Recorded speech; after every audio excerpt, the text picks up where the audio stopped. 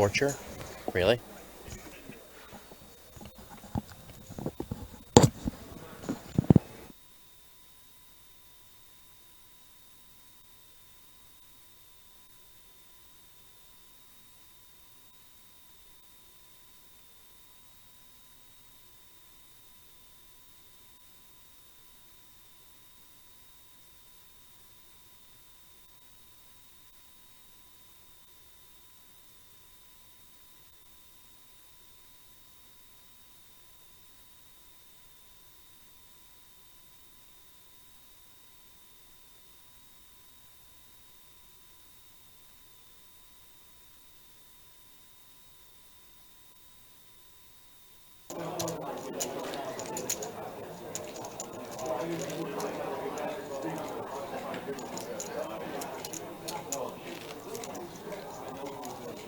Hey, Joe, quiet down over there, Joe.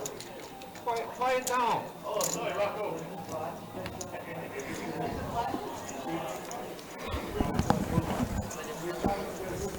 Welcome, welcome, welcome.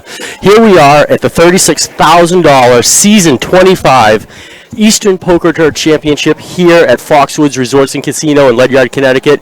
My name is Evan Myers. I'm going to be with you all afternoon. We're going to have some great guests. We're going to be looking at some great poker all afternoon. We're going to be talking some great stories about a lot of players all over New England. You know, normally I have the opportunity to sit with my great buddy Pete Shepard, but unfortunately Pete won't be joining me today. Pete's going to be out with ESPN Radio doing a gig he had a prior commitment to, but I am lucky enough to have just as good, the one and only Director of Charity Operations for Eastern Poker Tour, Mr. Craig Bradford, sitting next to me today. How you doing, Craig? Fantastic, Evan. Fantastic. I certainly am no fill-in for the wonderful Mr. Pete Shepard, but I guess I'll have to do for now. But thank you again to you for coming down and helping us out like you have for the last since we started here, right? Yeah, so, it's the fourth season. Thank you for having me. I really appreciate it. So we're looking at some great poker. We've been here all weekend having some great time, seeing some great poker being played, watching a lot of people make their dreams come true. What's your take so far, what we've seen this weekend? Yeah, it's been a great weekend, as usual. Thanks again to Foxwoods Resort Casino for having us again.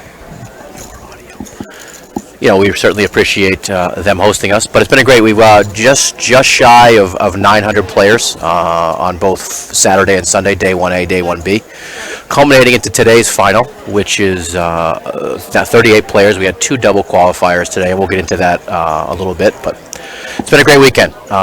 Can say nothing but accolades for everyone involved, all the Eastern Poker Tour staff that were down here helping us out. High rollers last night. The party was a lot of fun. So, what a great party we had down at High Rollers here at Foxwoods. What a great party you guys threw on last night for all of us. So we got a great producer, Andrew extraordinaire behind the scenes. He's helping us out. Andrew's helping us with our levels today. Andrew, how are we looking right now? Craig's level seems to be great. Let me just make sure mine is okay. I think we're good now. Well, it's your powerful voice, Evan. It's okay. You're excited. I get it. Craig. So I was asked a lot this week. Why do I get to qualify to be a commentator for Eastern Poker Tour? People are looking at me because they play with me. Some of these people have been playing. We've been playing together for 15, 18 years now. And Evan, how did you land this gig? Well, I just wanted to give everybody a very quick update. I do have some qualifications. By no means am I an expert on this. But, I have some years in radio experience. I have some years in DJing. I've worked with Pete Shepard outside of here. So Eastern Poker Tour, Glenn, Gretel, Andy, Craig asked me to help out. And we've had 4 successful seasons. Well, this was our 4th successful season. And I'm looking forward to many more years. So just a 2-second blurb on why I think I'm qualified. All right, Craig. You can think all you want, Ev. It'll be the audience will decide whether you're qualified or not, I guess. But no. Again, thank you for donating your time to us. We really certainly appreciate it. Oh no, I love poker. I love playing it. I love being part of it. I love being here today. We're gonna have a great afternoon. We're gonna have some great guests coming in all day, talking to us. We'll feature some of our players. We'll give them little spotlights, tell you who they are, what's going on. As you can see on the stream right now, we're watching the feature table. We're right now we have 9 players at the feature table. there was already 2 knockouts in this tournament. And we'll talk about in just a little while how you qualified into this tournament. But right now we're looking at, in position number 1 is Charlene Cruz. In position number 2 is Victoria Sharanad. In position number 3, we got George Baptista. Position number 5, or position number 4, seat number 5, Feliz Doza. Seat number 6, we got Severia Bozak. Seat number 7, Lonnie Powell. Position number 8, we got Rocky Elgar. And then, I can't even read my writing, but that's okay. Brendan Keaton. No, that's just wanted to make sure I'm getting all the pronunciations correct in position 9. And then Stephen Bronner in position number 10, looking awfully dapper in his suit today. I can promise you that that won't be the last time we mess up some of these names. And we apologize. You know, there are so many players coming through Eastern Poker Tour. This season, 3,670 players started this about 6 months ago. What a journey they've had. And today we're down to 38 players playing for $36,000 in prize pool with a $10,000 first place. Very excited to see these people win. Had a lot of opportunities this week as well, Craig, to talk to a lot of people and get to know them while we were playing, while we were at some of the parties, at some of the restaurants. Actually, last night, Severia and I had a wonderful conversation. What a sweet woman she is, and I want to wish her and everybody the best of luck going on today. So, right now, we got a chip count. We got our chip leaders on the feature table for you guys to see here. Headed up Rocco, Fleezer, Steven, Severia, Brendan, George, Charlene, Victoria, and Lonnie.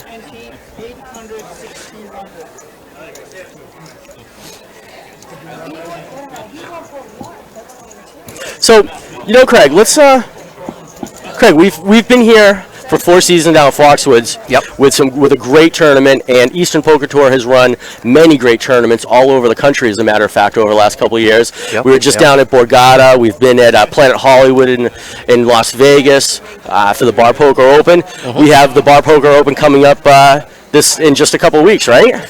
Not a couple weeks. End of June. End of June. We're going to be out in Las Vegas once again for a $100,000 Bar Poker Open Championship. It's a lot of money. Yeah, we made a deal, or Glenn had negotiated a deal. We're going to be at the Golden Nugget. I believe there's 30-plus bar poker leagues from around the country that will be joining us, and we're adding to that every day. So it should be a heck of a time. We can get into that further. Maybe we'll have Glenn on in a little bit. Sure, we'll mention. Maybe Andrew from River Chasers can come on and talk about a little bit more about that and how you qualify and that kind of thing. But since the inception of the Bar Poker Open, it's really exploded, and we're looking forward to this June and beyond. So we got some big exciting stuff coming up. So if you haven't joined Eastern Poker Tour yet, you certainly should. Oh, absolutely. What a wonderful organization. Like I said, we had over 3,600 players play from Eastern, Central Massachusetts, Southern New Hampshire, and Rhode Island this season. That was made up of 8 different regions throughout the organization. We have the charity region, which was made up of over 540 players this season. Central Mass, 340 plus players. Framingham region, we had over 360. There's Greater Lowell and the North Shore, which are almost 950 combined. Rhode Island, which is our biggest region, has over 1,000 players played in the season. South Coast and Southern Mass, self-explanatory, southern eastern side of Massachusetts as well. And there was almost 900 players from those 2 regions making it as well. This is season 25. What a poker run Eastern Poker Tour has had. Not many of these regional poker organizations have had this luxury and this opportunity to just grow every year. And as people are coming in, as people are learning about Eastern Poker Tour, we're always excited to invite new people to come play, check out any of the bars.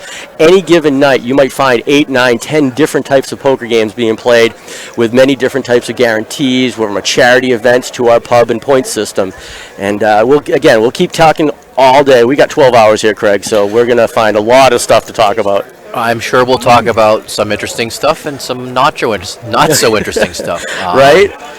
I've had the pleasure of being with, as you know, you actually came from the Helping Hands Poker days way Absolutely. back when. But I've had the pleasure of being part of Eastern Poker Tour for 4+ years now. Glenn and I met. We were friendly competitors for a long time, and we met 4.5 or so years ago, and decided that let's get together and make the charity events a lot larger than they were. So I'm kind of partial to the charity, but by all means, everything here at Eastern Poker Tour it's all about the social aspect, quite honestly.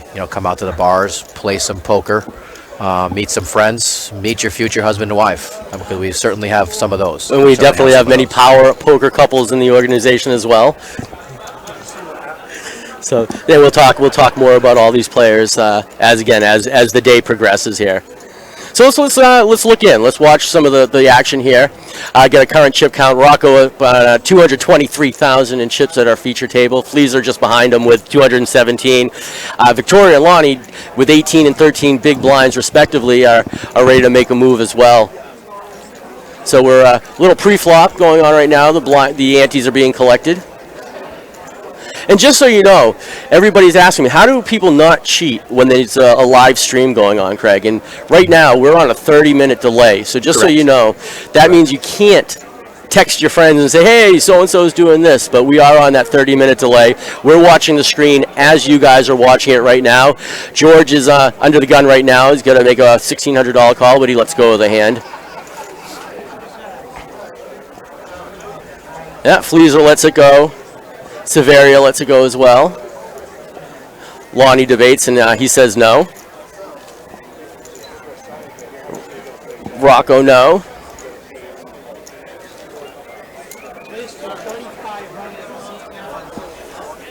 Brendan makes a little pop to $3,500. That's pretty typical in the hijack seat. Brendan will actually get into. He's kind of a perfect example of get involved in Eastern Poker Tour, sparingly. Even with, I think he may have played maybe 3 events total. He came in, played a charity event, and won it. Boom, boom. He made it to day 1A Saturday, and here he sits, at the feature table. So wow. He spent a little time playing some poker, and it rewarded him. He has an opportunity right now for a $10,000 first place prize right now. Most definitely. Interesting hand developing here, actually. Brendan, looks like he's open-ended, bets out. Steven on the button with ace-king. Just flats there. Interesting. 6 is only going to improve Steven's hand.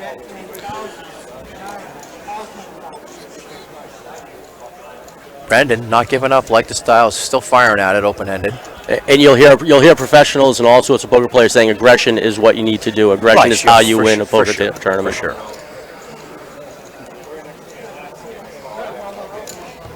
And we're going to hit the river right now. Interesting card. Doesn't get there, so he checks. Probably knows that 7 is no good. I would expect a bet and a fold here. Steven throws out 10K. Steven called him the whole way down on the button. Brendan's got to think his 7 is no good. He misses straight.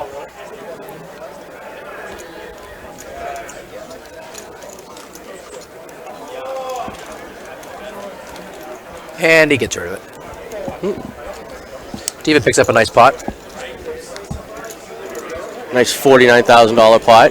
So everybody started with $100,000 today in chips. On my friggin' table.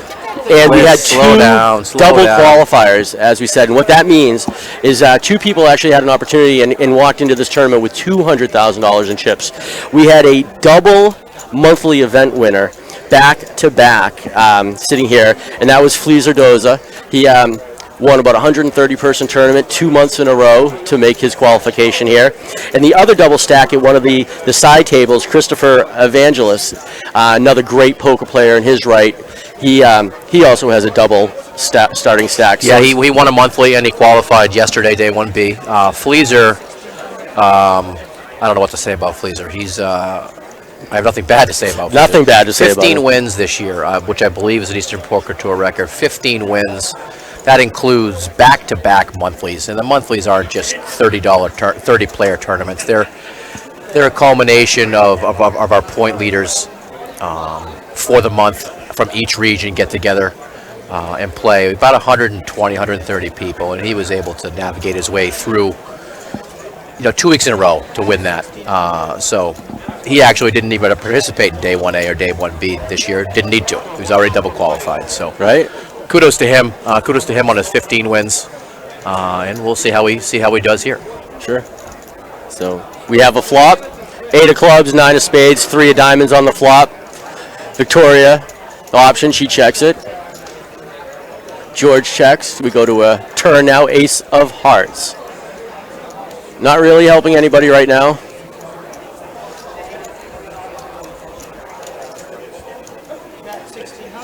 Jorge bets out, takes it. He's actually been here before. He's actually a good player out of the South Coast. Yeah. And for everybody that's here, we're at the best of the best right now. We got a lot of great poker players. As you said earlier, over 490 players played on day 1A, over 380 players on 1B. Everybody got themselves down to this position. Day 1, everybody was playing to make it to the final 16. The same deal with day 1B. The other qualifiers came from our 6 monthly point leader events, as well as the Cerisi Cup last night, Friday night rather, and also the Battle of Champions Friday afternoon, which was won by another multi-tournament winner this season, Mr. Ronnie Smith, from the charity division as well. He won the battle. And he definitely battled out, and we want to congratulate Ronnie and his beautiful wife, Nada. They are proud first-time grandparents, just had a little granddaughter 2 weeks ago. Yes. So, yes, congratulations to them for sure. We miss you, Nada, if you're listening. We hope to see you soon. Another one of those great power couples that always rank high in the point standings in all of our events. And, For sure. And if you've ever had an opportunity to meet them, I'll tell you, Nada is one of the sweetest, nicest women you will ever meet in your entire life. Ronnie's a great guy as well. He got a little lucky, I think, on that shot. Ronnie's a pain in the ass. Let's face it. It is. Let's face it. No, I'm just kidding. One of the nicer guys. Speaking of aggression, Ronnie's one of the more aggressive players. Yeah. In the charity division. That's why he does so well. As Absolutely. you mentioned, aggression wins in poker, especially well-timed aggression. So. Sure. And Ronnie's right now at one of the side tables. Hopefully we'll get a chance to see him at the feature table in just a little while. 4 players in the hand right now, pre-flop. Down to 3, George, Rocco, and Steven. Looks like Rocco just got rid of it. All right, heads up to the flop. Jorge out of position raises. Steven in position with a call. George, not Jorge. Oh, thank you. Thank you for the correction. You're welcome. That's my ignorance shining through. It's all right. I was running around earlier trying to get all the pronunciations down. And that will not be the first time that I botch someone's name, so I apologize in advance. You and I both. George was able to take that pot down, it looks like. And just so you know as well, we're looking at the cards. We all have the advantage and the luxury of seeing what these players are playing with. And maybe Andy, our great producer, if you can turn the audience microphone down just a tad, that would help us out tremendously over here. Audience going to be the audience, my friend. The audience always going to come by and throw some shots at us. So get used to it. At least they're not throwing eggs or toilet paper or anything. Eggs would be bad. And just as I was saying, we have the luxury, you have the luxury online of seeing the whole cards or the cards that the people are playing with. Eastern Poker Tour and Gorilla Gaming have teamed up over the years, and Gorilla Gaming has some of the best poker tables that you would ever imagine. These tables are considered RFID, radio frequency infrared device tables, meaning the cards actually have little microchips inside them, little filament style microchips, and there's a reader just like an ATM reader or something like that underneath the table, and that's why you see the little squares as well in front of the players. So when a player puts his cards up on that square, they have the opportunity, or the system, the software, will then read the cards and put it up with you. The dealer also is mic'd as well, and the dealer is sending information and talking to the producers behind the scenes, letting them know what action is actually happening on the table, so the great tech directors and producers behind the scene can get that information up on screen as well. Yeah, it's a pretty involved system. The table's evolved over the years. Glenn was actually one of the first and this is, I believe, a fact. I'm not, trying to pump it up or anything. I think he was one of the first to have this technology. I'm certainly the only one to have it in this area as far as pub poker and that kind of thing goes. So it's a pretty nice system. It does travel with us. You will see this table out in Las Vegas if you are to join us with the same technology. And you mentioned the delay. It's actually the gaming commission requires a delay, obviously for obvious reasons. Sure. We don't want players obviously having that advantage. So. All right. So we're 3 people in the action right now: Fleeza, Severia, and Victoria. Interesting here. Top pair for Severia. Victoria with middle pair. And Fleezer bottom pair. Interesting. Very interesting. I don't know if anyone's going to go away in this spot. Severia threw out a bet of $1,600. Looks like they're all going to the turn. Yeah, Fleeza and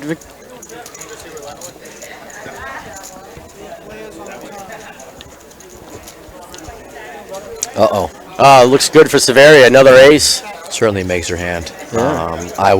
I'd be hard pressed to see anyone move forward here. Yeah. Although I did not see the action pre-flop, I'm assuming she did not raise with the ace-3. Right. So Victoria may not believe her here with the queen. The 2 aces on board. But Severia sends out a little bet with a couple diamonds on the board as well. Fleezer has a nut flush draw. Does he want to chase it? That's the question. He's a smart poker player, so he knows what to do in a situation like this.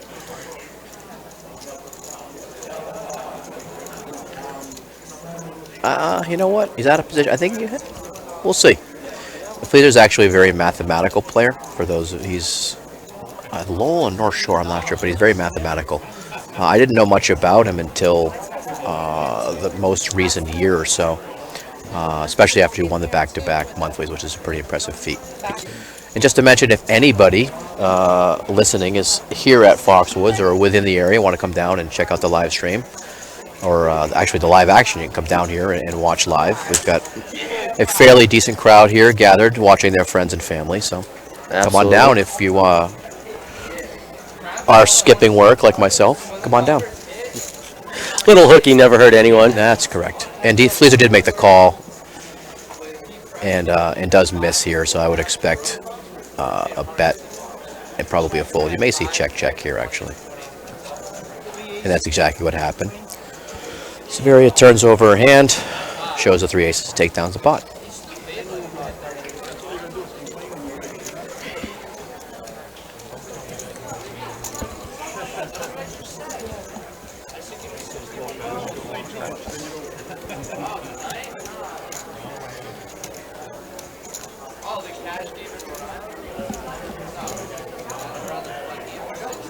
Also, a big thank you to those who came out last night for our players' party. As you mentioned briefly, Evan, we were at High Rollers here at Foxwoods, which is a bowling alley. We did have a player appreciation party. Appreciate everyone coming out to that. We had a great time last night, that's for sure. Taking a look at the current chip counts on the feature table. Looks like Rocco leading the way. And we will have updates, which will be given to us shortly, as to who the actual chip leaders and the rest of the field are, as you guys are only seeing 9 of the players.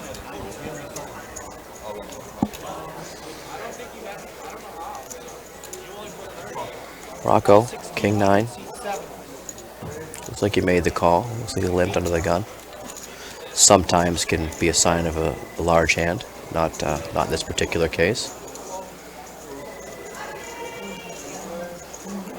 George wakes up in the cutoff with ace-jack. I would expect a raise here.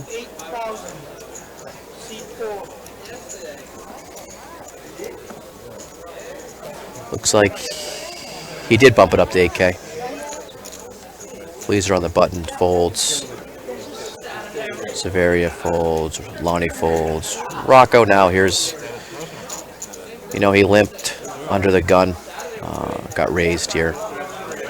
Doesn't matter if he wants to gamble at this point. He is out of position.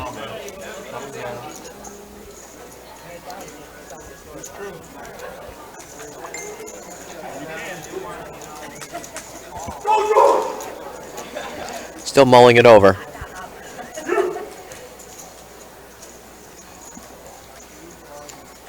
And it looks like he's going to choose to let it go. Let it go. And donate that $1,600 or $2,000 to George.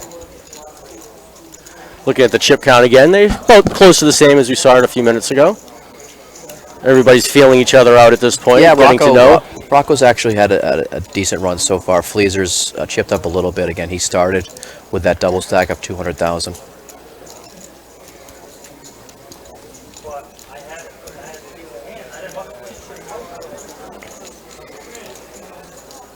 Looks like Lonnie was our short stack at the table. And we're here live on Twitch, which is a great format to host a poker tour. This was a site that started for the gamers, so people could check in when people are playing video games online all over the country. You can watch the action. You can actually talk with us in the chat room as well. And Twitch has found a secondary use and has become very popular in the poker community. Phil Hellmuth and everybody are supporting and endorsing, and you're able to watch all sorts of poker tours from many casinos all over the country as well. So it's another great format, another great medium you want to check out.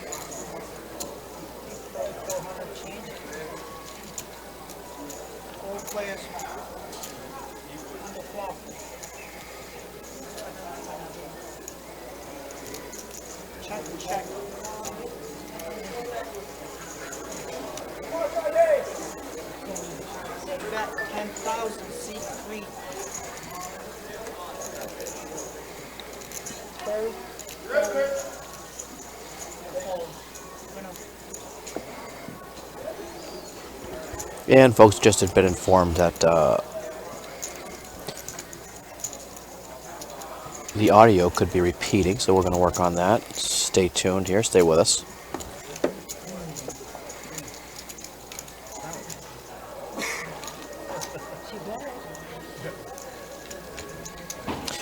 If you guys do hear technical difficulties on the Twitch feed, I am certainly on there live. You can certainly let me know.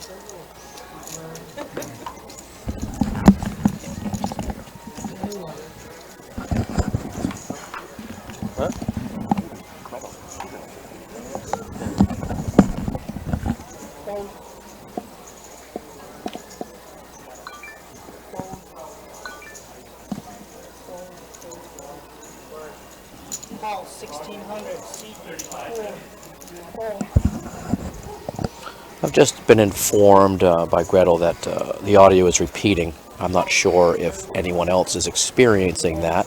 You could let us know if we are repeating or if it's just Gretel's computer. That'd be fabulous.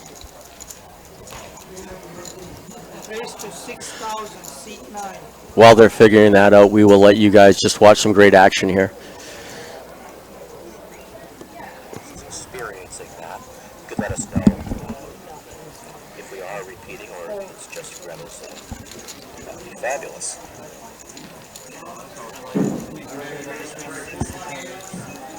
While they're figuring that out, we will let you guys just watch some great action here. Okay, I've been informed by some that are on the Twitch feed and that are using Google Chrome and Android that everything seems to be good. So Gretel and Jay, if you could let us know what format you're using, we can try and correct it on that format. But Twitch seems to be working fine. And Gretel, let us know which format you are using, whether you're using Twitch. Could be your computer, Gretel. That's okay. It's okay. You know, technically challenged. It happens.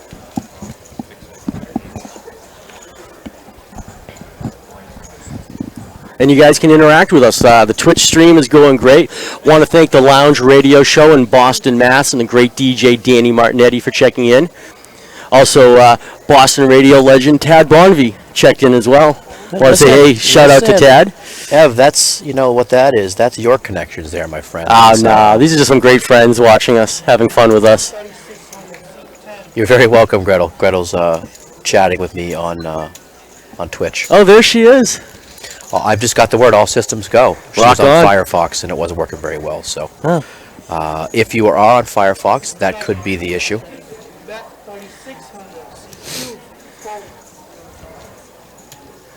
The stream is currently 30 minutes delayed, Ray.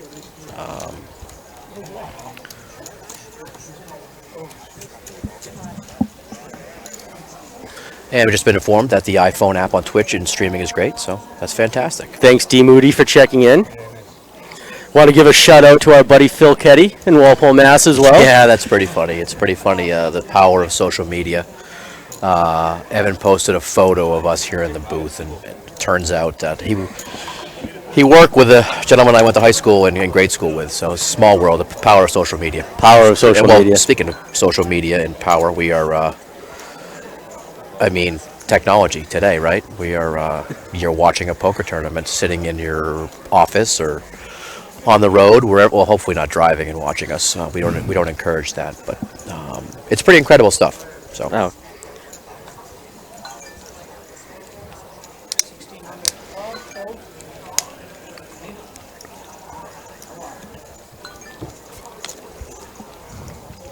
And it seems to be a consensus from the feedback we're getting that Twitch is working great. So there you go. Very good. Yes, Jay, Twitch was actually, I think Evan had mentioned it. I think Twitch was started for gamers, right? Is that what you said? Yeah, that's what I learned about Twitch a while ago, and allowed people to watch video games happening as people are playing them all over the country, and other people to check in and see how it's how their games and tournaments, those monster gaming tournaments, progress as well. Yeah, it's actually become big in the poker world too. There's Twitch feeds every day from casinos. Casinos around the world are doing Twitch.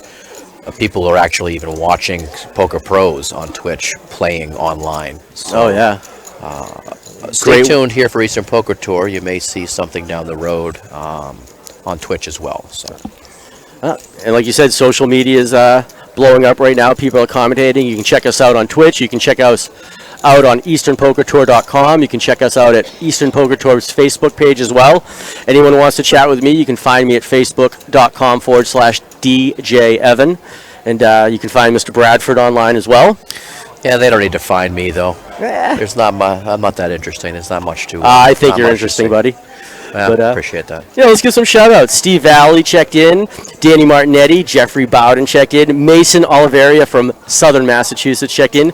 Rachel Amy. Dee Runteris. Brian Hawkey checked in. Debbie Carafa.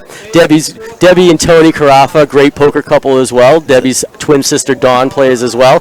We'll talk about you guys in a little while. They must still be here. Where are they? I've seen them wandering around all weekend, so they're having a great time. I know Sir Bowden is still here too. I believe he's playing at 10 o'clock this morning, and maybe at the final table. He might just be there. Cal Gray checked in. Jesse Mason. Jesse, former champion who has actually moved his family to Florida and doing well. Miss you, Jess. Wish you were here this weekend. Get yourself out to Vegas in June. There you go. Tina Collins, Dawn Chichetti checked in. There's the other half of the twins. Laurie DeRoche, Gina DeRossi from New York checked in. Nicole Forgrave, Debbie Smith, one of our favorite poker players as well from the charity region, is watching online. Mm-hmm. Steve Nick, Jonathan Wax, all the way down in Dallas, Texas, is hanging out with us, and my buddy David Gilbert in West Virginia is hanging out as well. And don't forget, we've got a great blog. You can check out the Eastern Poker Tour blog. You can find it right on the website, EasternPokerTour.com. Chris Sevick is doing a great job blogging all weekend and posting some pictures, posting the live action, keeping us up to date as well, since we are on that 30-minute delay. And, just so you don't forget, we're here live at Foxwoods Resort Casino in Ledyard, Connecticut, the world famous Foxwoods Resort. Want to thank everybody at Foxwoods for being such gracious hosts to us all weekend.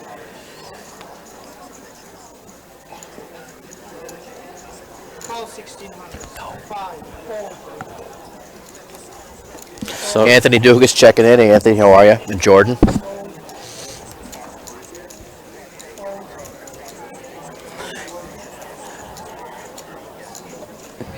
Anthony's the young disciple of our friend Stephen Dugas as well. What a great poker player.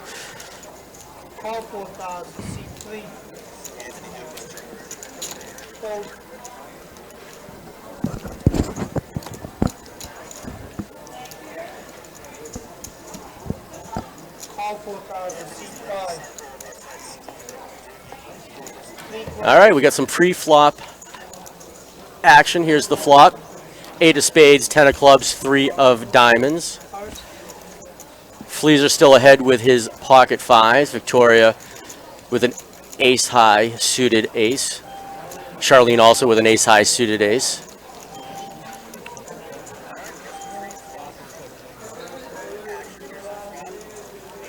Fleaser thinking his fives may be good here.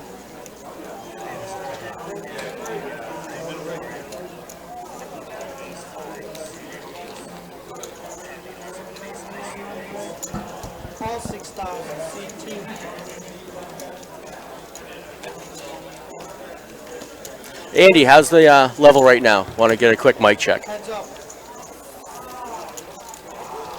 Interesting, Charlene stuck around with the 2 overs here. Another overcard comes.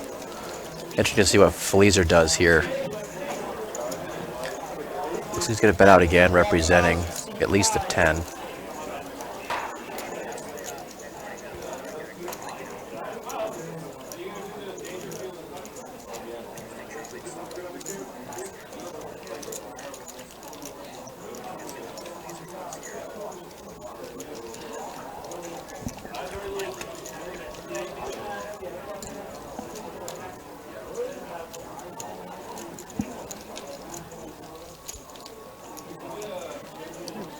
Charlene still debating her hand. I don't think she believes Fleaser, but you may see her make a move here.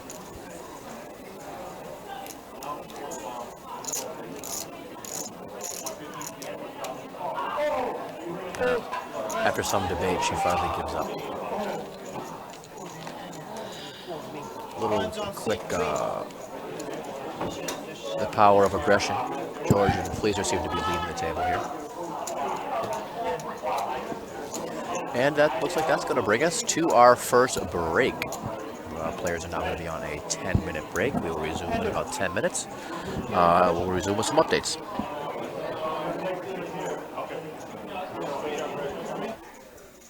Back in 10.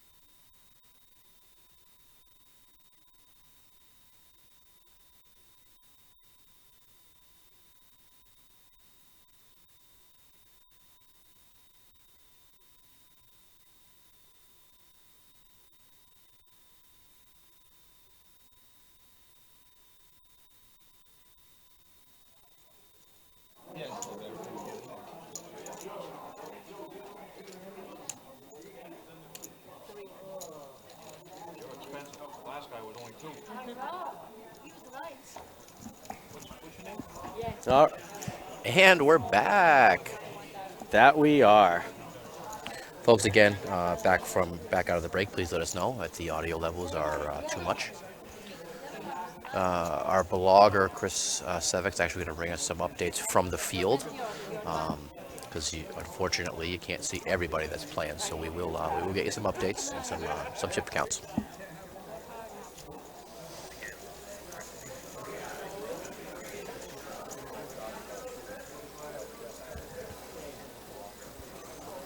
All right, let's get a quick mic check. How do our levels sound there, Andrew?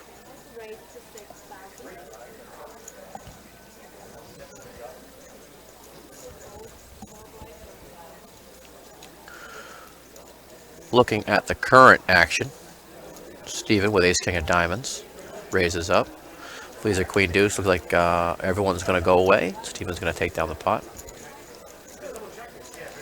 Another nice. And I've just been informed that audio is much better. Thanks, guys. So thanks for checking in. All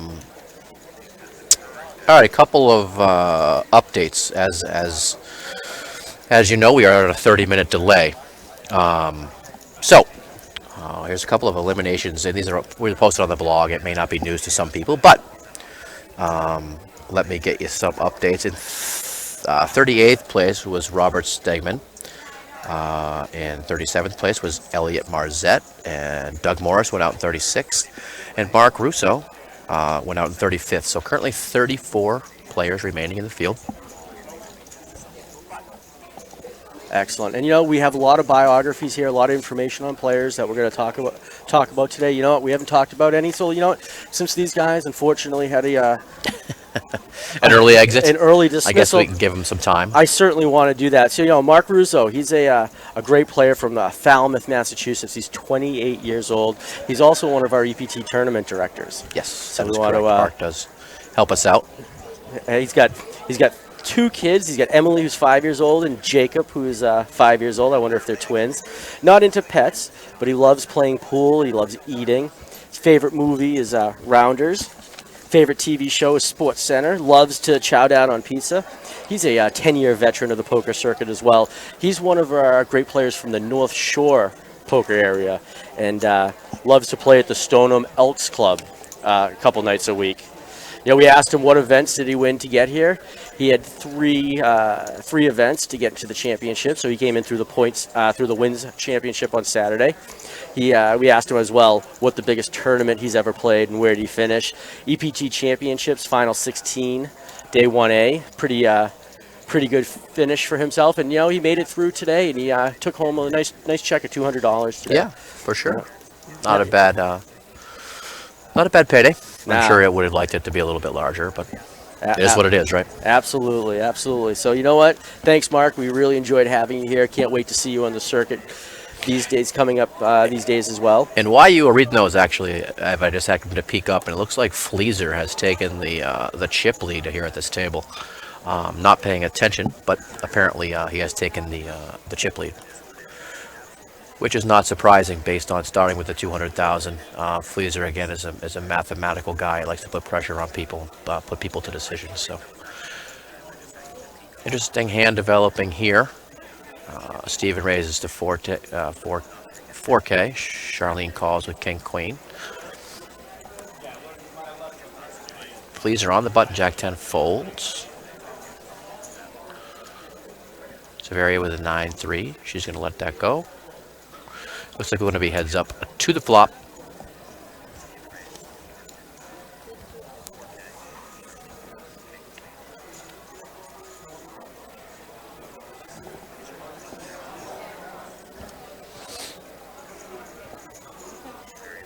And here is the flop. Interesting flop here. Both get a piece. Steven bets out. Charlene believes him and folds it. Smart poker player. Another unfortunate person who was knocked out, but congratulations on your win was Robert Stegman from Canton, Massachusetts. Nickname's Rob. He's a computer tech, 51 years old. He's a 29-year-old son, RJ. He has a little toy poodle, Misha. It's a cute little dog, I guess. He loves to garden. Hanging out. What are you laughing at, Craig? I'm not laughing. The person over the side of me is making faces. Right? His favorite TV show is The Voice. Favorite movie is anything that has Dolly Parton in it. I wonder if his favorite hand is 9 to 5. Listen, Dolly Parton, old school. I love Dolly Parton. What a sweetheart as well. Had a chance to meet her a few years ago. Of course you did. You know everybody. No, just a few people. His favorite food, and I think he put the right answer down on this. He knows he's not going to get his butt kicked when he gets home, but whatever his beautiful wife Susan cooks. Smart man. Smart man. Smart man. 15 years playing poker all over New England. This is his first year with Eastern Poker Tour. He primarily plays in the Southern Mass regions as well. His favorite places to play, Slapshots in Raynham, Mass. And I asked people today to give me a little more information, not just the standard yes or no answers. And he says down in Raynham here, most of the regular players there, he likes most of them, and it's like a poker family. You mentioned that earlier, Craig. Whether you win or lose, everybody is just here to have a great time, and I've seen so many friendships, relationships built. You hear all the time somebody's having a holiday party for this, and you never know. There could be 20 Eastern Poker Tour players there, and people really do love hanging out with everybody and have become regular friends. Yeah, that's there is obviously some great poker, and you can obviously win a few dollars, but it's the social aspect which brings most of these people together, the friendships that they've formed over the years. And like I had mentioned before, I don't know how many there are. We actually have, more than a handful, I think, of people who have met at Eastern Poker Tour and gotten married. So, right. And our friends Pietro and Bess not only got married, but they're expecting a beautiful child. Pietro and Bess, who, unfortunately, they're the charity division. Not unfortunately that they're in the charity division. Unfortunately, they couldn't join us this weekend. But yes, they are expecting their first child, I think early June. Yeah. Which is going to eliminate Pietro. If he wants to stay married, it's going to eliminate Pietro from coming to Las Vegas, which I know he's going to miss. But that's all right. Bigger and better things. Certainly, having his first child will change his life for the better. Oh, absolutely. He's in for a surprise, though. He thinks he doesn't have time now. Pietro's our fishing buddy. Yes, that's a good point. That is a good point. Getting ready for the season, Craig? Don't get me started. Let's not get started on the striper season, but yes. We have 12 hours to fill. We could sit here and talk to stripers for the next 45 minutes and people won't care. That's a good point. They may be bored if they aren't fishermen, but little known fact, Gretel McCrory, actually a very good fisherman. I've heard that. Very good. I have heard that. I was impressed. She went out with, her and Glenn came out with me a year and a half ago, maybe 2 years ago. Very impressed with her fishing ability. Hopefully we can get her out there again this year. So. And that's not fishing at the poker tables. That's actually fishing and trying to cast for an That's actual correct, fish. yes. Actual fish that you catch in the ocean. Just wanted to make like sure. a hook and stuff. Hey, Elliot Marzette was also eliminated just a little while ago. He Big Ace is what everybody calls him. He's from Providence, Rhode Island. He's a 53-year-old truck driver. Has 4 kids: Tyrell, Nadia, Chanel, and Mariel. That's great. He's keeps his hand busy, keeps his time occupied, and that's God bless him. He's got a pet Ducati. Is that a motorcycle or a pet, or is that the pet's name? Well, apparently, he's a motorcycle fan. I don't. Maybe he has a pet named Ducati, or his motorcycle is his pet. I don't. Maybe he's walking around. Maybe we can grab him in here and ask him. Right. Does he pat the gas tank and keep it purring? Listen, you know what, Ev? I'm not here to judge. To each their own, my friend. To each their own. What these people do on their own time is their business, and different strokes for different folks, my friend. Different strokes. He's a Rhode Island player. He plays commonly at the Comedy Connection, which has some great tournaments down there. 60, 70, 80 players regularly at some of those events. Oh, yeah. That's actually one of our real good venues on the pub side. I believe that's Tuesday nights. Yep. I'm sure I'll be corrected if that isn't. It isn't. Perhaps Corey is listening along. But yeah, if you want something to do on Tuesday night in the Rhode Island area, certainly head out to the Comedy Connection. Great venue. We average, I want to say 80 to 100. Yeah, I've seen some great numbers on that. Yeah. It's great numbers. He's a big Philip Ivory fan, And he loves how he methodically plays through hands, how he focuses, and just simply can win the big money games when it comes down to it. His favorite hand is Queen 10. It just seems to win a lot for him. He loves the fact, and I think this is a great skill that great poker players have. He has the ability to lay down hands. He can see fold value, fold equity, and getting away from a hand, not just playing it thinking you are absolutely committed. Certainly an important part of the game is being able to lay down hands, for sure. Sometimes it's not the best calls you make, it's the best laydowns you make that keep you in tournaments. So good for him. Good for him. You know, I want to congratulate you again, Elliot. Great $200 cash placement here at the Eastern Poker Tour $36,000 championship live at Foxwoods Resort and Casino. And, you know, I got lots and lots of players, but you know what? Let's get through Lonnie right now. We'll come back to a few just after Lonnie. But Lonnie Powell, great guy from Natick, Mass. He's originally from Indiana. And 62-year-old guy. He's retired from software temporary agency, KC Consultants, that I ran his own business. So it's great to see you having your own business. People play poker, able to fit that in when you have that busy lifestyle of owning your own business. But now in his retirement, he's able to focus a little more. Love that. He's a cat guy. He, not a dog guy, but a cat guy. And loves amateur theater. He loves gardening. He loves going to the opera. He loves playing basketball, watching basketball. That's great. A lot of different types of people, different folks here at Eastern Poker Tour, from truck drivers to policemen to You name it, we have it. you name it. You name it, we have it. Oh yeah. You need your car fixed. You need some plumbing done. It doesn't matter. Whatever there is, I'm sure we have somebody that does it. So We certainly do. He's been playing for 12 years, and he primarily plays in our Framingham region. Loves the Sharpers Cafe game.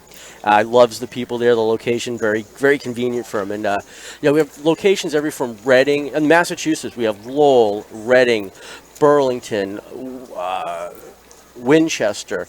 Coming down to the South Coast, we have in the South Shore. We got 15 venues there, from Raina, Massachusetts, Foxborough, Massachusetts, Fall River, New Bedford, you name it, you're going to be able to find it. But if you log on to Eastern Poker Tour, right on the homepage, it's going to be the schedule of every daily event that you have, directions, what the event is, what the buy-ins are, what the chip stacks are, everything that you get there. You know, and don't forget as well, Craig, we want to make sure people are checking out the Eastern Poker Tour blog. It can be found at easternpokeropen.com/blog. So check that as well. we'll plug that for sure. And while we're discussing plugs, if you have nothing to do this evening and you're not in the mood for pub poker, or you want to come play some charity poker, we are actually at CBS Scene in Foxborough, Mass, right at the entrance of Gillette Stadium tonight. $120 bounty tournament. So if you want to come and join us, get season 26 kicked off. Get your win now. Get qualified for season's 26 championship. Oh yeah, what a great venue, that CBS Scene as well. We have Sasha, who takes care of us all the time. Great bartender who we love. Make sure every poker player always is satisfied, has their needs taken care of. Yes, for sure. She works hard, and certainly does. That is certainly one of our. Actually, I would say probably our best charity venue, that and the German Club. German Club in Walpole. But CBS Scene, the atmosphere there, it's a restaurant. You know, you can come and get food and play cards and watch any sport that might be on television on 20 different televisions. So. And people should come early. It's in the NRG Plaza down at the bottom of the lower level of Patriot Place, and right at the entrance, as you said, of Gillette Stadium. But to walk around Patriot Place and see the stadium and be able to get that close and walk right up to the gates and look into it. Yeah, it's cool. It's a cool location. It's, you know, not only can you come and play some cards and get a decent dinner, but like you said, you can look around. There's shops there. There's things to do. The Patriots Pro Shop is there. Yeah, you can check out the fish and the turtle inside the Bass Pro Shops. You can do that. as well. There's a great hiking trail at the Cranberry Bogs right behind there. So, you know, you want to take a little walk, get some excess energy out before a tournament. Free Tom Brady again, by the way. Free Tom. Yeah, we won't get into that discussion because I don't imagine everybody on the stream is Patriots fans, but no. We'll save that for another day.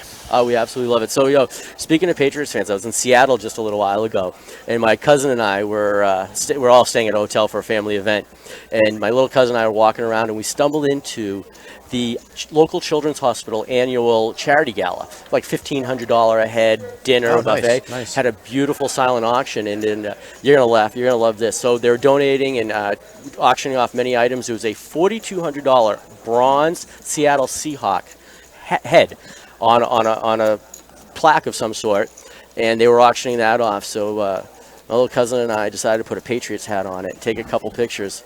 We got some funny looks. No one, though, believe it or not, was too upset with us. So we were trying to see how long we would get before we got thrown out. But yeah, we have a nice picture. I posted that on my Facebook page, so if you scroll through and you want to stalk my Facebook page, you can certainly find it. So that. I get it now, Evan. That's why you're doing the stream. You want people to stalk you on Facebook. Listen, I am a self-stalker. listen. Like I said, what you do beyond the broadcast booth here is your business. All right. Just as long as you don't do it when we're out fishing. You know what I'm saying? Yeah, D. Moody, we will get to that. We're actually getting some updates from the field right now, and we'll have those for you shortly. Just looking at the board, looks like Steven with the nut straight.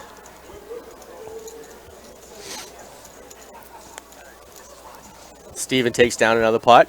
So we just got it in here. Jerry Salas is a big chip stack over out in the side tables, 278,000. Sean Murphy from Murphy Oil in Waltham, Massachusetts, another great North Shore player.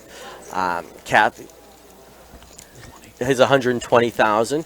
Paul Adams is sitting outside with 71,000 as well. Carol Smith, 81,000, nice chip stack, and Robert Smith, over 140,000 right now.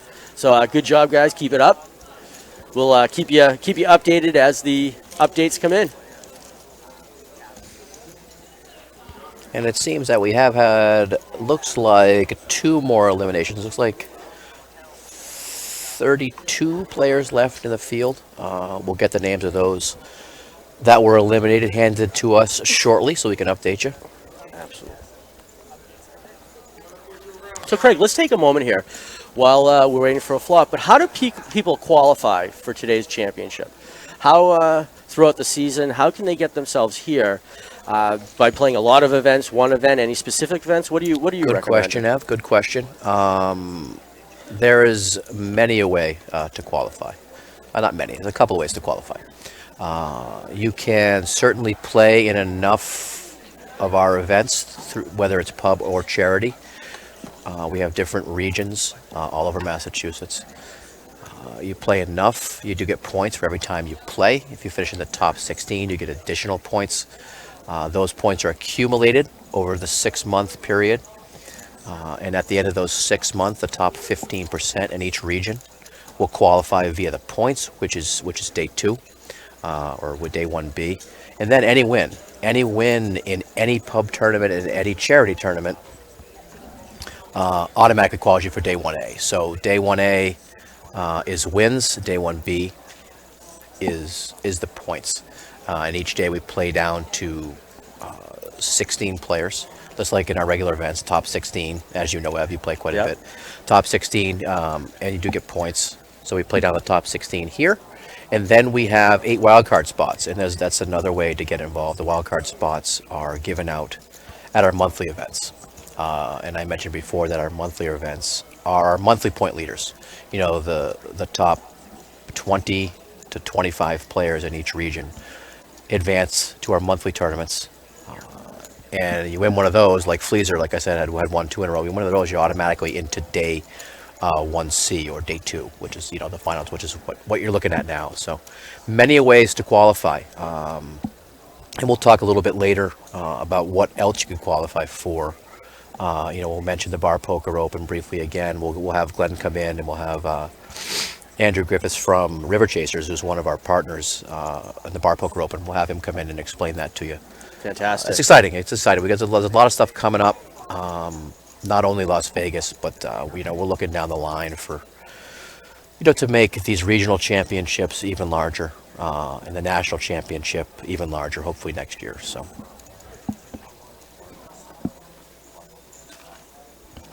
Let's take a look at the action here. We do have two players here, Rocco and Lonnie, both with King Jack. 9-10 of clubs, limped under the gun. Looks like we're going to go to a flop here, three-handed. And you know what? I want to make a quick correction. I want to apologize. Lonnie is still in, as you can see. We did read his bio, but we meant to read Doug's bio. Hey, what are you going to do? Hey, what are you going to do? But you know what, Lonnie, we still read your bio. We talked all sorts of fun stuff about you. But one of the other earlier knockouts, Mr. Doug Morris from Tinsboro, Mass., 48-year-old sales manager with two kids, Sarah, who's 20, and Kevin, who is 17. He loves coaching and playing soccer as well. His favorite movie is Rounders. Keep seeing that pop up. It's a favorite movie in the poker community. Favorite food, loves that big, juicy steak. He's been playing poker for over 30 years. One of our more seasoned poker players as well. He plays at Maximilian's in Tinsboro quite frequently. Loves the atmosphere there. Loves the people.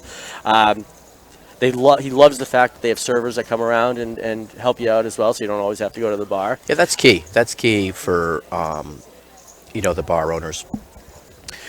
Is to make sure you have someone out there taking care of the players and not just have to come up to the bar. So we certainly encourage that, and we encourage all of our players at all of our venues to patronize the bars. Absolutely. That's the reason that we're able to be in so many venues is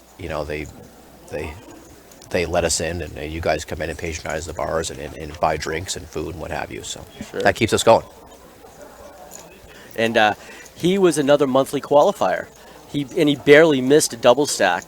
Took 21st yesterday in the points championship. His biggest cash win, he played the World Series 10 years ago. Didn't cash, but got knocked out by the guy who had won the $50,000, the $50K entry to the event.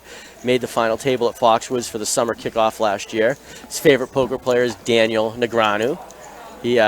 Favorite poker hand, he likes aces up, and there's our friend Lionel hanging out. How you doing, Lionel? Hi, boys. How you doing? Great. Mr. Lionel Bain, most of you in the field know who he is. And just not to interrupt you, Yeah, Evan, just feel a free. quick shout out to Fritz Barnes, checking in on Twitch. Fritz was the winner of the Bar Poker Open at the Borgata in Atlantic City. So Fritz, thanks for checking in. Hopefully we will see you in Las Vegas and perhaps a repeat performance. Let me see. So we were talking about Daniel Negreanu being His favorite player, yes. Yeah, Doug's favorite player here. He's also another one who thinks one of his unique attributes is the fact that he can actually fold hands when it's not going to put him into a bad situation. If he wins, what's he going to do with the money? He's going to go play the main event. He's going to take it, but he hasn't decided yet. A lot of undecideds, whether people want to take the $10,000 or just take that trip, which also includes a little airfare and hotel stipend to get you out there for the main event. For sure, but that's great. That's what he was going to do with the money, but he's out, so he won't be using the money. I'm reading. I know. I'm just busting my hump. I love it. Love it. Hey, yes, Fritz. Hopefully that's the case, my friend. And hi, Lynn. Thanks for checking in.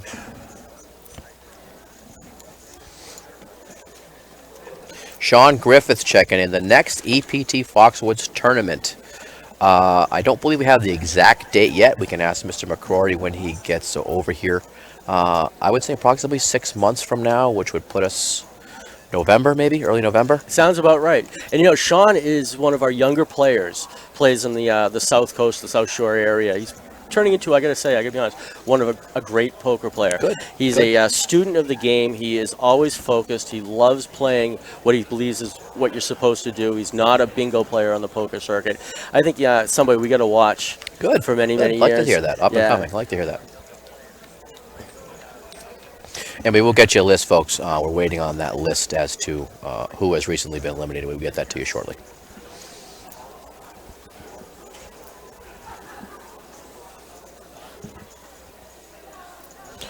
Allison, we will check on that for you. Hang tight. Let's take a look at the action here. Looks like Fleezer has a lock on this hand. Wow, Georgia made the call with his 4 there. With Fleezer with 3-7 is going to take down a pot.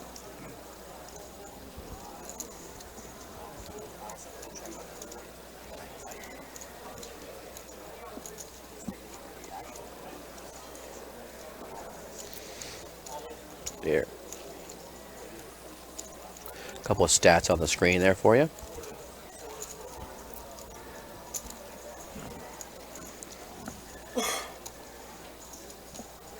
Cough button, Ev. Nice. Nice caught work. that. You saw Cough that. button. Nice work. Cough button. I don't have that ability since I'm over here and you're over there. But these people don't care where we are because they don't even know where we're sitting, my friend. No, we're sitting in the world famous Foxwoods poker tournament room here. That's where we're sitting. This is true. That is true. So if you are in the area, come join us. Come say hello. Maybe we'll put you on the mic. Come say hello. Want to say hi to George Smith, one of our great charity players. Georgie Smith. God bless him, George. Mr. Adam DeRoche down in Freetown, Massachusetts, checked in as well. A lot of people checking in via Facebook, via Twitch. Oh, you're very welcome, Sean. I've really enjoyed getting to know you over the last couple months, and definitely look forward to playing a lot of poker with you over some time. So keep up the good work, buddy.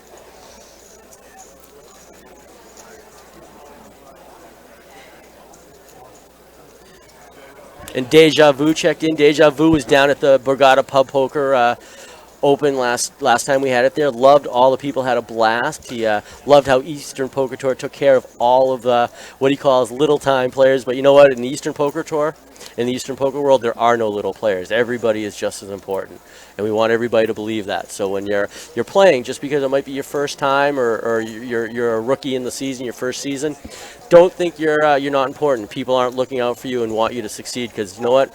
Everybody in the poker world, in the Eastern Poker Tour community, wants everybody and all our players to succeed and just have a great experience playing poker. Just a quick correction, Yeah. Evan. Deja Vu is a her.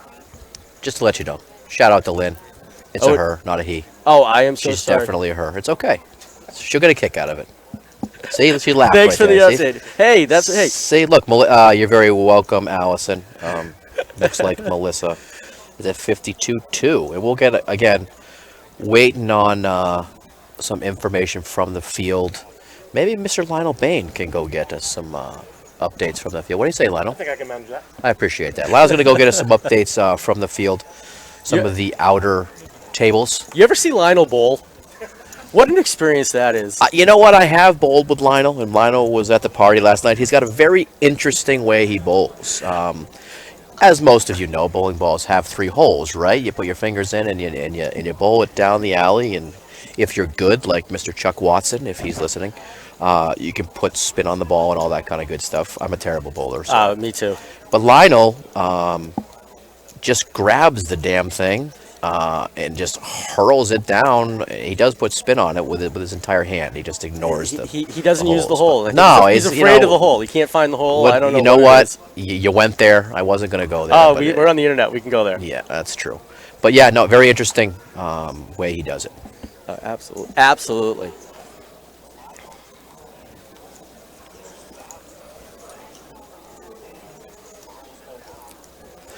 Let's take a look at the action. Where are we at? Brendan limped under the gun with the Jack 10.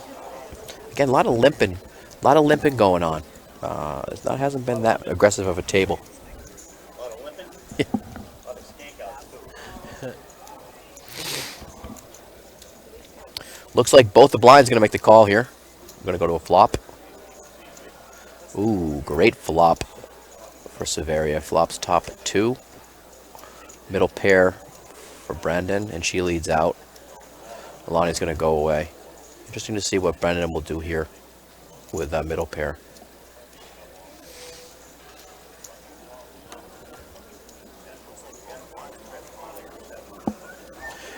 And he believes her. She's going to take down a pot. There is the chip counts for the feature table. Looks like Steven is taking over the chip lead, followed by Fleaser and Rocco. Fleaser right around his starting stack. Looks like the short stack at the table would be Victoria at 21,000. All right, let's get into another bio here. You know, Severia Bozak from Saugus, Massachusetts. Nickname is Sassy, and I can tell you, after spending a couple hours with her last night, having a few drinks, she certainly is a sassy lady. Very nice, very sweet. She was so appreciative of this opportunity that she's had. She doesn't play much big-time poker, but plays a lot with Eastern Poker Tour, and was so excited and so super stoked to be able to be playing today. And she wanted me to thank everybody for giving her the opportunity to make this happen. That brings up a good point, Evan, is, Eastern Poker Tour provides, small tournaments in local bars, right? But if you qualify, you get the opportunity to come down here to Foxwoods Resort Casino, world-class casino, and play in a casino atmosphere, which many people on the tour have not had a chance to do. And it gives them more confidence when playing cards to play in a big spot like this. So, and it's just a great weekend for everybody. There aren't a lot of bar poker leagues around the country that do provide you with the opportunity to play for $36K, right? Not many at all. No, and to play for $100,000 in June, and we're looking to you'll see that 100,000 number increase as the years increase. Our Glenn's vision years ago was to make the Bar Poker Open get to $1 million. So that would be something. That would be something. We'll Let's a little more about Severia here since we started talking about it. She is a proud mother of 3, Christine, Elizabeth, and Jacqueline. She doesn't own any pets. Hobbies are playing bingo, believe it or not, and also babysitting. Her favorite movie is Pretty Woman. Let me interrupt you real quick. Looks like we have a large hand coming up here on the feature table. Kings versus Jacks. I believe Lonnie is all in for his tournament life here. It needs a jack that isn't a diamond. And it looks like Lonnie is going to be eliminated from this tournament. All right. Well, Severia's favorite movie is Pretty Woman. Her favorite TV show is The Voice. She loves Italian food. She's been playing poker ever since she can remember. She says it's in her blood, and that's the feeling every poker player has. It is something certainly in your blood. She plays on the North Shore League. She plays at the dockside quite often. She loves the food there. She loves the service. And speaking of foods and our players helping out our local venues, we've had many times where not only do you get to eat and play poker, but if you simply eat and show the receipt to one of the tournament directors, you get a discount or a stipend or even an opportunity into some of our. Yes, that is a program we put together a couple of months ago. If you spend, I think for the month of May, we've actually even lowered it. If you spend $7.50 in any bar that we're in, you actually get a $10 voucher towards our BPO satellites, which we hold every Saturday at our charity events.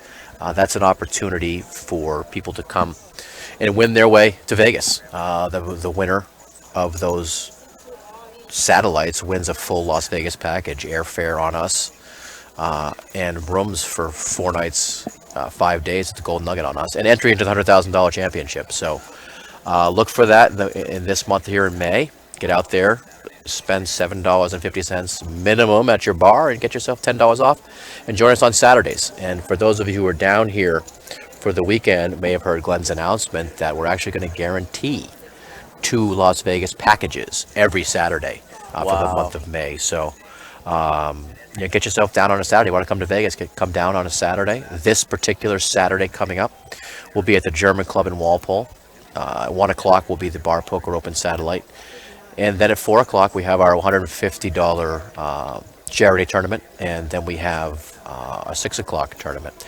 And I believe this Saturday is going to be a large tournament. Actually, we've got Haymakers for Hope will be the charity. Oh, they're great people at that. Yeah, and they support St. Jude's Hospital for Children. So we're looking forward to seeing them. We're looking forward to having them on board and raise some dough for a much needed cause.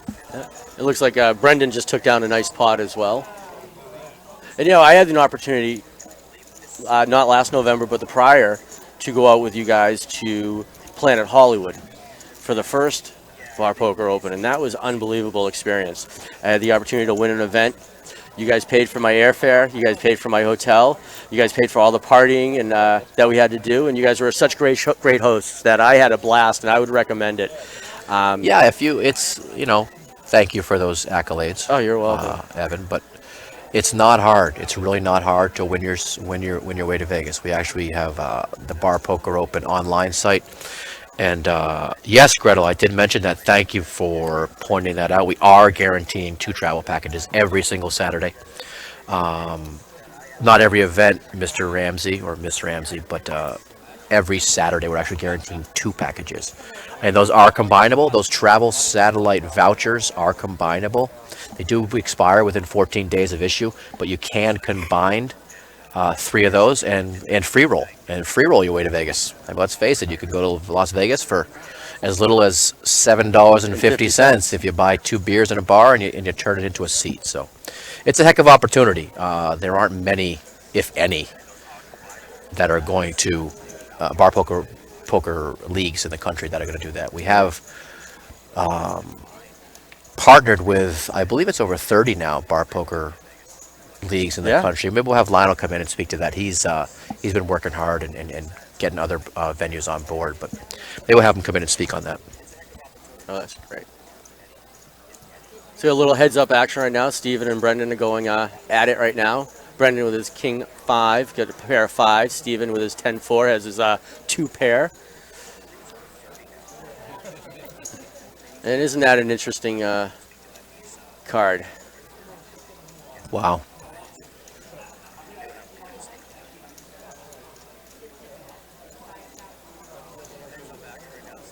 Yeah, Brendan can't check with the. It's.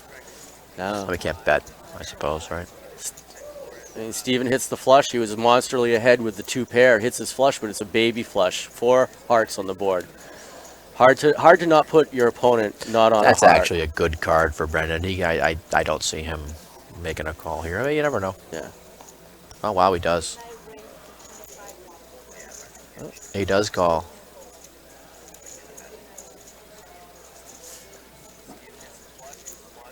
Or did he call? What No, was I Brendan missing took a $25,000 stab Oh, he at it. raised. Steven with Oh, the okay. with the small flush couldn't believe he was ahead at that point. It's hard to. So here are our updates. Pre-flop raise. George is a 21% better. He likes that pre-flop action. Rocco's 15%. Severia looks like hasn't had an opportunity to raise pre-flop yet, but she is nicely sitting tight on a good set of chips. You know, we're looking at 7 players on the feature table. A few more players have been knocked out in the side tables, so they're going to probably bounce off the tables in just a few minutes. Looking forward to see who we get at the feature table. Yeah, well, we'll be bringing probably 2 new players here to the feature table. So Right. where's Lionel? Let's get him over here. Lionel! We got to get him to these. Get some updates from the field. We are awaiting. So I know many of you asked. We're working on it. We are working on it, and We can't do much from here, folks. We can only. Unfortunately, we can't see the stacks from where we're sitting. So.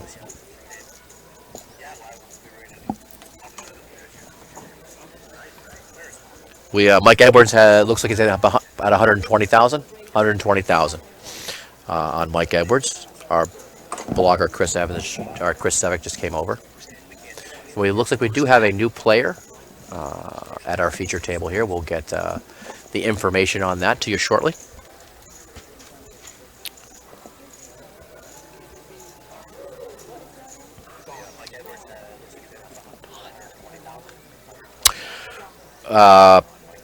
Poker asked the question, how much longer are the satellites to Vegas running? Those are going to be running every Saturday. Our last one will be on, I believe it's June 7th. That is going to be our last qualifier for Las Vegas. That's actually a $120 buy-in. And I believe it's 1 in 12 will actually go to Las Vegas. So up and through every Saturday through June 7th.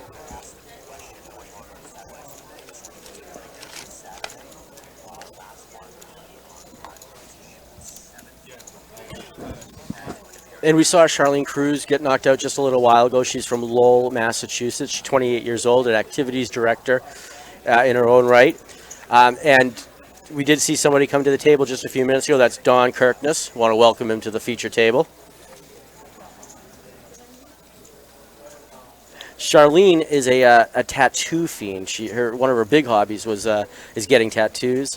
Favorite movie, Straight Outta Compton. She loves her own cooking, loves to make lasagna. She's been playing poker for 5 years up in Lowell.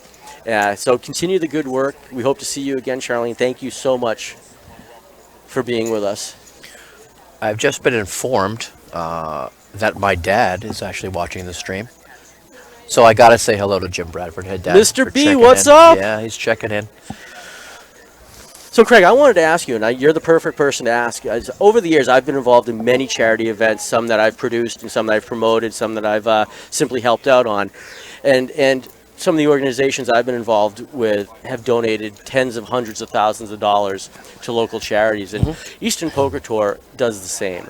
Every week, we have a charity event, many charity events, Yeah. and we have many local Yep. charities that come in, and everywhere from the local boys club to baseball teams to Yep. to animal shelters. And I wanted to talk to you, how much money has Eastern Poker Tour donated in terms of maybe that you can speak of over the last year, over the last several years? Yeah, it's as I mentioned before, I've been involved with Eastern Poker Tour. We merged about 4.5 years ago now. We raise over $300,000 a year for mostly local charities. We've done, we do the American Heart Association, and we've done events for the Boston Bruins Foundation, that kind of thing. But a lot of them, or most of them, are, cat shelters, that kind of thing. I mean, if you add it all up over the 10 plus years, it's in the millions of how much money we've Unbelievable. raised for local. Congratulations to yeah. the whole Eastern Poker Tour for what they do. Yeah, That is just no, it's- an amazing thing. It's important to give back, and not only here at the Eastern Poker Tour, but you'll see, poker in general is actually one of the largest most charitable. not sport. I don't know if you call poker a sport. It's one of the largest, most charitable games out there that give back to the community. We partner with River Chasers out of Philadelphia, I believe, is where Yep. Griff is from. But every year we run a charity event at the Mandarin Oriental Hotel in where is it? New York City. New York City. And we raise almost $1 million every year for Children's Hospital of Philadelphia. And Phil Helmuth is there. He does the whole MC thing. So poker always giving back, whether it's locally or nationally. So awesome. yeah, it's been So awesome. It's a rewarding feeling to give back. We're obviously providing you with a place to play cards and win some money, but at the end of the day, we are giving back to local organizations. So whether it's, like I said, the cat shelters. We do a lot of cat shelters. Cat shelters, food pantries, Yeah, those kind of things. Local sports teams. local Pop You Warner name football, it. You name it. Pop Warner football, exactly. If somebody that's listening is involved in a charity, how can they hook their charity up and get involved with Eastern Poker for Tour? sure. We're always looking for new for charities to get involved. They can certainly send me an email, Craig at EasternPokerTour.com. Pretty easy. Give me some information. We can discuss how to get involved, and hopefully we can get you involved and raise some funds, for your organization. So Very good. Very good. All right, so we got some pre-flop waiting right now. Everybody's throwing in their antes.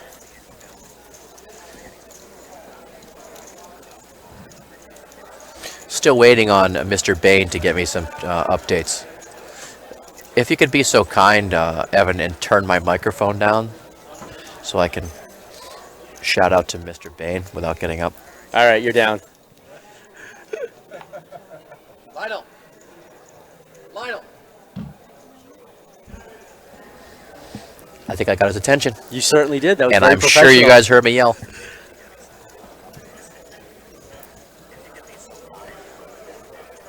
And Krieger checking in. So many catch outs. That might be Nick Krieger. That might be. Nick's a good player, strong player. Won quite a few of our charity events over the last few months. So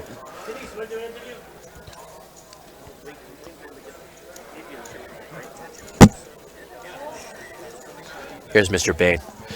Just a couple people looking for Christos. Still in? If you get a couple of out of table, people are asking for out of table chip counts. So Yeah, I'm doing some now. I think they're actually going on a break after this level anyway.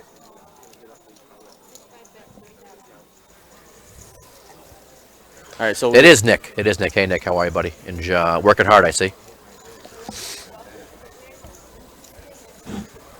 All right, I think we have a break coming up in a little while, Craig. So we're gonna definitely, if we can't get some updates now, we'll go do a little homework at the break. At and the make break, sure. yeah, we'll get as many chip counts as we can. That BM child, that might be the lovely Bess checking in. The lovely Bess, the very pregnant Bess. I believe that's her. We'll get confirmation here in a minute.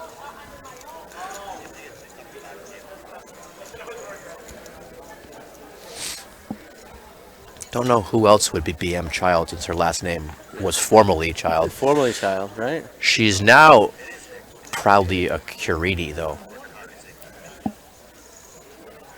And confirmation from Gretel that is Bess. Bess. Bess. Confirm Bess.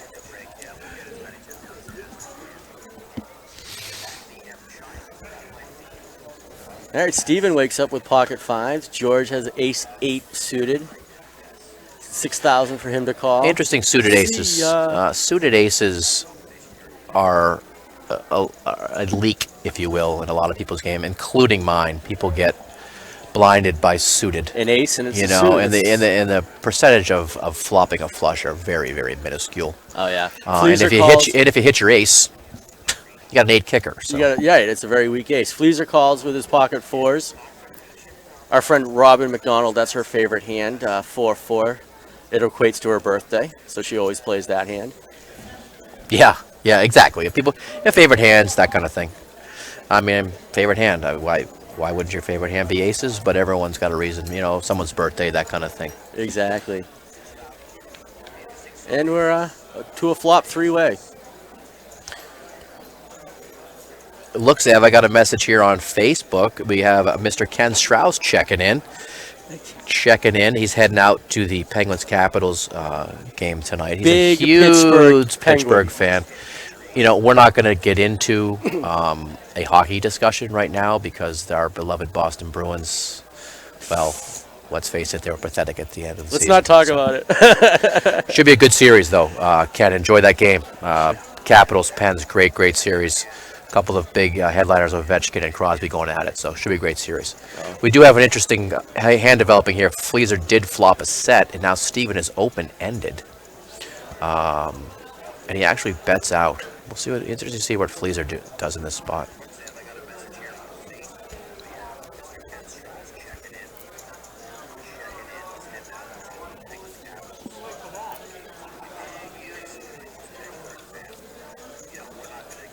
Looks like Fleaser did raise here. Raised to 30,000. Steven is going open-ended with the pair. It's going to make the call.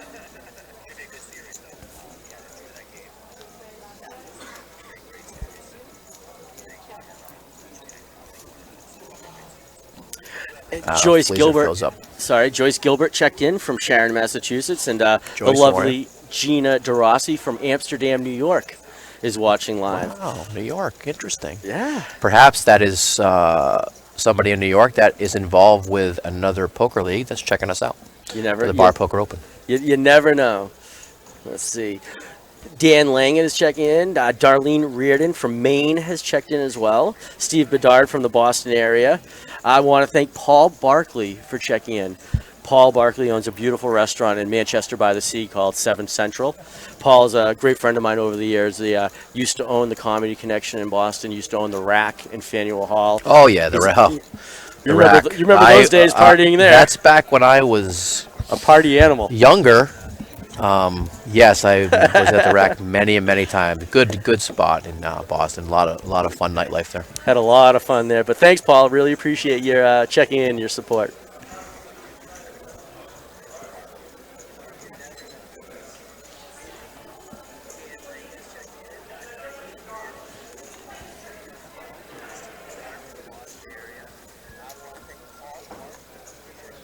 Oh, we got a free Brady chant starting on the stream. Yeah, it's no surprise. You'll probably see that many a time. Many a time.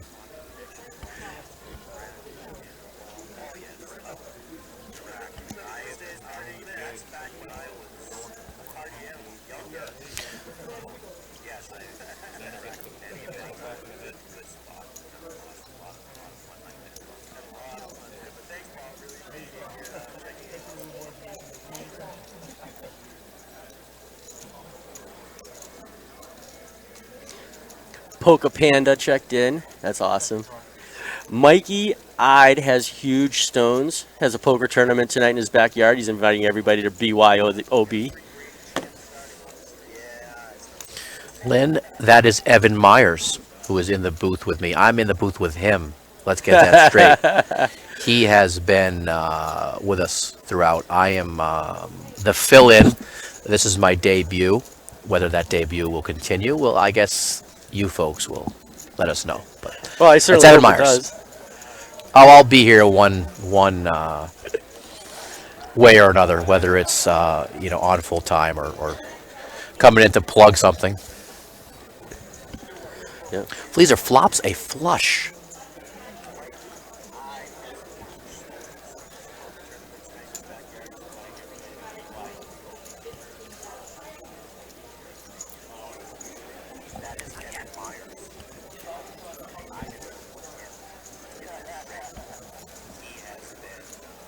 I love it. People are on their iPhones, their iPads, their phones right now, listening, watching the stream. Yeah, as they're that's the watching beauty it. of technology. I mean, you can watch the thing on your phone from anywhere in the world. I mean, it's pretty impressive. No, this is a booth here. This is not a kissing booth, Lynn. And you're not here anyway.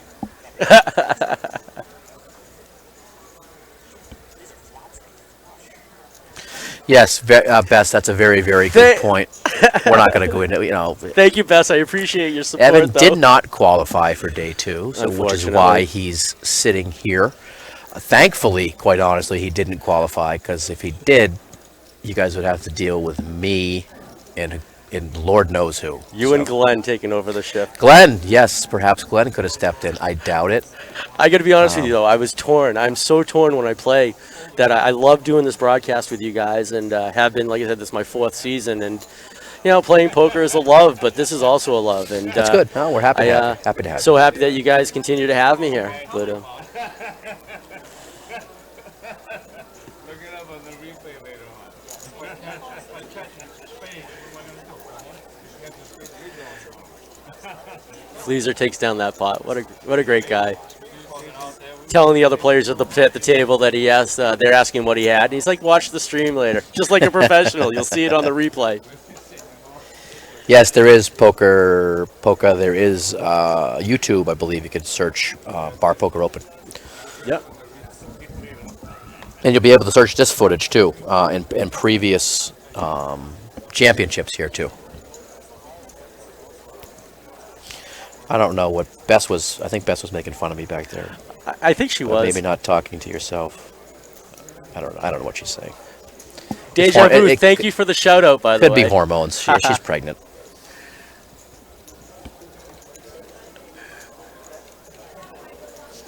Yes, East Coast, or hiding the stream on their work computer.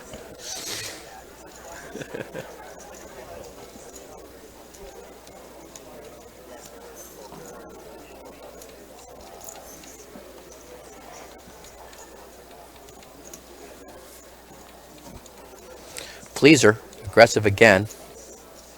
Raising it up. And it's going to take down another one. That's Fleaser Poker right there. Aggressive. It's no coincidence that he won 2 monthlies in a row, has 15 wins.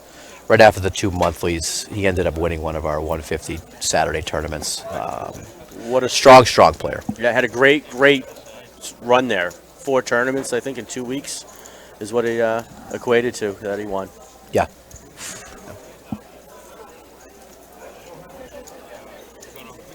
I figured, Bess, it's okay. You just wait. You just wait how your life is going to change, but for the better. I wonder if poker's going to be able to stay in Bess's repertoire. Poker will stay there. We just won't see Bess and Pietro quite as often. And that's okay.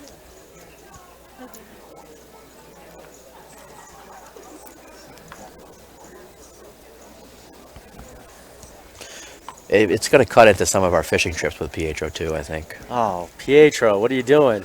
We'll sneak them away. Right? Again, that suited ace.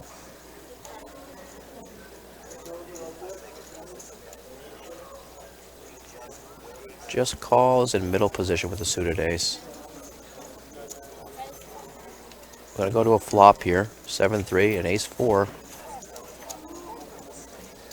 Both completely whiff. George betting out with his ace high, thinking it's good, and he's right. So we're still waiting on those chip counts. Actually, Lionel's out gathering. I can see him actually out there gathering now.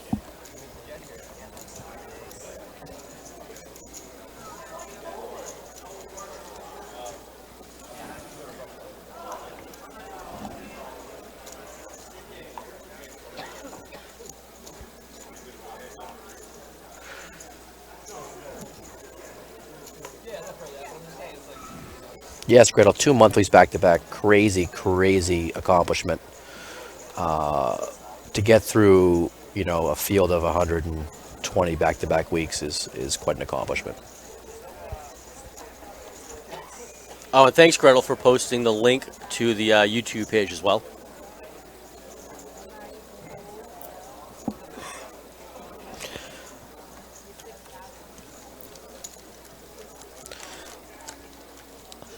Fair enough, Bess.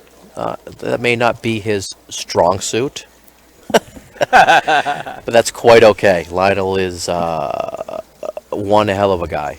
Can't say enough good things about him. So he's not strong in math. That's okay. Listen, I flunked algebra in high school too. So Algebra? What was that? I don't. We had that. Oh, that was that one I slept through. You know what? Algebra. Don't even get me started on math today. For any of you who have kids that are in elementary school, this New math. This Common Core math. I tried to help my 8-year-old niece. I Listen, couldn't figure it out. My 8-year-old daughter brought home this partial sum subtraction. No idea. It's the dumbest thing I've ever seen, and I don't understand it. Okay, Lynn, math teacher, explain to me Common Core math. It's got to go. It's a waste of time. I don't get it. I don't get it. Yes, I know. I know you know Lionel was the best. Beth, he was giving him a hard time. I think he'll readily admit it.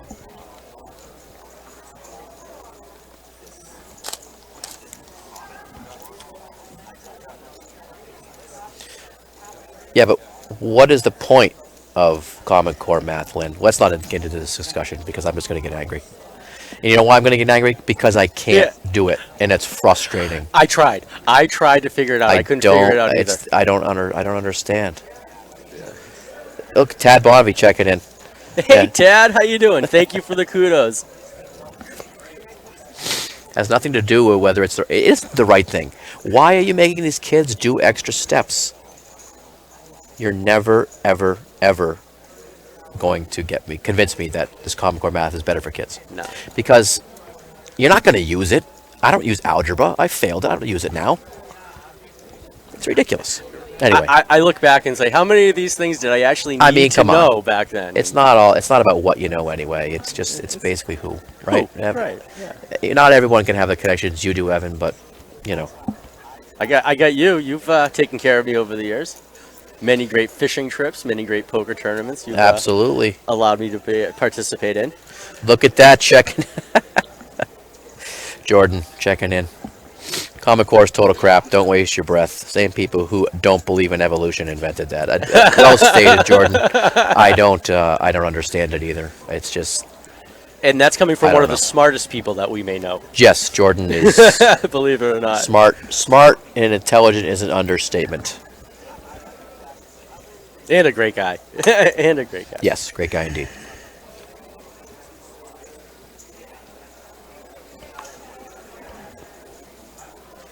And taking a peek out at the field, it looks like we are down to 30 players, so we'll get you the names of the people who have been recently eliminated. And Don's back with us at the table. Looks like he had to take a few-minute break there.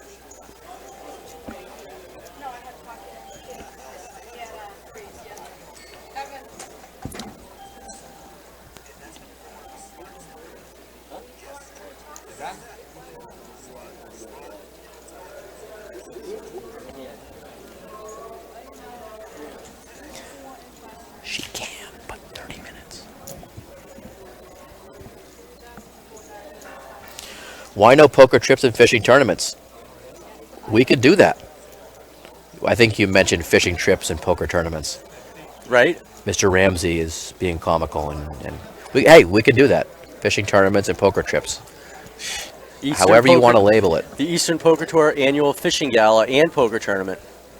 How about we rent a Rent a yacht? Let's rent the Provincetown 2 in Boston Harbor. We can get the magnetic tables with the magnetic cards. Have a great tournament on the upper deck. Have a great dance party and drinking down on the lower deck. I think we Glenn, got you hear that?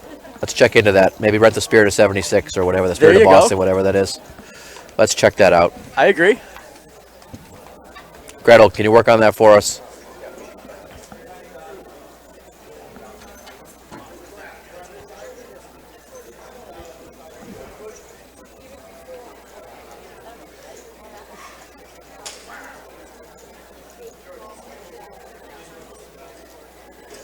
Looks like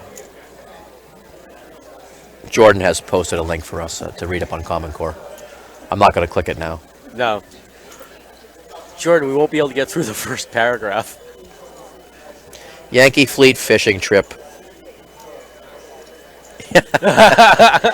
Yeah, you're probably right, Glenn. And we know two of them are sitting right two here. of them are sitting here. Third one is And online. your wife would be one too. She would definitely come fishing. Yeah. Third one's chatting. Yankee with Fleet fishing trip. I've actually been out with the Yankee Fleet, Lynn. However, that's party boat fishing.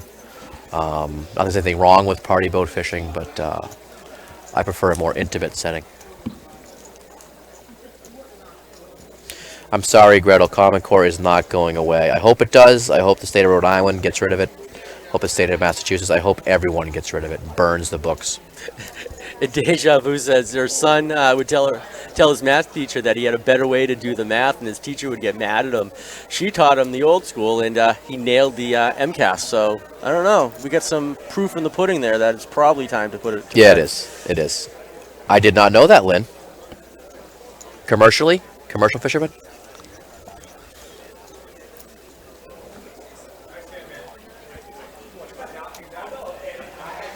Looks like we have an all-in. Oh yeah, back to poker. Let's take a look here. We got it all Brendan- in somewhere. Yeah, Brendan pushed all his chips in. Pushed all in on a draw. Yeah. And George contemplating a call with middle pair here. Brendan's tournament is on the line here. Let's see if George sniffs it out.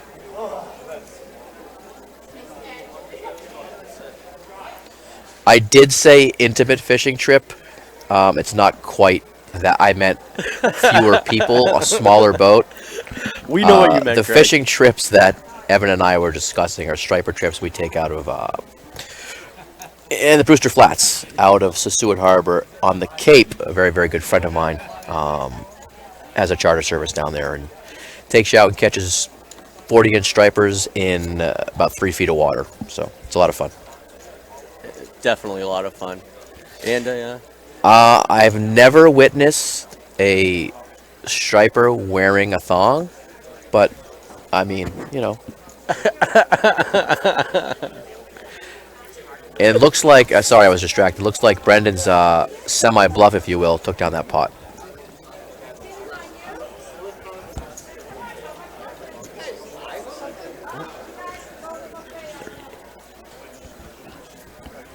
Delay, 30-minute delay.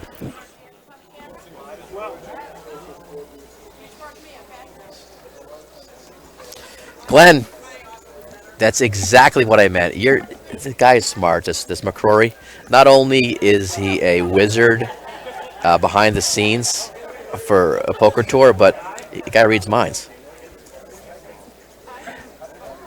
Glenn, Allison, we've actually done that. I've actually ran a poker tournament years ago. I want to say it was Blue Hills, and we actually had a golf tournament followed by a poker tournament. No, Mr. Ramsey, we are not spearfishing. We're actually using light tackle. 8, 10-pound gear. 8 and 10-pound gear. What? How much fun is that to catch a 30-pound, It's unbelievable. 35-pound striper on It's that? unbelievable. I mean, if you guys want more information on my friend John, we can certainly get that to you. Looks like Mr. Bain is here. He's got a paper in his hand. It's empty. Empty. Where's my chip counts? We're getting them now. Okay. We're on break. Okay. Okay. All right, folks. We are definitely getting you chip counts here.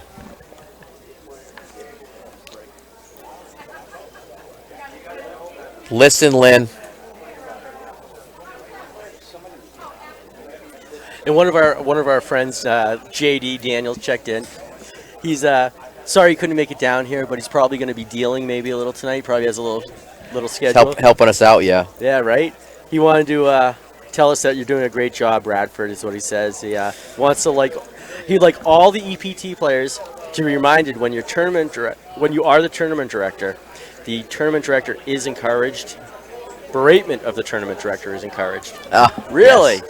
Yes, JD's giving me a hard time. Not only nice kid, JD, but yeah, if you feel like berating your tournament director, don't berate Mr. Capone. He's going to be at CBS tonight. He's he may not take it quite as lightly as I do. Yes, Nick, CBS scene tonight, 7 o'clock, 120 Bounty. Get yourself down there.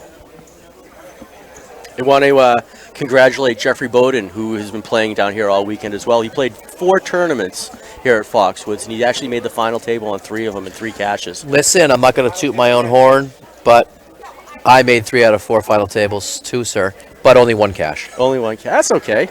But yes, Mr. Bowden is at the final table of the 10 o'clock this morning, actually, too. It looks like 8 left.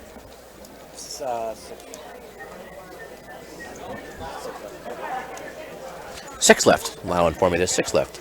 We'll keep you updated on Mr. Bowden's accolades or accomplishments over there. Sandy Costa's in there too? Sandy Costa is also still left in that 10 o'clock tournament. Brendan in first position wakes up with unsuited Under the gun. Under the gun.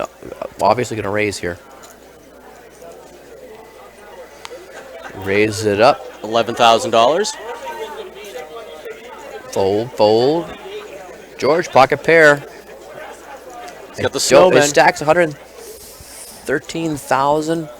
He chooses to not get involved with pocket eights.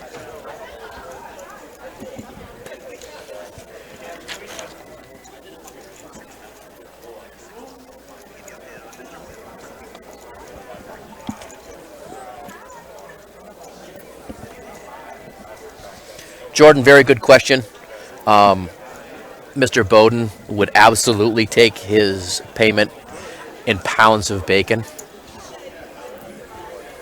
I don't think Fox was going to supply that, though.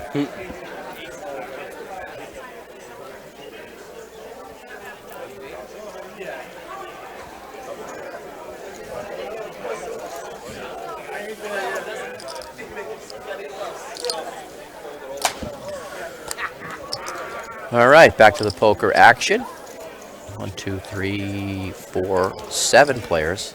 No, 8. There's my math skills coming into play again. I can't even count the players on the screen. It's core math. Center cut, most definitely, Gretel. Blinds currently $2,000, $4,000 with a $500 ante. I could tell you what that is per round, but that would involve me doing math, and I'm not going to do that. Fleaser lays down the 7-3, and we're fold around to the button with Dawn with deuce 4 on the button. Chooses to not make a move. Rocco 6-3 of hearts, probably wants to see a flop with that. And Brendan checks his option in the big blind with queen 5. To a flop we go.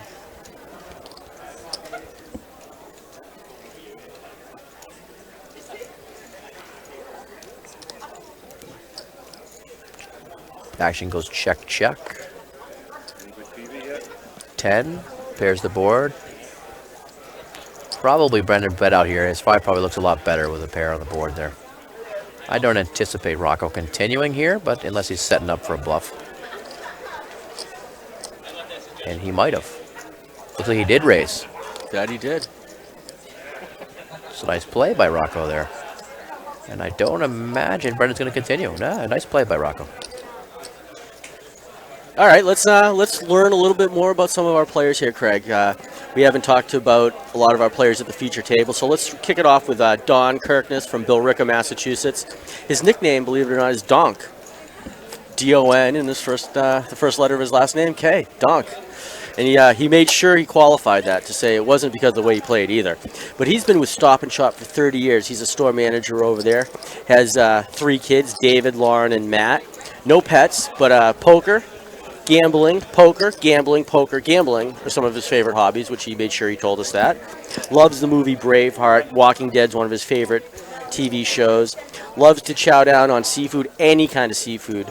Loves David Burks here of Foxwoods. He's been playing poker, over 20 years. That's pretty crazy. And Hold'em itself for 15 years. Typically plays up in Lowell, too. Loves the American Legion. Loves the payouts. Loves the people. Loves the bartenders. Oh, there's a good-looking bartender there. He made sure that he pointed that out as well. Listen, nothing wrong with that. Nothing wrong with that. He qualified in through day 1B, which was the points qualifier. Biggest tournament he's ever cashed. It was third place up in Rockingham for $1,800. Favorite poker player, Charlene Cruz, who's also at our feature table here, because she One rocks. second, Ev. Sorry to cut you off. All in here. A little all in action.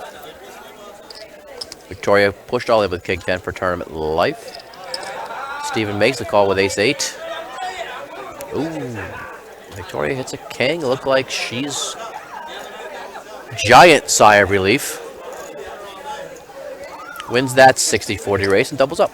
Sorry about that, No, buddy. that's okay. That's okay. We're multitasking today.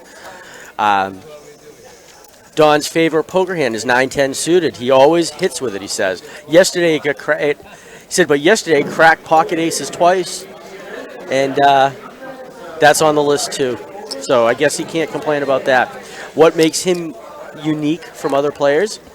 Nothing. He likes to blend in. He's a pretty normal dude, he says. If he gets an opportunity to win this, he hasn't decided yet what he wants to do. Thinking about the money, but he wants to head out to Vegas like everybody does for the main event one time anyways. And, we've been asking people if they could support themselves playing poker, would they? And, most people are saying no. There's no pension and future benefits. They like the stability, but poker's a lot of fun while we play it, I got to tell you that. Yeah, I mean, to make a living at poker, it is a hard way to make a good living, I guess. So I've been told. I wouldn't know because I don't have the smarts to be playing poker. No, we just play a lot of full-time. it, that's all. Yes, play a lot of it. We just play a but, lot. mostly as a hobby. Exactly. And Mr. Ramsey gives Chris Evangelist a vote of confidence on Twitch feed, thinking he's going to win the whole thing. Yeah, he's got a good shot. Chris is a solid player out of the Framingham region. And Chris was also a double stack. He was a double stack, yes. Entry. What he has now, don't know. Well, we're working on that, so we'll have that information for you as soon as it's made available to us. So let's learn. We've been talking about Fleezer quite a bit. Let's learn a little bit more about him. From Reading, Massachusetts. He's, believe it or not, you wouldn't know by looking at him. He's 62 years old. He's been in the business world for quite a while. He's got a pet named Bullet. And it looks like we have an all-in situation. Let's take a moment. Victoria, all in. I don't imagine she's going to get a call. No. Quick question on Twitch. Fleezer fan, is there a favorite on the table to take this down? Well, I'm going to guess who your favorite, or who you think is favorite. Yeah, Fleezer's a good bet. I mean, he's the large stack at the table, and he's a very, very strong player. Sure. He's got as good a shot as anybody. And Joey does look like Shane. I can see him from here, is still in the tournament. I'm not sure how he's doing at this point. But, to talk to Fleezer, to hang out, it makes perfect sense that his favorite TV show was Seinfeld. He's got that type of Jerry Seinfeld sense of humor. Animal House was his favorite movie. Gotta give him kudos on that. He loves playing chess, and there's a link between chess and poker. Hey, and Craig, we're talking about Fleezer here, and he's a big chess player. And I was mentioning there's a link between chess and poker. Very big link. Very big link. See what's going on. Anticipate your other players' moves.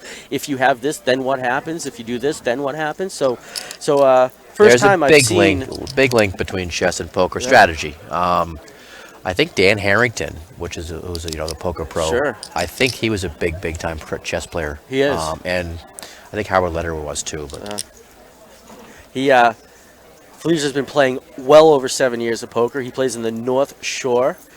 He won his way in through the Player of the Month, as we know. He's a double qualifier. Two in a row.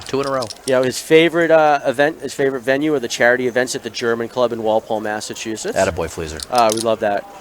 Biggest tournament, he won a Foxwoods Guarantee. 25K guarantee. Holy cow! Good for him. $20,000 Yeah. cash. Nice. He's one of those. He doesn't have a particular favorite poker player, but he's loves them all. He thinks he has the best poker face. He thinks that's what makes him unique as well.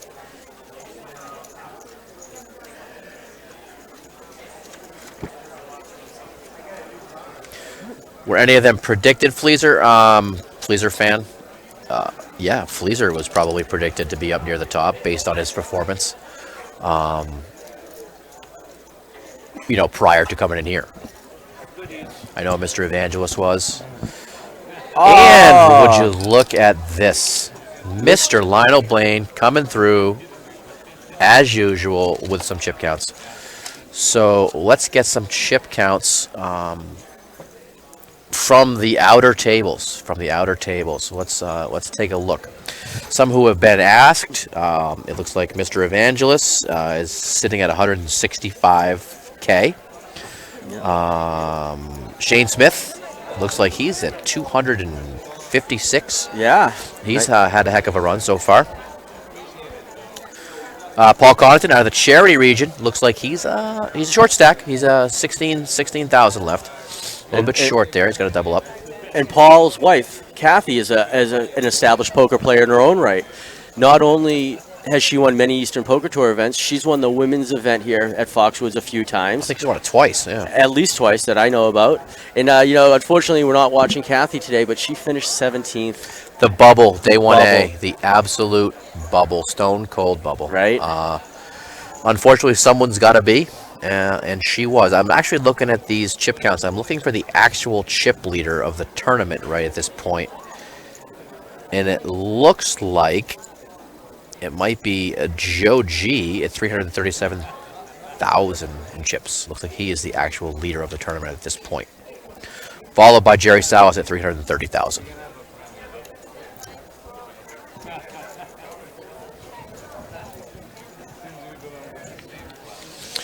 Asking for Ronnie Smith. Let's see. Jim Lamar. Ronnie Smith sits at 115,000. Mr. Lamar sits at 95,000. Looks like East Coast Cali was the 18th place finisher. Ouch. So, ouch. Yeah, that's no fun. We were asked about Jim Lemire. Jim's sitting on 95,000 in chips. He's in good position right now.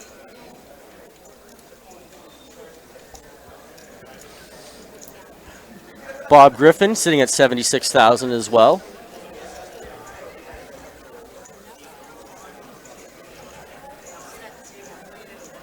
$17, $18. Yeah, that's a long day of poker. To finish 17, 18, 19, 20. That's a long day of poker. Unfortunately, someone has to be.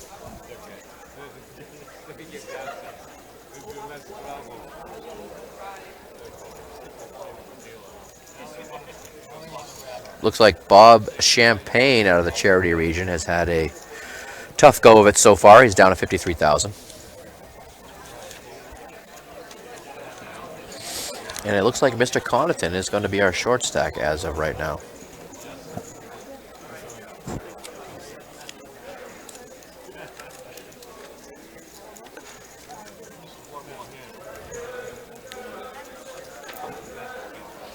So we have a question from Dayu. What's the buy-in for this tournament? There actually isn't a buy-in.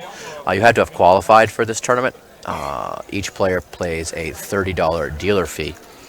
And they compete for $36,000.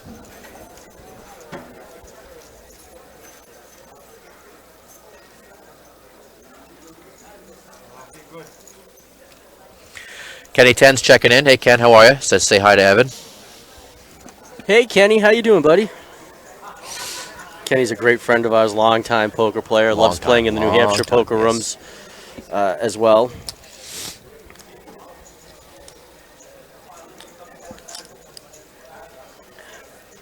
So we just mentioned Bob Champagne, and Bob has a short stack right now.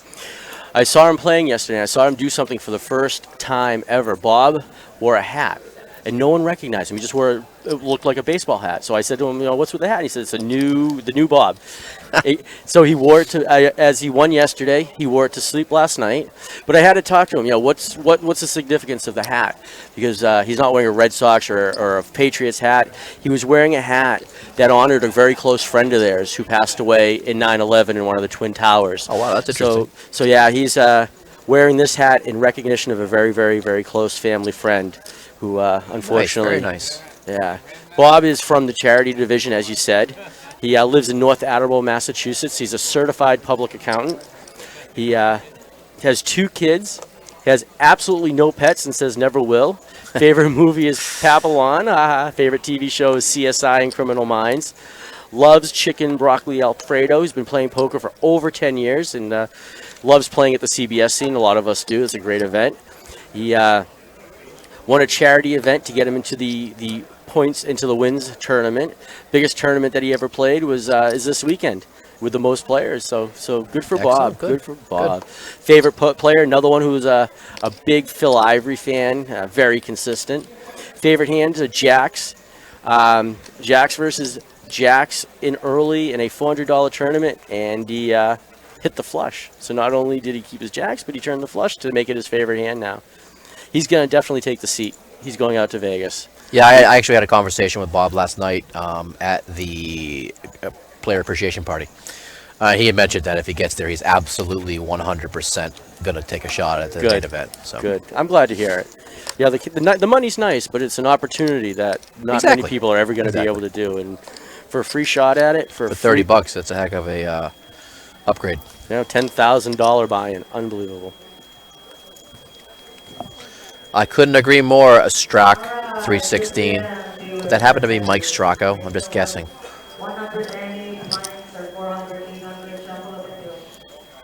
Looks like we have a decent hand developing here.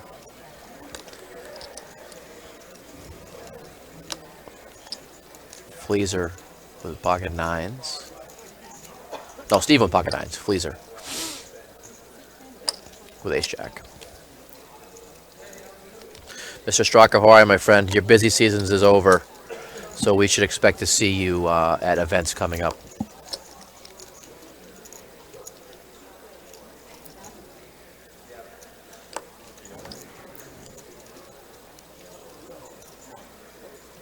I agree with you, Michael. Everyone should take the trip. Actually, Mike is one of our qualifiers for our World Series seat 2 years ago now, Mike, and he finished, I want to say, in the 200s. Correct me if I'm wrong.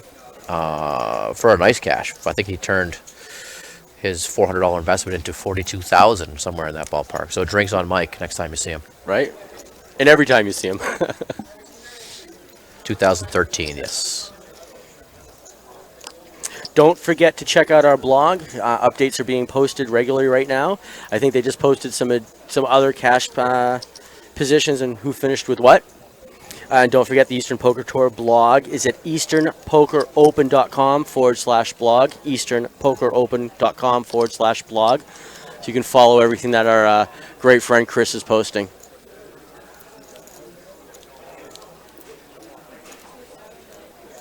Wow, big pot here. Looks like Steven's 9 is held up. I didn't see how it played out.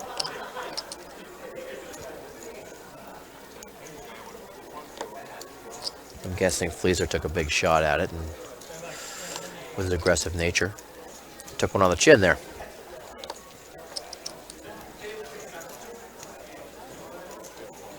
Sharp-dressed Steve's going to take down that pot and vaults him into the lead, actually, at this table. 274,000, knocks Fleaser down to 160. Still plenty of poker left. Plenty of poker. And for those of you just joining, we have 8 players here at our feature table, along with everybody else playing on the side tables. Victoria Chenard is in the first position. George Baptista in the second position. Our buddy Fleeza Doza in the third position. Severia Bozak is in the fourth position. Don Kirkness in the fifth position. Rocco Elgar in the sixth position. Our buddy Brendan is in the seventh position, and Stephen Browner is still looking dapper in his jacket in the eighth position. Mr. Garrett chiming in. Yes, Rob, it is me. It is that Craig that you know. Thanks for checking in, bud. Sorry we missed you down here. A lot of action going on this weekend. Hopefully you'll qualify and join us out in Vegas.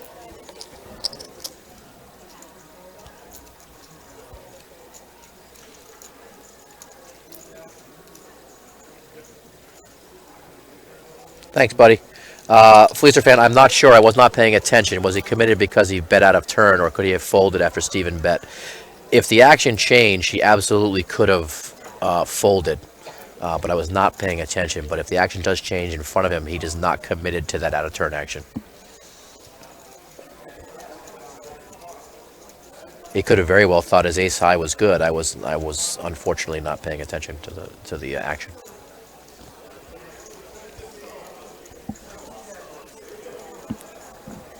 And we are going to have an interview actually coming up in a little bit. Mr. Andrew Giannis will be joining us joining us live, actually, to discuss North Shore region and Lowell region and players up in that area. So.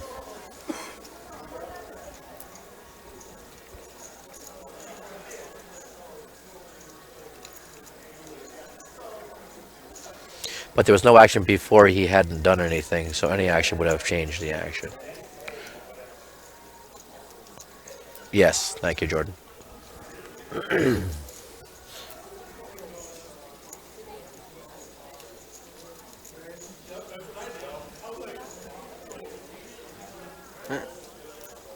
Rocco takes down that small pot with his ace-king.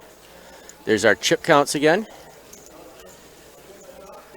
No one's mission critical. Everyone here at this table still got 19 big blinds. Yeah. There is no hurry to double up for really anyone here at this table.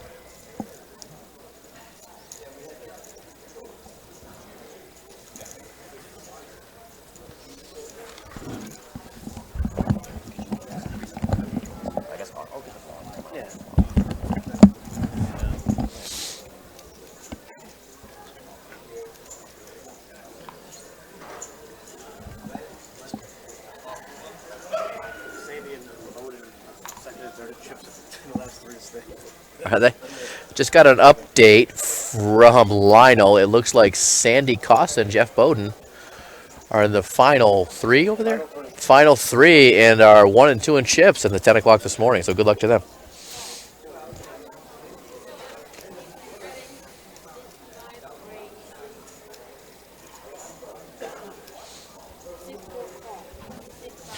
Let's take a look at the action here. Looks like George calls. Fleezer raises the 13K with 2 jacks.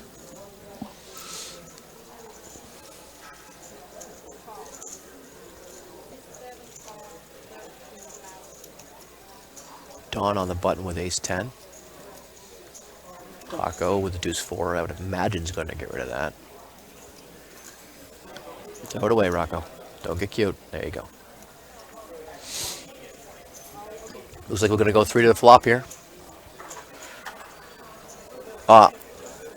No, not 3 to the flop yet. Fleezer raised to 13K. Don called. Pay attention, Craig. Told you, Evan. I told you math's not my. I can't even do subtraction. It's the Common Core. It's got me messed up, man. I can't even do like 3 minus 2. It's weird. Because you're only supposed to add some of them, then only subtract some of them, but not all of them. Whatever. It's. Go ahead. Go figure. Flop comes all hearts with a king. She goes check, check. This should be interesting here. Aggression again from Fleezer. Yeah, betting out. Betting Don doesn't have a heart. Tough for Don to make a call in this spot. Any heart beats him. And I can't imagine he's going to make a call here. nope. Does the smart thing, lays it down. Kenny, no, this will not end today. Sorry, I just saw your post. This will be over tonight. We will end it today. We will have a crown a champion based on past experiences 6-7 hours from now. So you get to enjoy me and Evan for another 6 hours. No, actually, Andy will be coming in, and we will have some guest speakers as well as some commentators coming up when we do get to the final table. And it looks like I was just told our buddy and local professional. Questions. Looks like our buddy Kevin Russell will be joining us later on tonight. Yes, Mr. Russell, who was a regular in the Rhode Island scene and the charity scene for a long time, Right. moved himself down here to Connecticut, and he'll be joining us later for some commentary. So it'll be fun to have him on. 1, 2, 3, 4, 5. All right, Craig. Looks like we're on break. Let's take a few minutes ourselves. 30-minute break, or 30 minutes. I wish it was 30 minutes. Interview Interview time. time. All right, we'll Mr. be back with Andy. you in just a few. Okay, thanks. Andy Giottis. I actually tournament director of the Greater Lowell region and the North Shore region. Been with him for about going on 3.5 years now. Very fun job, you know, just kind of working around the game the whole time. And you kind of just walk around and just watch people play cards the whole time. So definitely a good gig. Andy, you have one of the unique abilities because you are also a player. How does that translate to being a team and that player and watching? Right, well, I've been with the game for, 9 years now, and, when I run a tournament, it's not much to it. You just kind of go around, make sure everything's okay. To compare the two, when I work a regular nightly event, I kind of just, all I'm doing is watching hands, making sure the game's going smoothly, and I can actually just kind of see the way people play.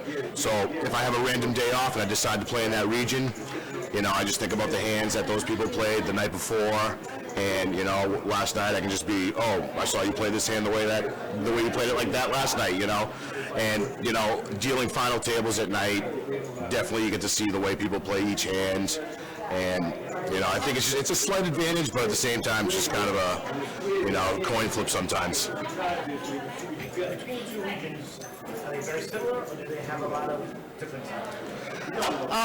Everybody from the Lowell North Shore, they know each other, so we actually kind of merge here and there, but, if I had to compare the two, coming from the Lowell region, it's more of just like you go in, it's like almost like a house game. It's very loud, compared to the North Shore where it's kind of going in there, it's more serious, a little more quieter. Going into Lowell, it's just a lot of yelling back and forth. Everyone's friends with each other, But if I would compare like a Friday night with Lowell, Friday night North Shore, probably just the sound volume, very light. So when I work the North Shore on Friday, I'm kind of just like walking around. If I'm working Friday, I'm just like this the whole time, No problem.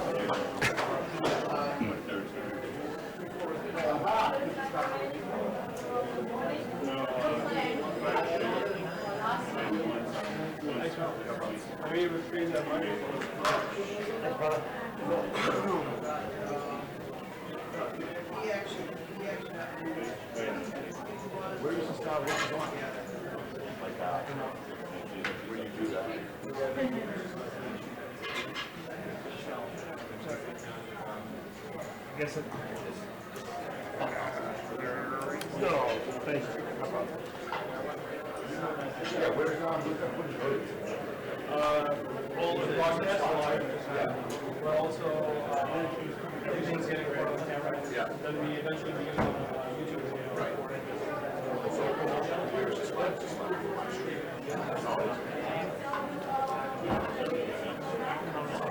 Lyle. Yeah. Any of us talk to? Huh? Yeah. Any of us talk to?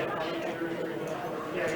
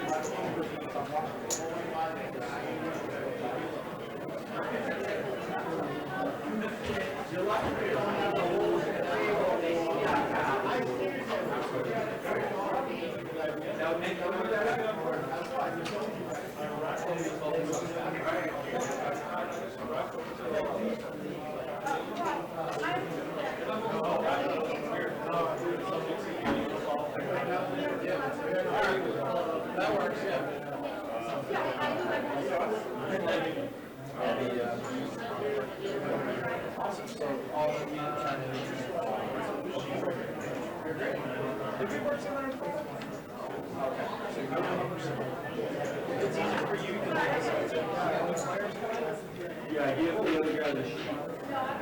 Like,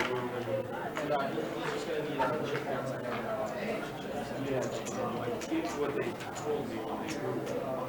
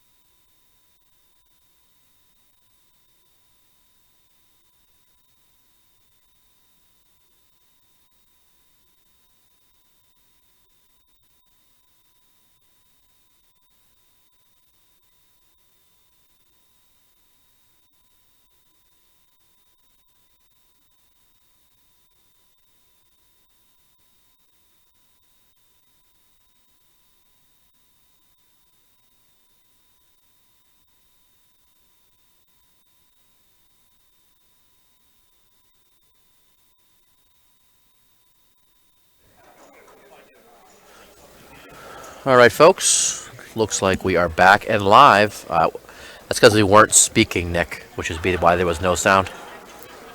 Hopefully you hear us now. Oh, Wrinkles in the shirt before they had one hit. All right, folks. First guy to prove out it.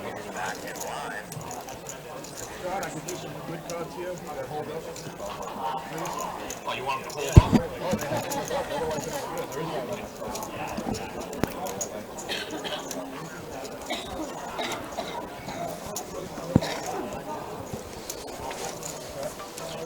It's funny how that works, huh, Nick? all right. We're just finishing up on break. We're here live at Foxwoods Resort and Casino in Ledyard, Connecticut for the Eastern Poker Tour $36,000 Season 25 Championship.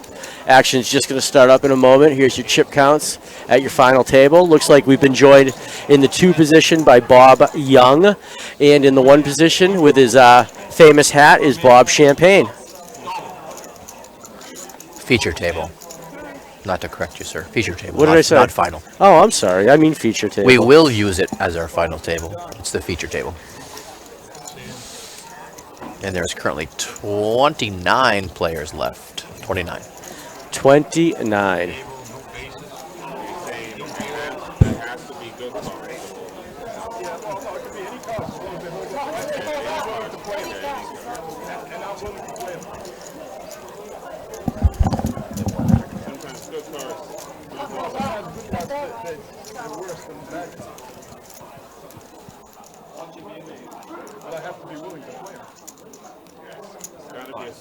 Oh, he's got a whole list of things he wants. Right.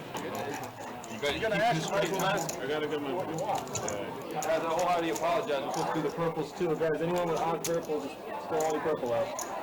1,000. I have a 100 too. Yep. We'll do this. We'll keep all the odd out, the race it off. You don't need purple. You should have been there. Take that 1,000. Let's go there. We'll race off the oddball purple. Just 100 shipped up. Yeah, we should have raised Alright, all set. Now we're gonna raise. it. You guys all got oddball purple. It's gonna be 1,000 for the All the purple guys, all. Hey, don't I get anything for that 100 I'm jet? gonna race them off right now. I didn't know you just stole it. Yes, and the 500 ours. Yes. Let's put out your odd purple. We'll give you a card for it, and then we'll see. For your the best cards win. Yes, no 500. No, no 500.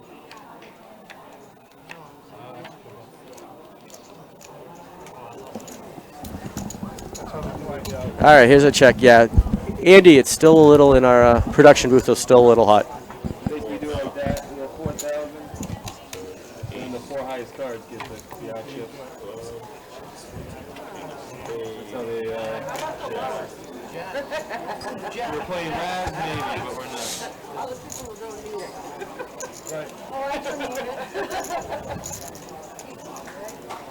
Raz goes backwards. Oh, well. All right, blinds are up. Antes are coming in right now. We should be getting back to action in just a second. Blinds are 3,000, 6,000 with a $1,000 ante. You're hanging out with me, Evan Myers, and the esteemed Craig Bradford, our Esteemed. Wow. great tournament director and vice president of operations for all charity events. Pretty honored to have him here. You had a great interview from Andy G just a little while ago talking about how great Eastern Poker Tour was. And as we mentioned earlier, Kevin Russell, local poker pro, will be joining us later on in the broadcast, as well as some other great friends we can talk to. Kenny Tendress, what's going on? They're just getting the particulars behind the scenes, the production stuff going. They're coming coming in a second. Right. What people don't normally get to see, they get to see with an experience with our stream here, Yeah, and some of for the the most behind the part, scene yeah. production Yeah. components. They're making sure the dealer can hear everything. They're making sure all that kind of good stuff. So.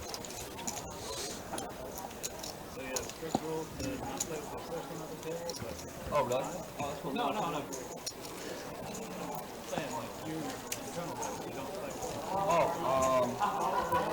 No. I go up and have a left pocket since My name's John. And action is back. Here we go. A couple of new players. Looks like we got a full table here. Yeah, we're down to Player of 10. Down to 3 tables now, Craig. 3 tables, okay. All in. 3 seats all in. The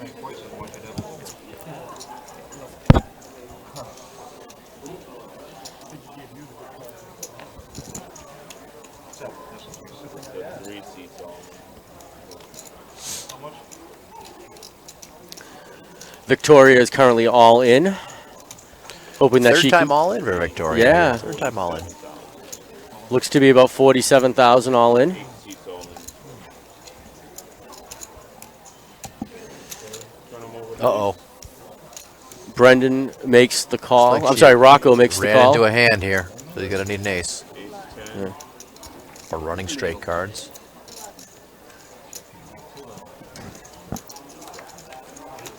To the flop we go.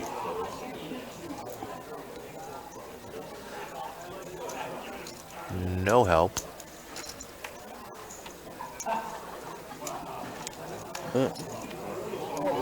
Oh, look at that. On the river. And the so to dreaded speak. river. Ace on the river. I believe there's a book written about that.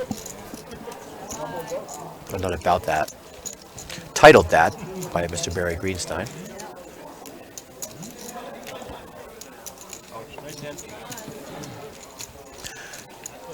Victoria stays alive, doubles up through Rocco. Antes up, please. Yuck is right, Jane Dynasty.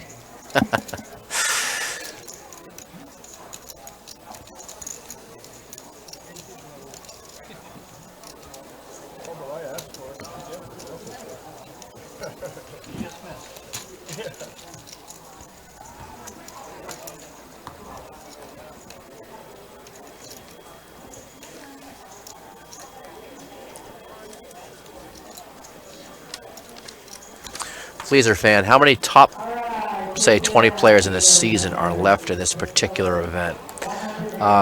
Tough to say because we have different, different regions. We had top 20 people in different regions. Certainly, Fleaser was the top player in his region.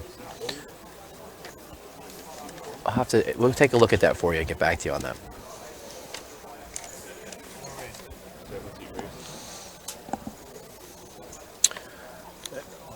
Looks like Don with the suited ace is going to call in that spot.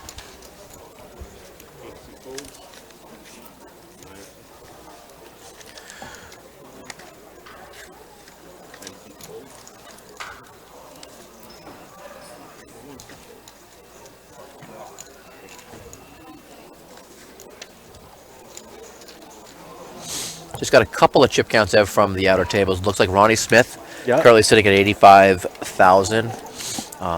Jerry Salas 270,000. Shane Smith looks like 20,800, or that's 208. Not sure. I'll have to get back to you on that. But 208K. That looks like 208K. 208K. So Shane Smith 208K. There goes President McCrory walking by in his snazzy new shirt.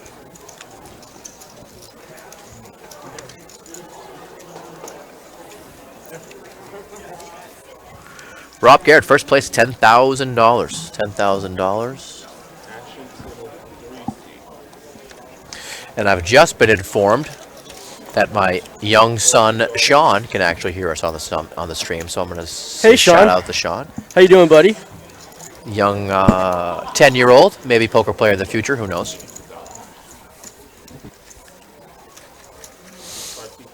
And I'm not sure if my daughter Kira is listening or not.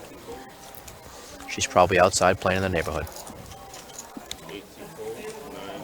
Looks like we got an all-in here, Ev. Look, we got George all-in with pocket eights. Uncontested as of now. Bob Young wakes up with ace-7, and he's not going to do it.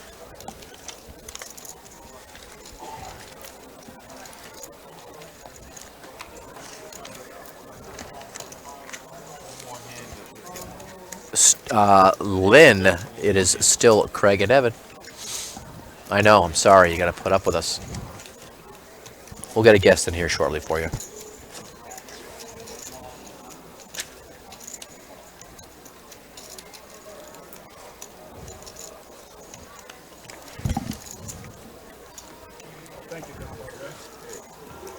All right, here we go.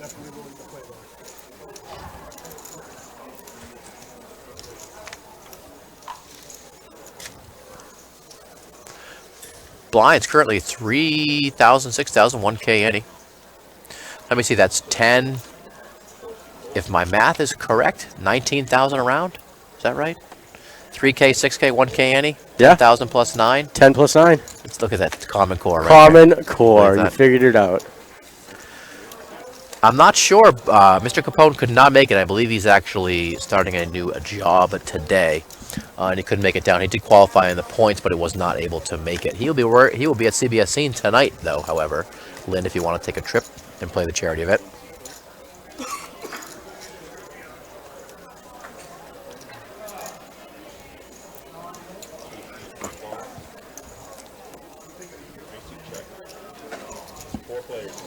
All right, where are we at the action here?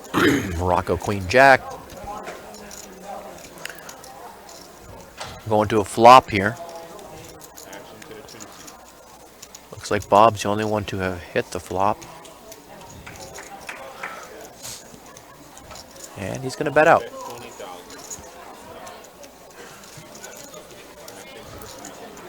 Looks like he bets 25K. Ah, they both hit the flop. Both of them hit the 5. Victoria hit the 5 as well. She's going to elect to get out of the way.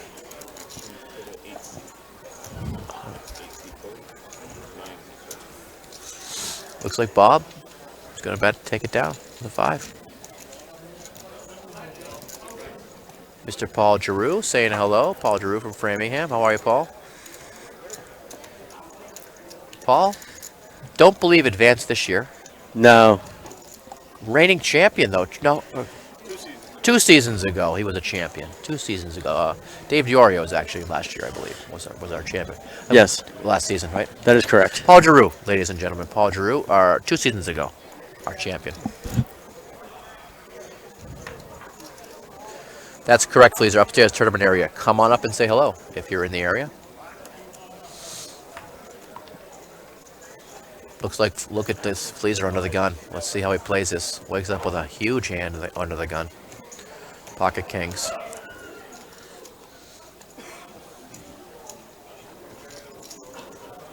See if he elects to get cute. Looks like he is going to raise it up, though. Raise to 18,000. 3x. And poker is all about timing. You got to have a hand. Usually when someone else has a hand, have to get it in good. Brendan's got a folds ace-jack rather quickly. Bob Young in the blind, on the button with a pretty looking hand, 9-10. And just a hand that's able to crack big pairs. We'll see. Victoria 7-8 of spades. That's going to rule out Bob's lower-ended straight flush. Yes, I did.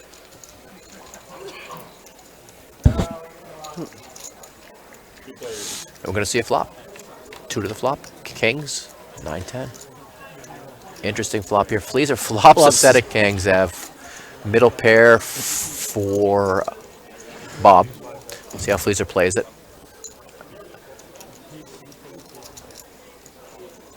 Fleaser's going to check his set of kings. Interesting play here. He's going to get Bob to bite. Looks like Bob bets out 25K. Rainbow board, you'll probably get a flat call from Fleaser here.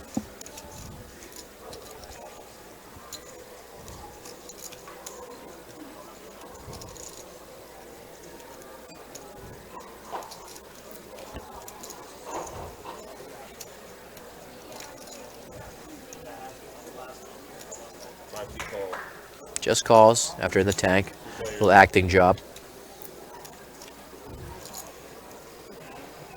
No improvement for Bob. She goes check, check. Would expect to see a bet here from Fleaser, obviously.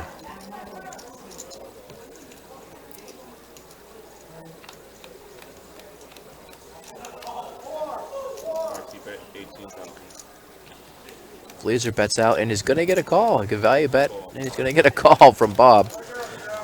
Fleaser's going to turn over the kings. Bob gets the bad news.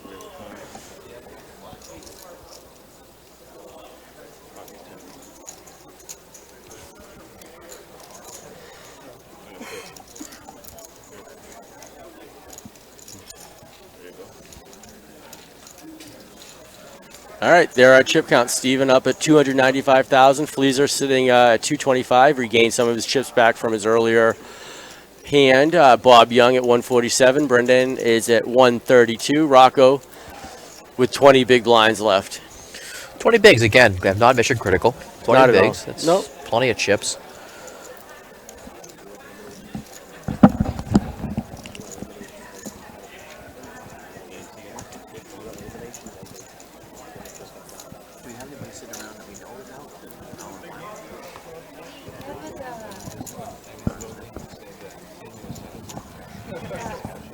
All right, we got a hand going on here. Let's talk about some more players here. Bob Champagne, who just joined us a few minutes ago at the feature table from North Attleboro, Massachusetts. We actually did. We got a chance to talk about him, and let's finish up. Jen, this is actually on a 30-minute delay here at Foxwoods Resort Casino. It isn't live, but delayed 30 minutes. Go ahead.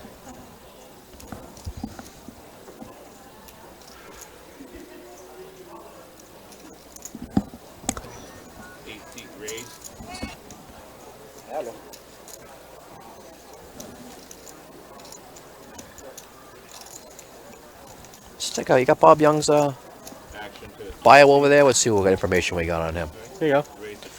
You want me to read it? Yeah, why don't you have fun with this one? Listen, I'm relaxing.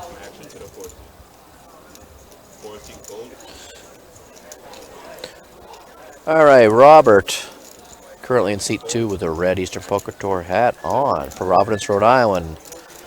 Nickname OG, original gangster. 60 years old.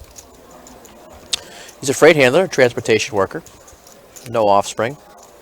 Have claimed him, he said. So I don't know what that no offspring has claimed him. So he has no kids that he knows of, apparently. Right. 4 cats, 2 male, 2 female. Other hobbies, just more poker. That's all he wants to do is play poker. His favorite movie is True Romance. True Romance, that was with Christian Slater, I believe. Right. True Romance? Christian Slater, I think. I think so. We'll have to Google that. Well, Anyone out there know Christian Slater? I believe that was Christian Slater movie. Favorite TV show, Game of Thrones. Favorite food, lobster and scallops. Been playing poker for about 3 years. Normally a regular at Kingston Bowl. His favorite venue is the Islander because it's a superior buffet. What AP event did he win to get into the championship? Yesterday's points qualifier got him in, so day 1A. He was able to get in day 1A. What's the biggest tournament he's ever played in cash? The $650 buy-in here at Foxwoods last year. Somewhere early in the money, about $1,000 cash. Favorite poker player is Antonio Esfandiari. Seems totally at ease at the poker table. I like his swag. Thank you, Dog Boy. Christian Slater thought so. Favorite poker hand? Pocket aces, duh, he says. As Mr. Stracco said, that should be everybody's favorite poker hand. What makes you the most unique than other players? Not a damn thing, he says. If you win, will you take the money? He's going to take the money, pays bills. If you could support yourself on the poker circuit, would you? Yes, I'd quit. Anything's better than minimum wage. Favorite part about playing Eastern Poker Tour this year, the occasional financial boost it's given me. Anything else he wants to share?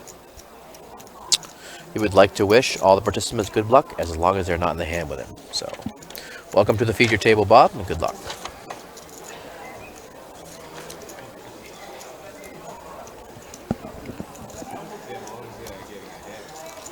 Sandra Drum checking in on my text here, asking me if there's a game tonight. Yes, sir. Yes, Right. ma'am. Game Right. tonight, CBS scene. Game on. Charity events, CBS scene, as well as pub events going on today as well. Check EasternPokerTour.com and find out where your local event is happening tonight and get yourself qualified for season 26.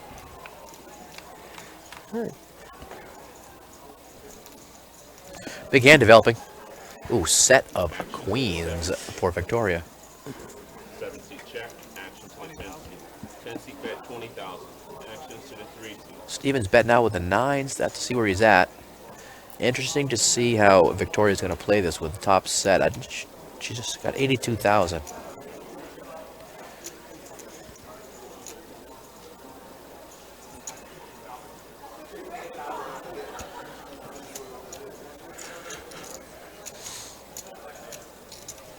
Actions folded to her.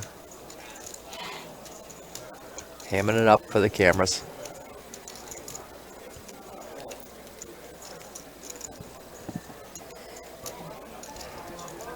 What do you think, Ev?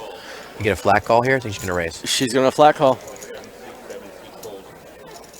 That's 9 here would be disaster for Steve.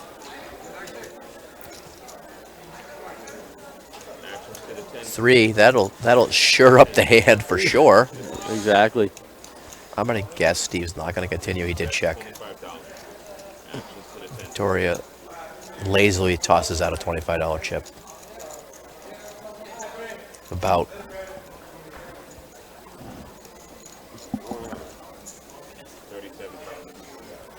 Steve contemplating a call. He asked for a Only chip one count. overcard on the board.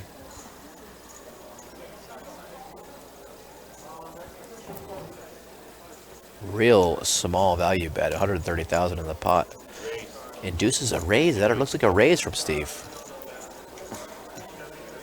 Very interesting, and obviously she's going to shove, which the 75 may have put her all in anyway. Right. Yep, it did. She calls, and he's going to get the bad news. Drawn dead. Going to the river. That's never fun. Victoria is going to double through Steven.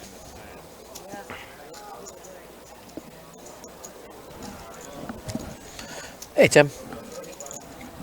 How are you, bud? Question was asked where Victoria plays out of. On North Shore? Am I correct? Victoria is from Greater Lowell. Yes, Lowell. She plays up in Greater the Lowell Lowell. region. North Shore, Lowell, you know, that area. She, when asked how old she was, she did a very elegant response and simply put old. She's a program manager. Like I said, plays in the Greater Lowell area. She has 4 stepdaughters, Melissa, Rebecca, Monique, and Angela. Angela's getting married in October, so we want to wish them a pre-congratulations. She's got 7 awesome grandkids, 2 girls and 4 boys. She's got a 15-year-old rescue dog named Scrappy. She's also into genealogy, photography as well, and favorite movie was The Green Mile. Favorite TV show is Blacklist or The Big Bang Theory. Love The Big Bang Theory. How funny is that show? Favorite food, beef and potatoes. Beef and potatoes kind of woman, huh? Nothing wrong with that. Nothing wrong with that. She's been playing poker 6 years with Eastern Poker Tour, and that's where she got her start as well. Favorite venue is the venue down at Maximilian's. She loves playing there. Have never been. He seems to be a popular choice, though. A lot of people Might have to are get up there and check it out. Absolutely.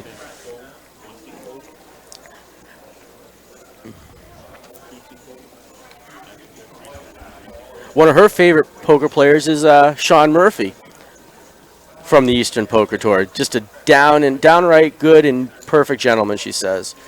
Favorite poker hand, kings, nice to have, but easier to fold if it need be. What makes her unique from other poker players? She just enjoys to have fun, whether she's winning or losing. If she wins here, would she take the seat or take the cash? She's definitely taking the seat. She says she'd probably take the money, but it would be a great time, great opportunity for her to take the seat. If she could support a life playing poker, would she? And she writes, absolutely. She loves the game. She loves the challenge and the excitement. What's been her favorite part of playing with Eastern Poker Tour this season? Getting her win on Saturday and getting her qualification to today. She wants to know anything else she wanted to share about herself. She's really happy for everybody that had a chance to play and make it. It was a very 2 long days of solid poker play, and everyone here worked very hard, and she's so glad that everybody has. She wants to thank her husband, Mike, for being so supportive of all the nights she takes away from the home playing poker as well. So. Excellent. And, Nice double up. Nice double up. Nice double up. That puts Victoria at the chip lead at the feature table. And for those of you following along on the blog, you know we're 30-minute delayed here on the stream, but we will go through some recent eliminations and let you know where these people finished. I'm not sure where we left off. Where did we leave off, Ev? Lonnie, yeah, we saw Lonnie. Yep. We saw Charlene. Ronnie Smith has been eliminated from play. He was eliminated in 32nd place. And here we go. Help me out with this. Anthony. We asked him today how to say that. We test. Oh, Decolerado. He butchered it. He butchered it. That's I'm why I sorry. gave it to you. Yeah, one of us. Colagero. Yes, DeColagero. We'll say that 6 times And fast. Paul Connaughton was eliminated out of the charity region, was eliminated in 30th place. That's pretty much what's holding us back right now. 34,000.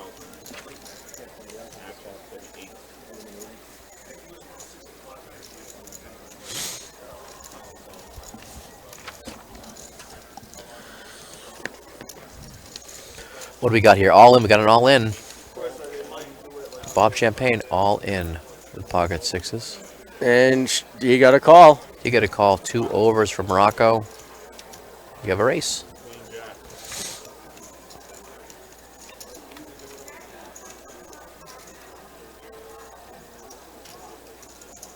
No help.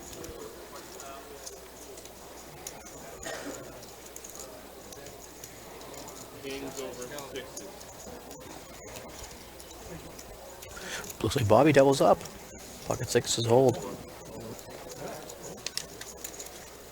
Yeah, bummer for Ronnie. Ronnie was very disappointed in his fairly early exit. Ronnie was the winner of the Battle of Champions Friday night to earn his seat here. Yes, that is correct. He did win the battle.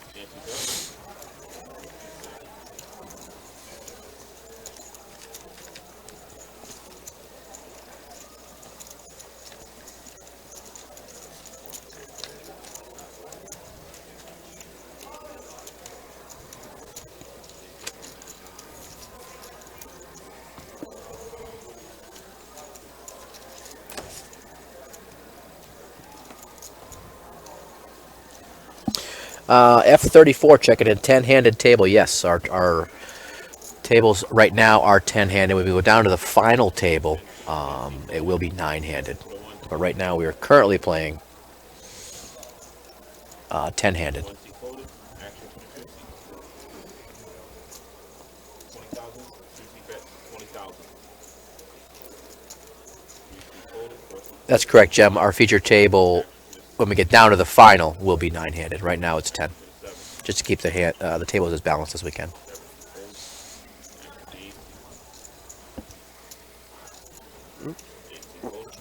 Rocco folds a small blind.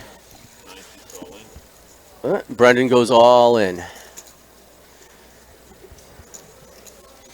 $107,000 for Bob to call. I'm not as smart as that guy, Dog Boy. Fearmonger. Yep. I never would have come up with that. See that little trick there? Oh, yeah. Look at that. Never in a million years Look at would have figured that that. out. Just like the Common Core math. I'll never in a million years figure that out either. It looks like a Common Core math equation. This is true. Victoria, chip leader at the featured table. Yeah, it has evened out a little bit. Good point. I'm not that bright, guys. I can't figure out that fearmonger stuff. I'm simply not that bright.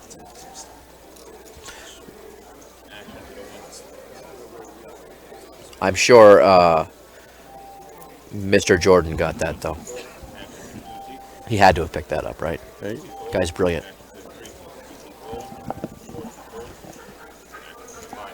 This just in. Sandy Costa finished third in the 10 a.m. And Congratulations. Sir Bowden, king of second place, finished second. Another For a second nice place. cash, though. Nice cash.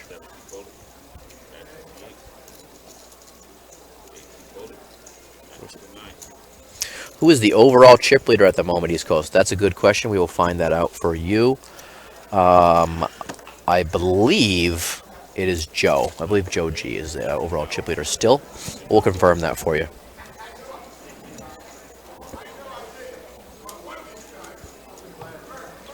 Gretel's been awful silent. Where's Gretel? Maybe she went to pick up the kids. Bacon Boy, he is the king of second place. for sure.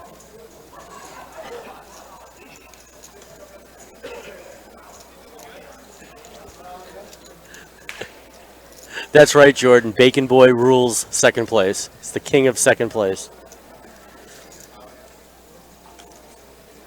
All right, next hand underway. Dealer dishing out some cards.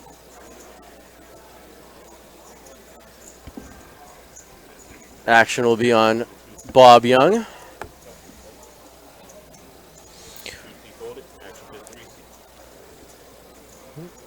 Victoria looks like she's contemplating something. Yes, Jordan. Mr. Russell will be here probably in about an hour or so. He'll be in to join us. George got out of the way. Fleeza got out of the way. Severia got out of the way. Don tossed his cards. Rocco doesn't want to play either. Brendan in the button. Steven kicks it up just a bit. Bob Champagne, 12,000 for Bob to call. Looks like Bob makes the call. And it looks like Victoria made the call as well.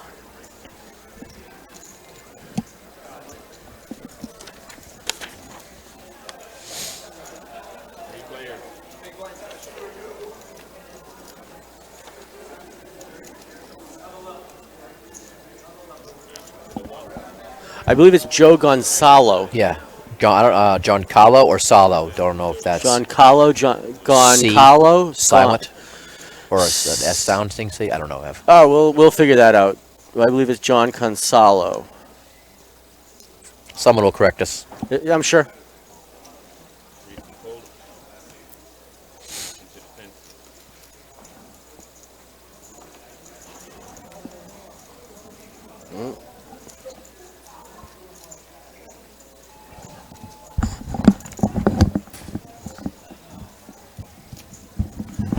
All right. Well, Bob Champagne is all in. 32,000 for Steven to make the call. And it looks like Steven makes the call. Bob throws over his ace-8. Steven is king-queen with a higher pair. Bob's going to need to improve. Bob does have the flush draw, has an overcard draw as well. Oh, not happening on the turn. Oh, picks up a straight draw, though.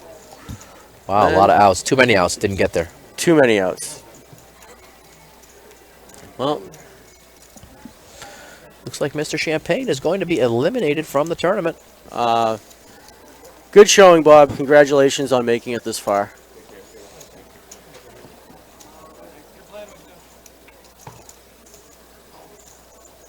See it open.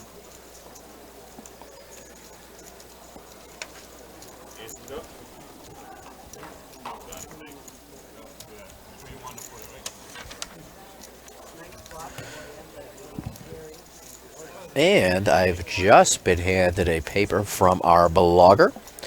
Turns out that Mr. Richie Brennan out of Quincy, Massachusetts is our current chip leader and tournament leader at 370,000. Go get him, Rich. And I believe Carol Smith is in second place with 290,000 in chips as well, Craig. What's that? I'm sorry? Carol Smith, 290,000. 290,000. Yes. Carol Smith. She's there every year. She gets there. She's a great poker player. All right. So Steven in the small blind. Bob Young in the big blind. Looks like Don makes an announcement. He's going to make a raise here. Throws it up to 20,000. Steven tosses his cards. What do we think? Oh.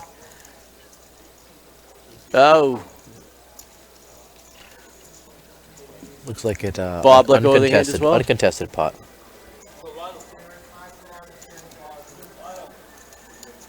All right, so we have Rocco Elgar, who's still hanging out with us from Smithfield, Rhode Island.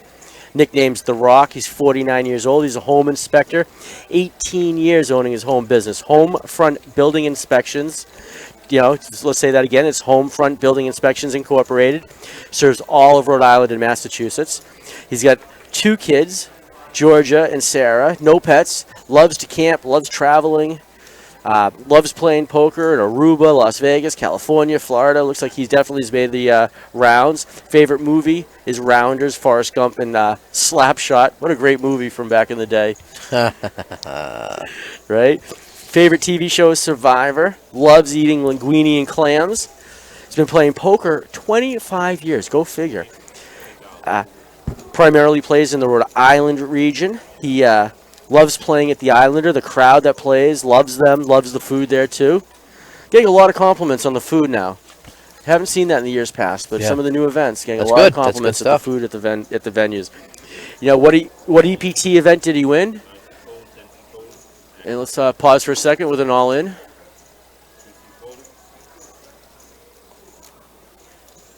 Speaking of Rocco, he's the one who makes the all-in.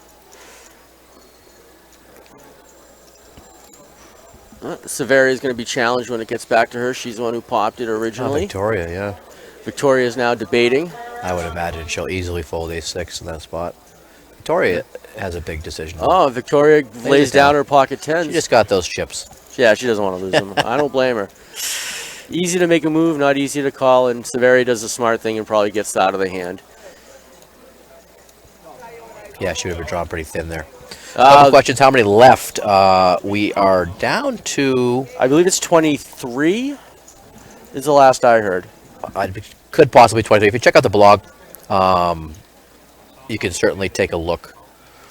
Actually, you know what? I'll just take a look at the blog for you. There you go.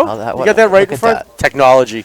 It's unbelievable. Where were we? Paul Connaughton was knocked out 30th. Robert Griffin 29th. Bob Champagne, as you saw, was eliminated in 28th. Gene Paolitiano, unfortunately, eliminated in 27th. We did mention Ronnie Smith. He was eliminated in 26th. Paul Adams was eliminated in 25th. George Aknos eliminated in 24th. And George Batista eliminated 23rd place. So down to 22. Down to 22 here, folks. There we go.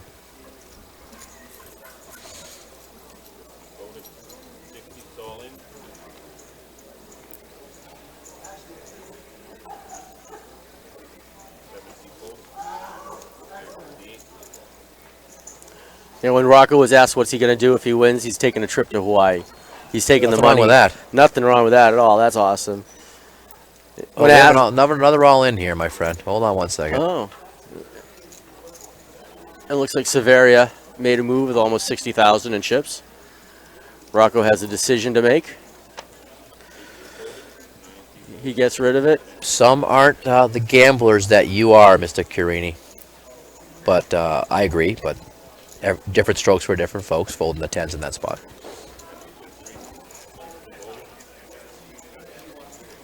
Fold the tens again versus ace jack there.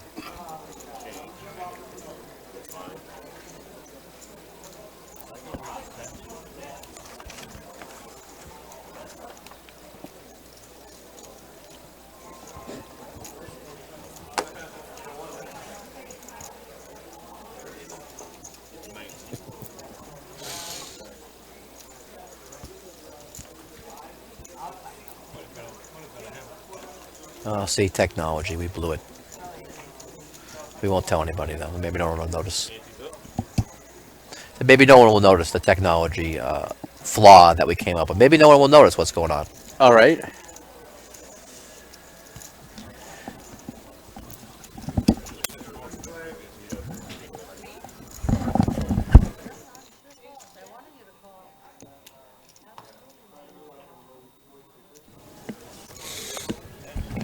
Aha! See, someone did notice. All right, don't tell anyone. Maybe no one else did. All right. Pre-flop action. Everybody's got their cards. Severia gets rid of her cards. Don checks out.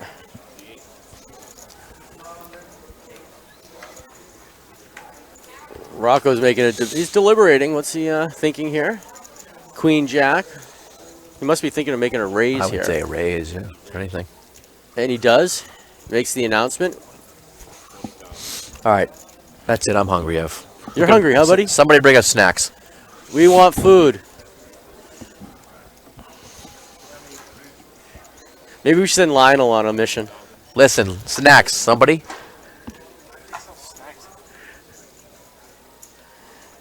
All right. So Rocco makes his raise to 20,000. Bob calls a 20. Victoria is deciding she does not make the call on the button. George gets out of the way.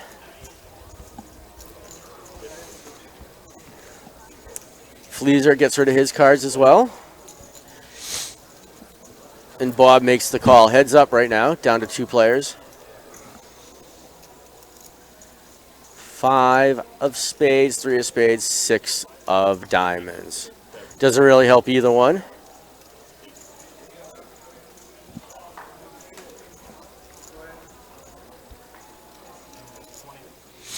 Rocco makes a continuation bet for 20,000. And Bob does the right thing and gets rid of the cards.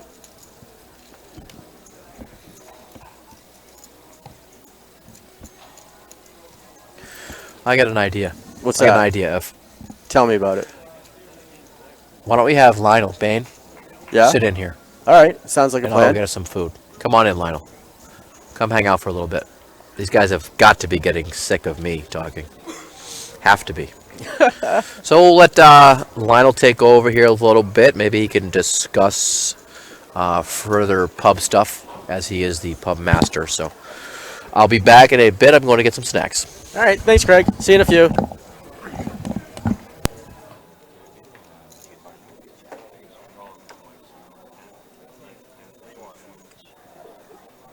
Where you at?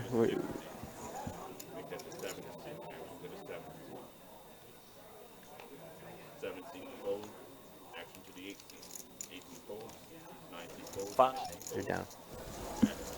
Championship weekend. There you are. Hey, Lionel. How you doing, buddy? Hey, Ev. What's going on? Oh, we're hanging out. You know what? I get to introduce Mr. Lionel Bean. He is a longtime supporter, a longtime tournament director, a longtime behind-the-scenes guru at Eastern Poker Tour. There's a lot of things that go on behind the scenes that people don't know about, and we get guys like Nick and you and Andy that are always doing these great things for us. And you can check Lionel out at many South Shore, Southern Mass events. Yes, everybody seems to get South Shore confused, but yes, it's Southern Mass. For us from this area, it's all one and the same. So. Somewhat, yeah. So it is one and the same. So tell us a little bit about some of the pub stuff, your involvement, where we get to see you. And Pub, I've been doing pub now going on 9 years, and Wow. it's been a blast, I must say. Has its ups and downs like any other job, but it's a lot of fun. Like I said, I've met God knows how many people throughout doing this, and every day it's something different. But people like it. I've watched relationships bloom. I've watched them fail. I've right? done a lot to. I've seen a lot. I've had a lot of people, play and leave. I've had a few that just left us, due to illness and stuff, which is always sad. 'Cause Right. It's never fun. But I've watched poker become a lifestyle, which a lot of people don't seem to understand. And pub poker exactly does that. It makes it, a lifestyle. Friends bring friends, and then they all kind of get into it, involved. I have my group in Southern Mass is pretty great. They are a lot of fun, a little out there at times, but it's Wouldn't be a poker player if you weren't. yeah, exactly. Yeah. But they're great, and I love them to death, and just hopefully get more players, bigger venues and more people to the championships. That's what this is all about. Oh, definitely. Absolutely. So we're looking at some action. Bob Young folds his hands. Action to Victoria right now. 8,000 for her to call. George is gone. Fleezer in the button. Look at that. Waka, waka, waka. First walk of the day Oh today. my gosh! First walk. Fleezer lets Don have it. Because I show up and it's the first walk of the day. Right? And Craig walks off. And, all right, so don't forget, we got the great blog, easternpokeropen.com/blog. You can check out all the action that's happening. Chris Sevick is on top of things, keeping you updated as well. And Yeah, definitely don't forget to check the blog. I know I've been getting some texts from people talking about the live stream and stuff. It's not the Foxwoods live stream. It's the Eastern Poker Tour on Twitch. Definitely go to the Facebook page to look that up. So everybody can watch and be part of the action and watch their friends and family and whatnot. Oh, yeah. So over the years, you've seen a lot of things change with Eastern Poker Tour. You've primarily seen lots of new people come in. You've seen lots of more venues, lots more tournaments added. What's your take on what's happened in the 9 years that you've been here? Tell us about some of that, some of the changes, some of the improvements. I mean, the improvements have been the prizes. I mean, we started off with giving away T-shirts, and now we have guarantees of $1,000 plus. We watched charity grow into something from that was a small part to something that became very substantial, and watching those people wanting to, play for more and help out great causes that we deal with. So it's been nothing but growth, and that's the beauty of this, and that's part of the reason why I've been involved for so long, because I just like watching it grow and being a part of it. And now with the Bar Poker Open, it's just a ton of fun. So, Fleaser fan, the final table, several hours away. I'll let you know on that. Blinds are 4,000, 8,000 with a 1,000 ante right now. And thank you, Jordan. Give us the kudos for far better stream than the that's Jordan. than the one at here. Yeah, well, so it happens when you take a little pride and you want to put on a great event, and that's what Glenn has done a phenomenal job with. Is really putting forth the effort, really analyzing things and making such a great set. The final table and all these things have been pretty phenomenal, and we get nothing but praise about it, and we're happy about that. Oh, yeah. Steven took that last hand down, by the way. He's now sitting on 306,000. It looks like they're balancing the tables, and Brendan is now moving to one of the outside tables until we get down to the final table. Yeah. And so what do you think, Lionel, about this now being at Foxwoods? This is the fourth season here at Foxwoods. Oh, yeah. Went from the Chinese restaurant to Normandy Farms. To Foxwoods, and Foxwoods hosting this great event. I know this has been phenomenal, and this has been a dream of Glenn's and ours. Because as much fun as it's running a 500-person tournament, it's a lot of work. Sure is. From a day of setup to getting everything ready, and then registering, and then needing the amount of people we need to make a tournament that big run that smoothly is definitely not an easy task, but. I definitely, my legs are happy about it because I don't have to walk as much and run around and hear my name screamed out 8 million times, so that's a lot of fun. Except when we're looking for you. Right, exactly. But this is just a great show. Foxwoods puts on a nice event. People like it because they get to do more. Having it at some place, you don't have that tight-knit community like you would here. Right. Everybody's, you walk past somebody playing at roulette and stop and say hi and talk, and you jump in the game, or you're sitting at a table and you're playing with people that whether it be poker or any of the games here. People just going out to dinner, having a good time. It's definitely something that's been much better, and I think everybody pretty much agrees with that. All right, let's pause right there for a second with this all in. Big hand. And unfortunately, George's ace king does not hold up.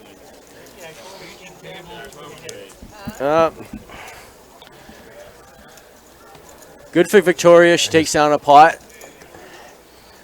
And Lionel, to what you were saying about everybody, the camaraderie, the friendships that are in Eastern Poker Tour. I myself, I've been playing tournaments here. I played some cash, was down the hall playing a little blackjack yesterday, was down at the Fox Tower, and everywhere we turn, we're seeing friends of ours and people saying hi and coming up to us and just asking, hey, what are you doing? You want to go grab something to eat? Oh, yeah. You want to grab a drink? It. And that's the beauty of this. And that's what, if you listen to a lot of the interviews, I was holding some interviews earlier on that we're going to be hopefully having up at some point in time. But, the biggest thing that people love about, pub poker is, the atmosphere, to come out, not spend a ton of money, but have a really good time, and at the same time play for things that have significance. You know, there's a lot of leagues and a lot of free leagues and things like that. That you know, you win a bar tab and stuff, and that's great. You know, I mean, it has to start somewhere, and everything's different all over the country. But you know, the way we do things, I mean, nobody does it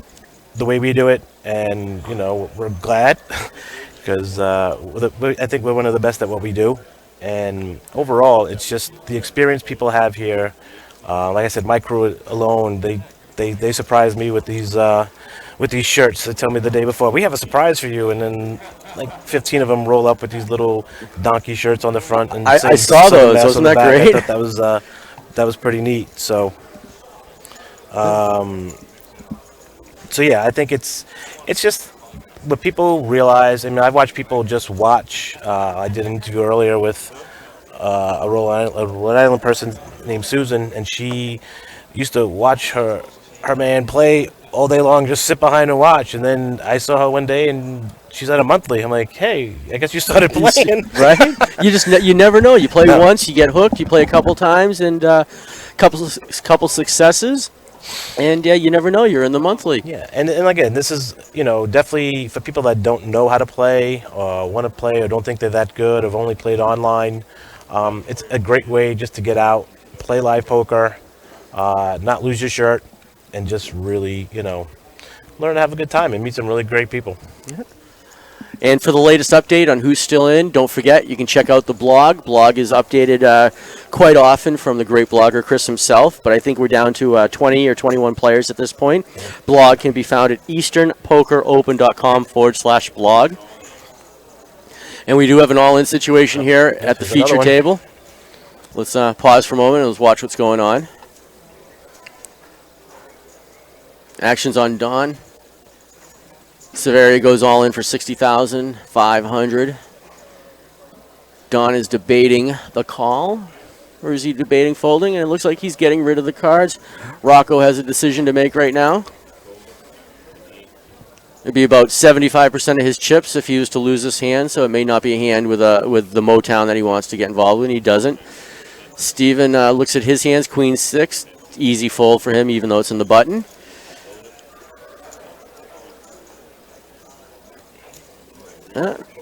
Back to Fleaser. What does Fleaser think? Fleaser with 243,000. This would be a dent in his chip stack if he was to call and lose, but at this point in the tournament, you got to still keep building up chips. Yeah, that you do.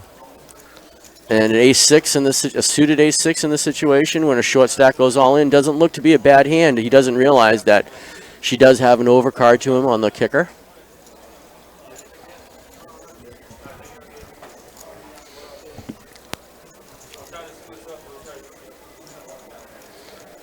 You know, if this is one of the great things about poker, it's the thought process sometimes. You know, you kind of think about it, and you have to hem and haw, and am I good? Am I not good? It's, you know, do I put it in? Do I not? It's, you know, it's just like life. It's just like life. You got to put your chips in good. You know?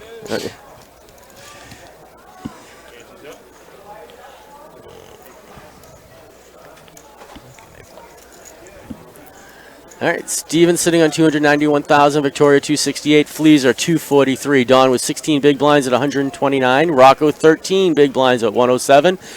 Just a little too quick on that graphic for me to catch all of it, sorry. But I think Severia is sitting on 10 big blinds at 87,500, and Bob Young at 5 big blinds at 45,000. All right, pre-flop action. Action's on Severia, 4,000, 8,000 with a $1,000 ante.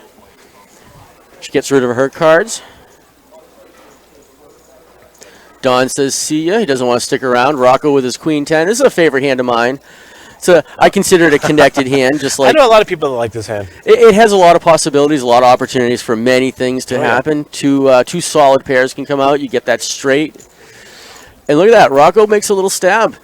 Looks like I think he went to 22,000 on that. Yes, he did. Oh, look at that. Good call. Steven has 22,000 to call. He makes an easy call with a pair of sixes, small pocket pair. Bob Young looks at, hey, Queen 10. I don't think Rocco's going to like knowing that Queen 10 was there, but 2 of his outs are gone. And look at that. Third out, Victoria with a Queen 9. Oh, and It looks like Fleaser tries to fold out of turn. Victoria, though, does let go of her cards. Queen Nine's a favorite hand of a good friend of ours, Miss Karen Gonzalez, That's right. who is right now celebrating and hanging out with her family in Florida. Very nice. She was sad she couldn't make the tournament. She's a solid player. She's won the women's event here at Foxwoods, I want to say 2, if not 3 Look at the times. flop. And there's the case queen comes out. Go figure.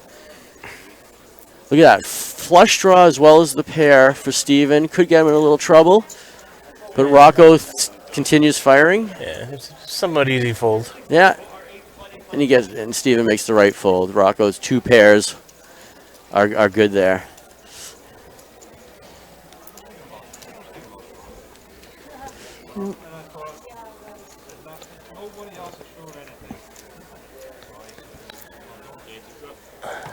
Seeing a little different play on this final table than we've seen in past years.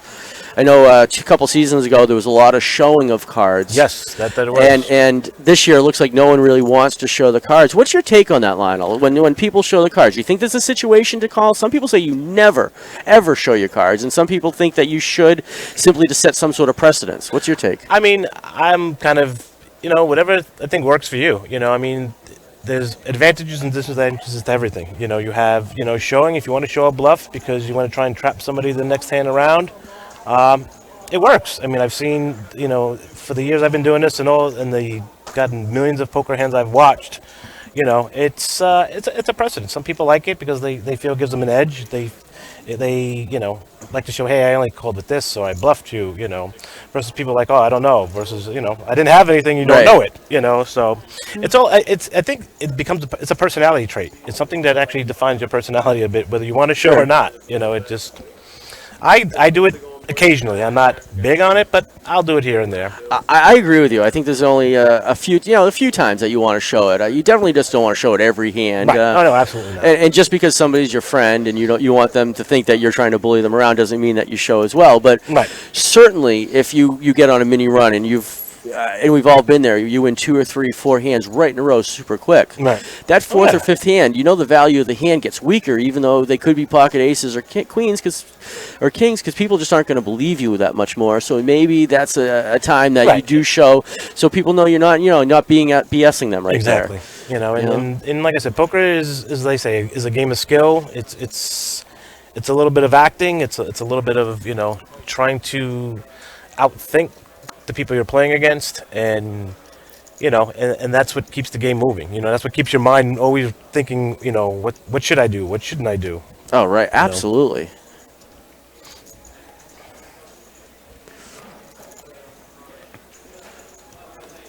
So, Lionel, I want to take a moment with you, and if you want to indulge me here, you want to join in. Last year, we went through some of the rankings and who finished where in the different regions, and people really liked that because they wanted to hear how their friends did for the season. Mm-hmm. So I want to take a minute here, and I'm just going to take a minute or two and just kind of go through some of the regions, let a couple hands play out. If we see something exciting happening, we'll let you know. But, Bob is all-in situation right now. Rocco makes a fold, his king 9 on the a7. But let's start with the charity. Charity's one of the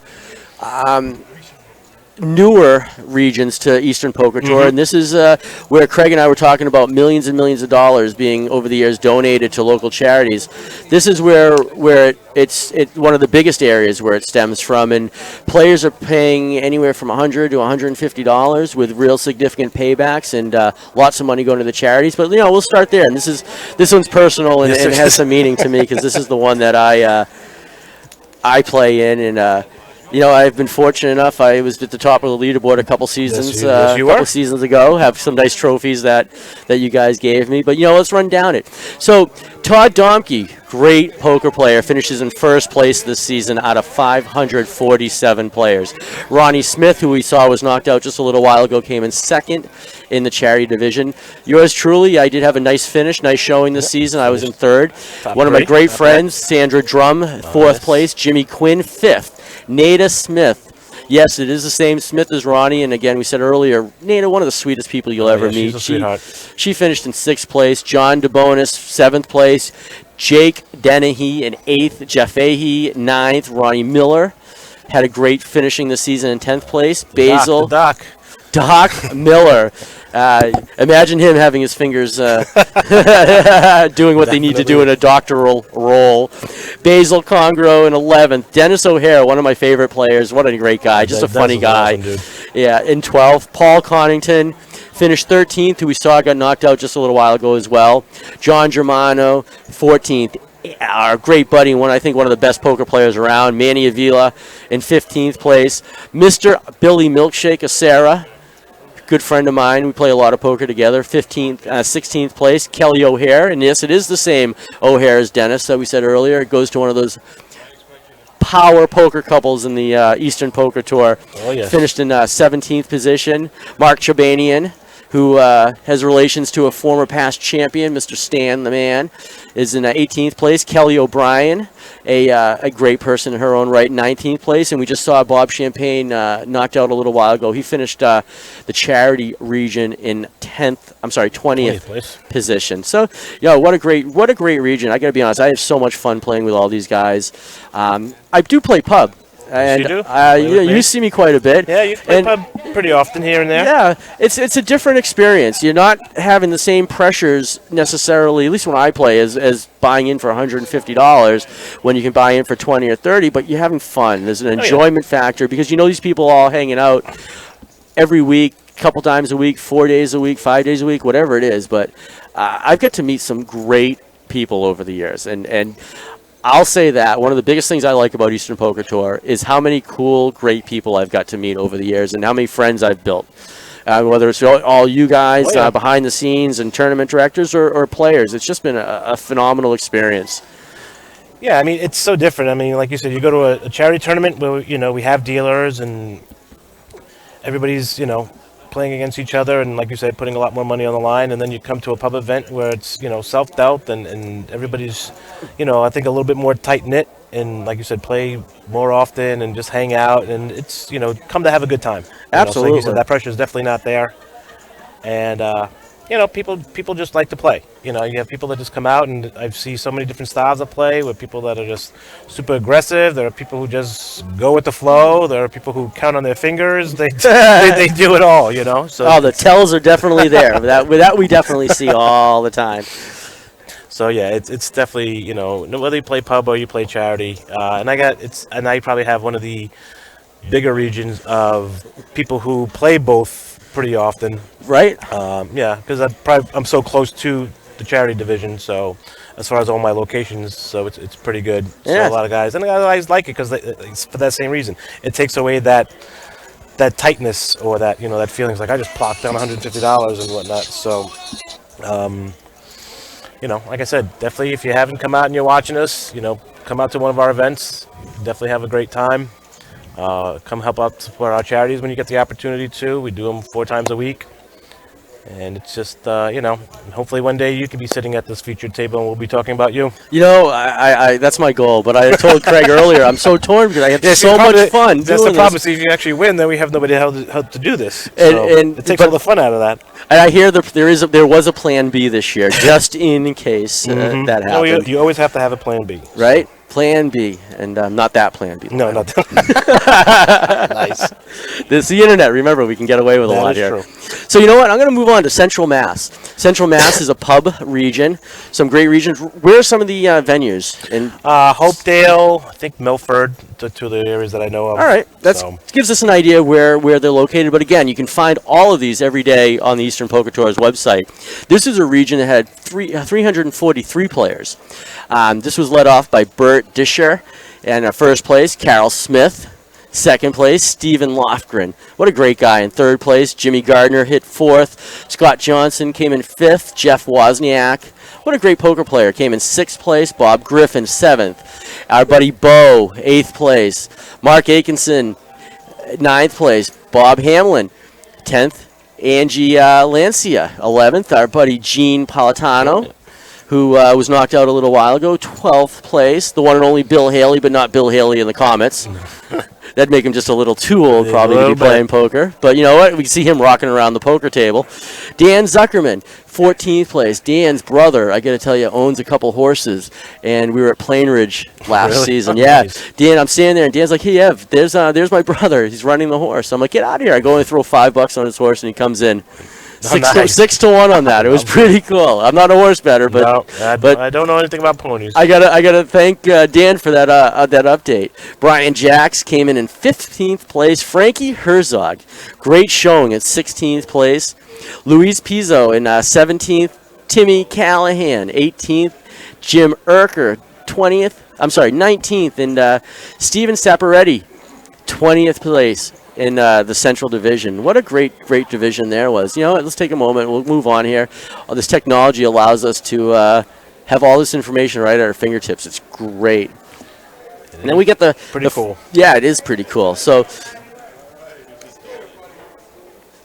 got a 2-seat all-in situation right here. So, Yes, we do. and a fold.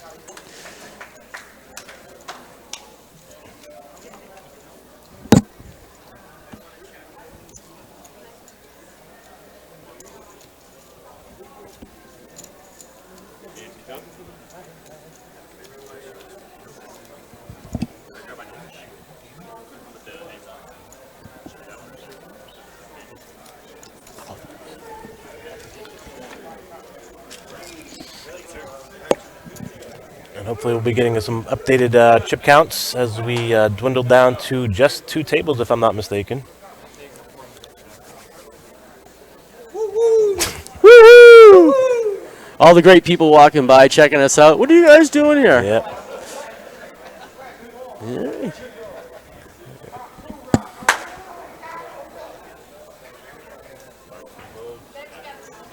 Back to a little action here.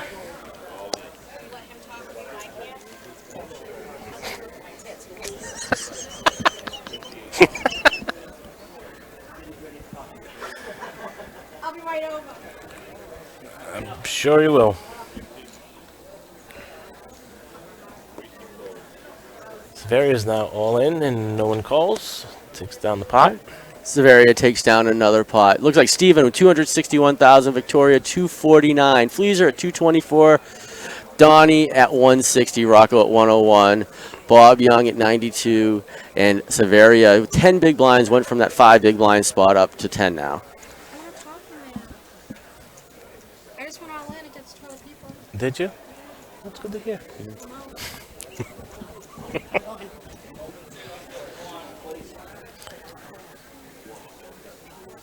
And back to the action.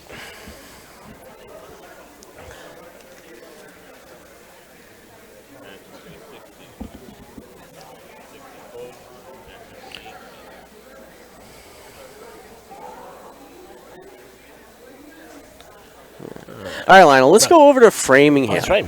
Tell me a little bit about the Framingham region. Framingham's it's a pretty nice region. They have some really nice venues. I know they just got a real nice one. I think it's a Chinese restaurant but called Samba. Yep.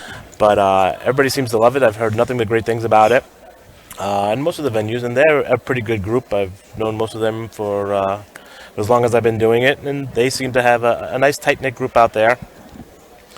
Oh, good. And I don't even know who finished first this season. All right, so let's move on. This is a region that had 363 players, and George Ocknose, what a great finish he had. 90 top 16s out of 154 events he played, 5 wins. Came in first place. Tom Gray with 79 places this year, 79 points of opportunities in second place. Paul Giroux, who stopped by and said hi, in third place. Gene Hartnett in fourth. John Ramsey in fifth. He had 5 wins this season. That's incredible.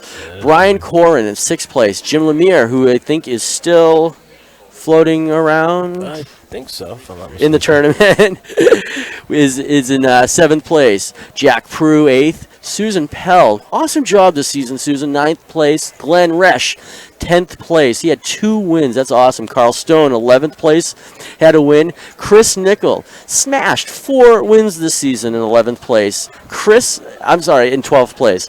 Cassie Hartnett had 43 placements this season. Bo came in 14th. Richard Mann, 15th. Tracy Hendricks, 16th place. Armand Laval in 17th. Travis Ward, 18th. Melissa Weiner, go Melissa, in 19th place. Melissa's still in the tournament Melissa's right still now, in and she smashed through the championships this weekend. She did awesome. And our double qualifier, Chris Evangelos, who we'll probably be seeing hopefully soon on the feature table, 20th place in the Framingham region. Great job, guys. That's a fun region. I'm gonna have to come up there and check that one out too. Yeah, I played up there a couple of times, and John does a great job. Chris's brother is one of the better players up there. He's actually here today playing. Yep. So, definitely when you get a chance, check out the Framingham area. Awesome. All right, so let's look up what's going on the table right now. A little pre-flop action here. Victoria is making a decision on the button. She lets it go. Oh. Fleaser lets it go. No one wants to challenge Steven with his ace-10 bet there. Takes down another pot. There's your power percentage right there. Ask me to explain it, I'm going to defer to Lionel. And I'm like, oh, look, a squirrel. Look, a squirrel. Flashing lights. Yes. Bright, shiny It's objects. shiny. It's so shiny. So shiny. So special. You've been following Twitch? I'm following. Yeah, it's kind of a little slow. But, Hey. So hey, if you're on Twitch, guys, like I said, you can chat. We can definitely respond back. Hopefully, you're hearing everything okay. But live stream is still live and kicking. Everybody's trying to get to that final table. And that chance at that first prize of $10,000. Oh, yeah. That guy, Dog Boy, is still with us. Yes. It looks like Pietro's still with us, hanging out. Look at Best. Best, don't stick out your tongue unless you're going to use it. I love the internet. I love the internet, too.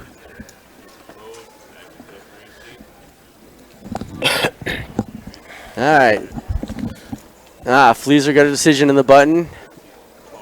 Fleaser makes a call. Severia, what's she going to do in the small blind? She makes a call. Now to Don in the option. Oh.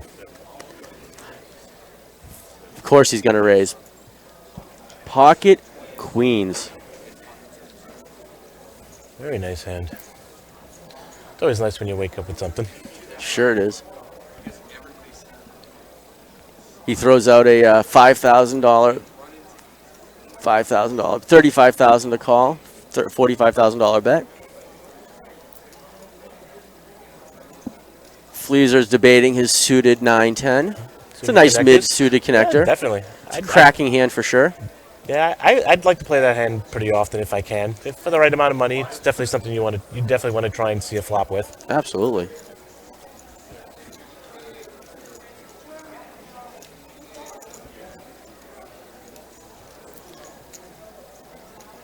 He's just kind of checking out what he's going up against. Trying to see, make a decision.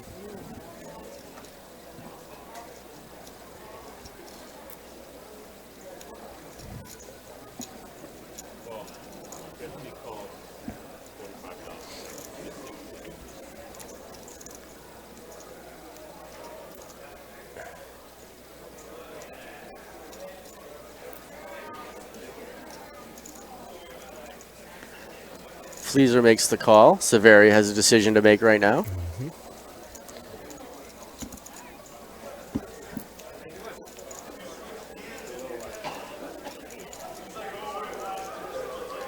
This is where it gets really, really critical. So people are getting knocked out of the tournament. You don't want to make the wrong call, but you also want to try and win. So Severia, I think, moves all in. Go Severia. There she goes. 70,500. Put a little pressure on Don. What's he going to do? I think for 25,000, it's an automatic call here with a big pair like that.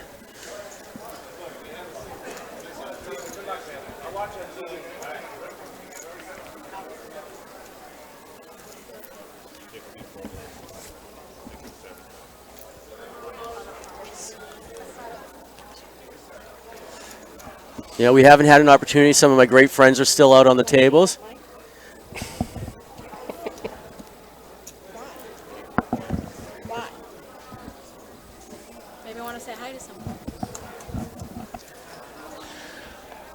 Karina stops by, says hi to everybody. Who does? Oh, is that me? That's you. I just said you. Karina must be on a bathroom break because you're allowed to get up from the table That's it. and Took care of business. We're all happy about take that. care of business. Yeah. Hey, Lionel, hand her the microphone for a second. I need to hear. Are you there? Yeah. Hold on. I'm just checking. All right. Give us a test. Testing 1, 2, 3. Oh, look at that. I can hear you. I just want an all-in of 3 people. You did? Okay. Yes. Well, it's not. We can't really talk about what's going on, but we know we're under. We know you're allowed I to was get just up and kidding. take your break. But I did. I went pee. It went very well. oh, I'm glad to hear that. You went I have very to call well. me back. I gotta go. All right. Bye. Good luck. Why you can't say that? Say, I know. I don't. That was Karina Run. Hopefully she goes well and makes it to the final table. She's one of my Southern Mass people. Here we go, all in. These are folds. So it's Don's Queens versus Severia's King 10 off. You see the flop of 6-5-3. Jack on the board. No help. And a 10, which does not help Severia, unfortunately. And she is knocked out. Wow, great showing, Severia. It was so nice to get to meet you this weekend, actually, and hang out with you last night. Congratulations. What a strong showing. She was so happy to be here, Lionel. She was ecstatic. She just couldn't believe she made it this far. And that's the beautiful thing about this tournament. It's, poker is one of those games that, it's anybody can win. You get a nice run of cards, you make the right decisions, the right calls, the right folds. And even though you may not feel skilled enough, in this, and especially this tournament where you just have to survive, not necessarily win, just to get to this point. It's pretty satisfying for a lot of people. Oh, absolutely, absolutely.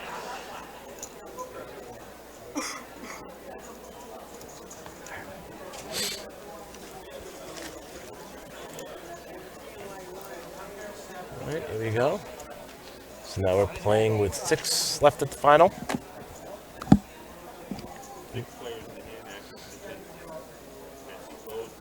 Oh, yeah. And the updated chip counts that you can see. And for those that aren't just listening to us, Victoria's still in first with 289K, Steven at 280, Feliza with 11 big blinds at 120, Rocco with 9 big blinds at 98, and Bob Young with 7 big blinds at 79K, Don is eliminated as we know, and Severia.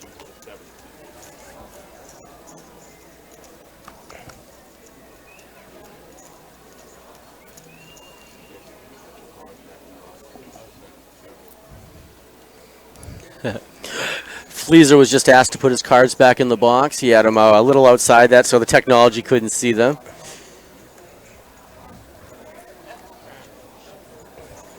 And we get a player to the table, Mr. Shane Smith. All right. And Melissa. Melissa Weiner and Shane Smith. Fantastic. Oh, here we go.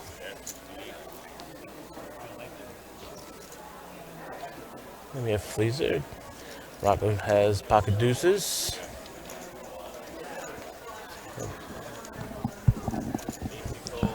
And makes the call. Heads up. Here we go. And flop comes out.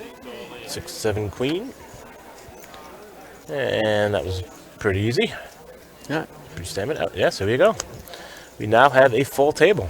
Look at that. So we must be down to 2 tables now. Mm-hmm. It looks like Sean Murphy joins us in the 4 seat. Yep, and one of my I think my first Southern Mass player to be at a future table all day. Oh, wow. Which is Mike Edwards. Mike Edwards. Excellent. We haven't seen a full feature table in quite a while. It's going to be nice to see 10-handed poker. Oh, yes.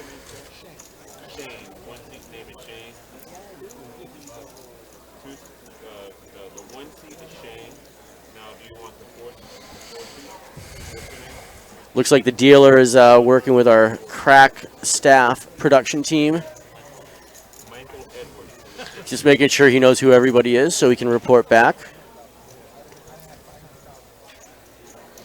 Everybody's just settling in. Less than halfway there. That exclusive final table. It sure is.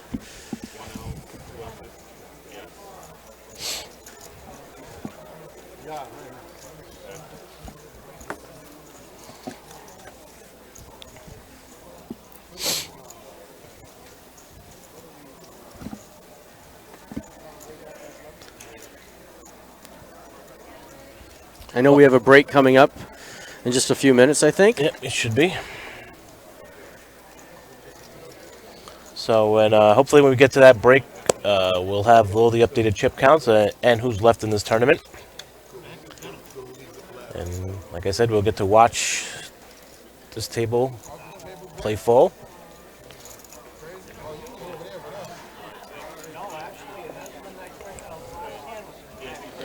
While we're waiting for that, Evan's going to jump to the next region. Yeah, while we're waiting for them, let's talk about Greater Lowell. This is a middle-sized region. 417 players came through Greater Lowell this season. A lot of fun players here. In fact, Alex Rukas took this down in first place with 5 wins, 106 places. Ed Yackel, second place, with 6 wins, 73 places. Mr. Anthony Smith, Tony Smith, third place, 64 places, 6 wins himself. Doug Morris, fourth place. Ron Brown, fifth place. David Gotts in sixth place, 5 wins. Lots of people who have many multiple wins in this season. What a great region! These guys are great. Yeah, no, Lowell is actually one of our older regions. Yeah. And I've had the opportunity of actually working Lowell a couple of times, and they're a great bunch of people. A lot of fun. Again, another tight-knit community. They look out for each other, and they definitely know how to have fun as well. Oh, definitely. Laurie Caniff in 7th place with 6 wins this season. Crystal Pimentel, 8th place, 4 wins. Unbelievable. Charlene Cruz, who we've been had the opportunity to watch today, came in 9th place with a couple wins herself. Eric Wilbur, 10th place and smashed 7 wins this season. Wow. Matt Coleman, 11th place, 3 wins, 45 places. We got Franklin Valentin in 12th place this season from Greater Lowell. Let's see, Richard, you're going to have to help me here. Which is? Nolochik. Nolochik, yep. Nolochik. Oh, Yeah, it's close. we always have fun with him at the monthlies. Oh, right. At 13th place. Robert Freehart, 14th place. Carol Barrett, 15th place, and she racked up a win this season. Steve Curry, 16th place with 3 wins. Paul Adams, 17. Steve loves wearing a hat. 17th place. Ruby Lynn, 18th place, and she got herself a win this season. Gary Carter, not to be confused with the baseball player Gary Carter, but Gary Carter finished in 19th place, racked up 3 wins himself, 35 places, and rounding out the top 20, Mr. Peter Bright with 3 wins and 36 places himself for Greater Lowell. Great job this season, guys. And just looking bigger and better to season 26. There you go. So hope to see you all here next season. There you go. All right, let's check in. Sean Murphy, 10,000 for him to call. He gets rid of it. Fleaser gets rid of it. Mike Edwards. Mikey says no way. See what Donnie does. Donnie says no way as well. Up to the button. Rocco's got a decision to make here. He's got Jack 9. A lot of people like that. Consider it actually connected. Not a bad hand. Not a bad hand. Melissa's definitely in the small blind, and Steven certainly checks his big blind option. With the Joe C hand. Oh, yes, the Joe Cap. Joe Cap in the house. It's a very uneventful flop. Get to the turn. Oh, here we go. Hey. Now we are going to have some action. Get some action. The 6-2, 6-3 smash there card. Joe Rocco doesn't know what to think of this one. Steven tosses out 12,000. Rocco gets rid of it, and Melissa says no way. So the smallest hand, the 6-2, Joe Cap wins again. There he goes.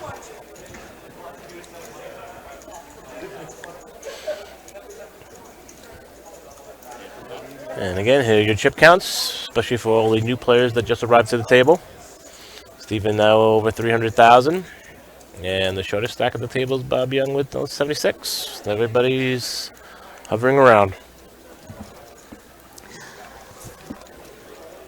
And it looks like some other notables on the side table here. Adamo with 237,000. John Consalo with 341,000. Nice chip stack. Yep. Jimmy's got 174. Karina That's 200. has 224,000. Carol Smith at 333. Richie Brennan, one of my buddies, plays charity and He hangs out with me every so often, playing some pub. he plays some pub. He's got 591,000. Looks like Richie might be our chip leader right now for the tournament. Brendan, who we saw on the feature table for a while, is sitting at 246,000, and Mr. Evangelist at 125,000. So, look at us. We're getting down there. We know we got several more hours to go here.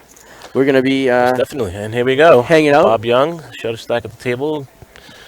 Goes all in. See if anyone calls. So far, no luck.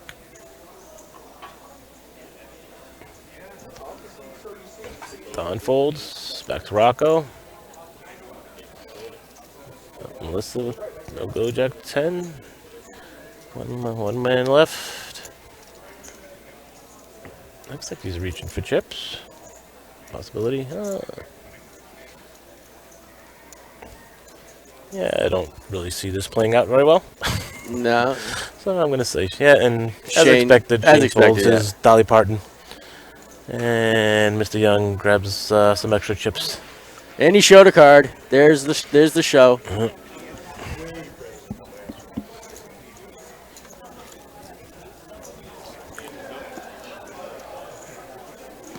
Polka Panda still hanging out with us. Let's wish Mike Edwards good luck. Deja Vu. How you doing?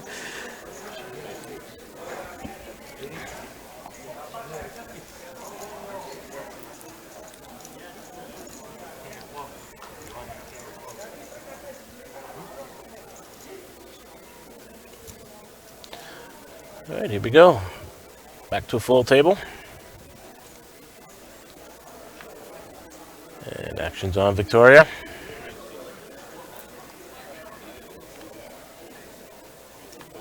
And on to Mr. Murphy.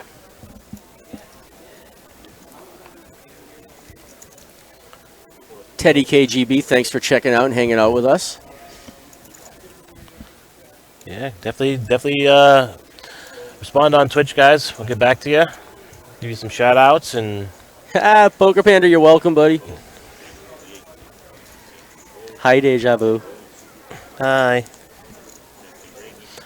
Stephen looks at EC. Craig stepped away, so you got me and Lionel now. Yeah, you're stuck with me. The first time I've ever done this, so it's pretty interesting. And considering Right? You're sitting on this side with me now, considering Lionel. I've been in radio most of my life and advertising, it's probably done like 3 interviews. So That's awesome. here we go. We have some all-in action. Shane chips. And Steven's decision to call. It's only about and calls. Steven makes the call, the ace-8. Typical race. Shane's king-queen. In the famous words of here we go. I think that's a pretty good flop. 2 pair, right? And Ooh, dodges the bullet. And Shane doubles up through Steven. So, nice hand, Shane. Shane is from Rhode Island. And I've run some Rhode Island events as well. Shane's a great guy. He has his brother and a couple of his family members play pretty often. So, another good group of guys. Come out, support EPT, support the venues, and, you know, and like having a good time. absolutely. Yeah, I keep forgetting. Shane's nickname is Smitty, so Right? congrats to Smitty again. Right. And thank you, Day. Greatly appreciate it. Glad to hear everything sounds nice and smooth.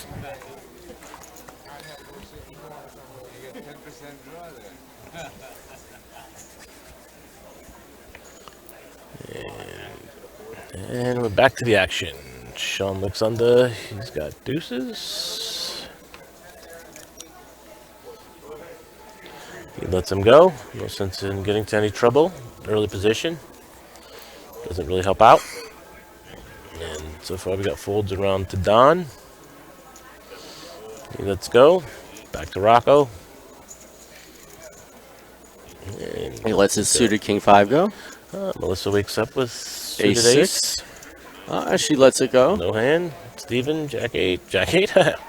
It's funny how you get to watch poker from a different perspective. And actually, well, everybody sees it on TV, you watch the World Series and stuff like that. But, when it's people you actually know, it takes on a whole new level.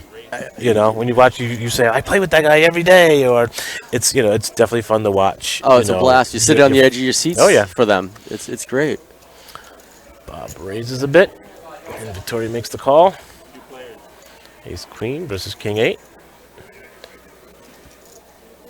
Bob hits his 8.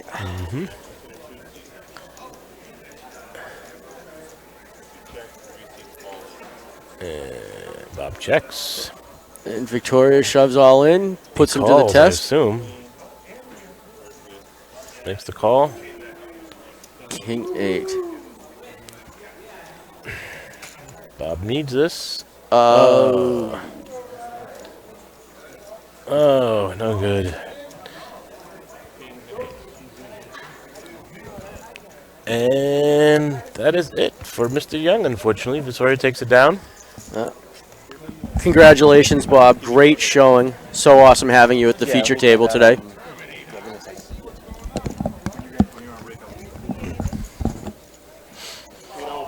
All right, now Victoria is now chip leader at the table.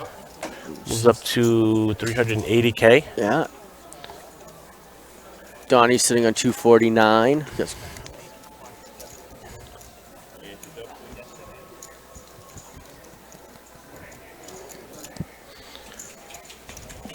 Yeah, Brad, Victoria's smashing. She's on a nice run here. She is. We're live here at Foxwoods Resort and Casino in Ledyard, Connecticut for Eastern Poker Tour's $36,000 Season 25 Championship. If you're just tuning in, you have me, Evan Myers, and you are Lionel Ben. And Lionel is a longtime employee, longtime supporter, longtime tournament director of Eastern Poker Tour. I'm a longtime player myself and enjoying my 4th season talking to you guys. Thank you for having me back. Hopefully I'm not frustrating too many people with my voice, but I'm sure... everybody says you do a great job, and thank you very much. We greatly appreciate it. Hey, I love being here. Thank you guys for having me. All right, Felicia looks down. Looks like he ships all in with his ace-queen. Mike folds. Don looks down at a pocket pair. Call off about half his chips if he decided to do so. Decisions. And the decision is not to take it. Rocco lets it go. Melissa says no. Steven looks down. Queen Jack. No need to get involved. Shane definitely lets go of 8-4. Back to Victoria. Yeah. And now last one left, Mr. Murphy. Small blind with an ace. Suited. And lets it go. Steven takes it down. That's the aggression we were talking about earlier. Victoria's still sitting on 375,000. Donnie at 248. Steven 225. Sean with 19 big blinds at 194. Fleaser 17 big blinds at 173. Shane with the 16 big blinds as well. Let's see. Mike's got 13 big blinds. Melissa's sitting on 9, and Rocco still has 7 big blinds left. Melissa and Rocco probably going to be making some moves pretty soon. You don't want to sit with too short a stack. Nope. Don't want to get blinded out here.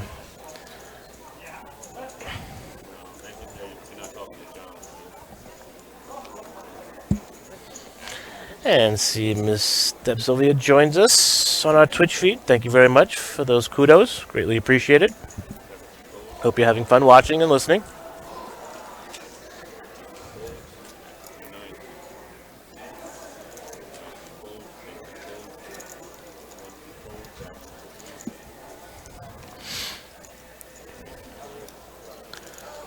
There we go, back to the action. Sean, Victoria lets go of a button. Sean folds, and I think another walk. Only the second one of the day, from what I understand. All right, I think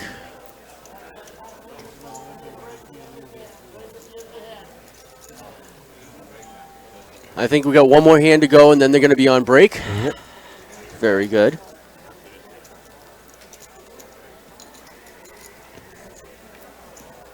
401. No, Pete had a gig this year. Pete's with ESPN Radio, and had a pressing gig or prior gig rather, that he just couldn't get out of. So, yep. So this is the fill-in year. This is a fill-in year. I have a lot of co-hosts working with me this year. And in Huffmaster, players are allowed to text during a tournament, but they're not really allowed to have The cards in front of them. the cards in front of them while they play. They're not allowed to really have the phone on the table, but you're certainly allowed to text. We are on a 30-minute delay, so that helps prevent people from texting their friends of what's been going on. So definitely want to let you guys know of that.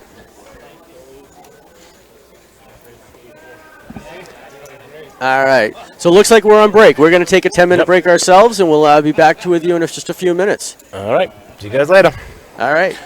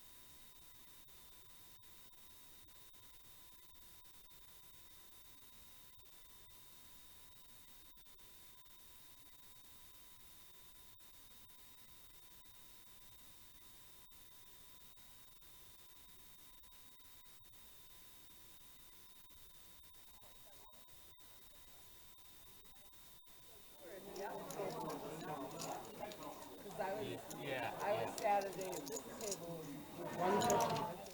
I finished Sunday with 1.7 million. Yeah. I was happy about it. You were pretty fast. Knocking people off. I'll tell you, I wasn't breathing there on Saturday meeting. I was under the gun with 105. Oh, that's right. I told you was next to me. You sweated it out like this. Wesley Jim? I told my girlfriend, she's like, we have one man. I remember, I like, if you survive, like, I'm next. Right, right. If I make it through my blind, And then I went to save one. I was telling my friends, I'm like, go check the other table. I just kept playing tight, and I got a couple of good hands. I still kind of low. 30 minutes now. Has it been 30 minutes? 20. It's been 20. Yeah, oh, you had to. He had a bunch of snacks. The bottom's gonna buy for it. I think he was wrestling with, I want to do it, Right, right. Ace, whatever. Okay. He wasn't even hardly double his water.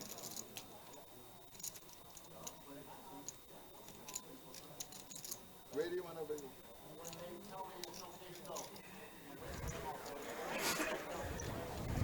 Thank you.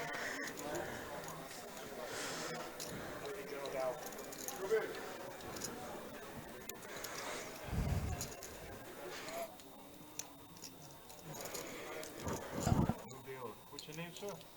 Wesley, sir. Wesley?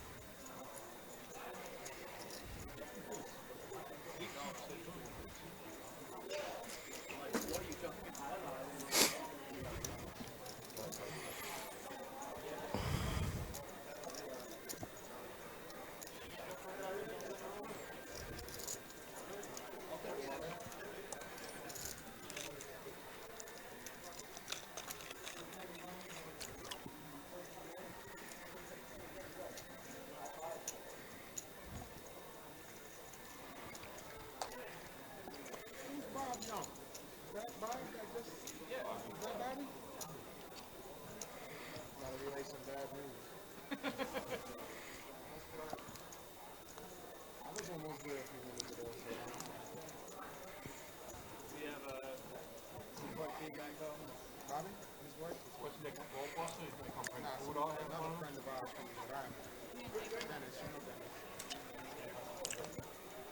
Now you can always smell it. I brought snacks to get through. I figured this would have been dinner break. So I don't have any snacks though.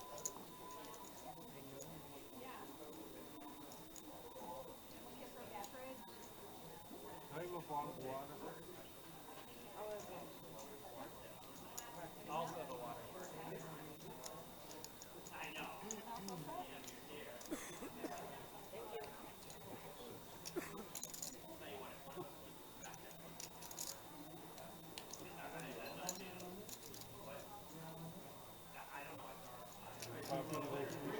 Yeah, I've been drinking.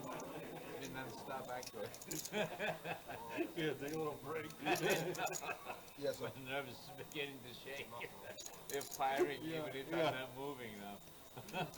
You won't get a call. You think you're so strong. Exactly. I'm pocket aces and I'm shaking. Yeah.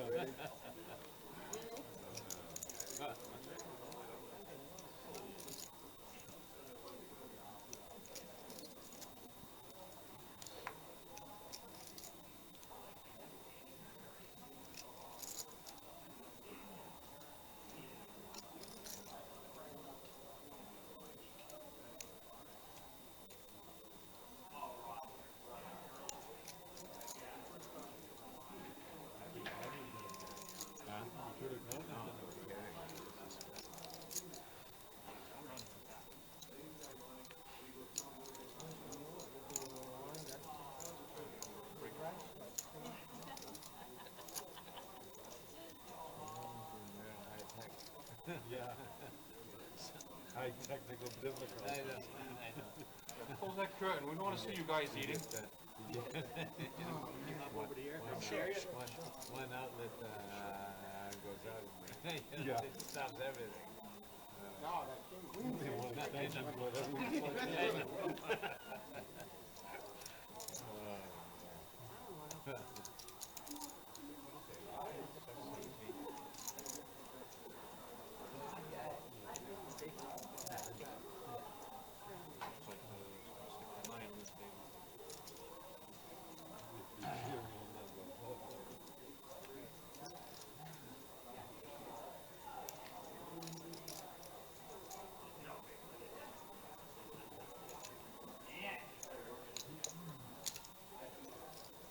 No picking your nose at the camera guy over here.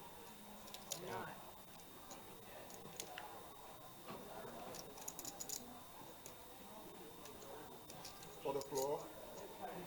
Yes, sir.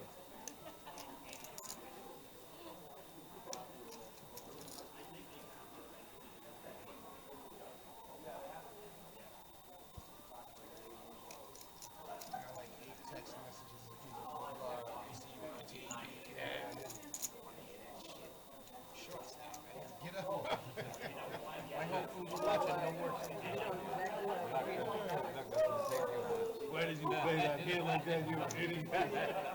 How could you fold?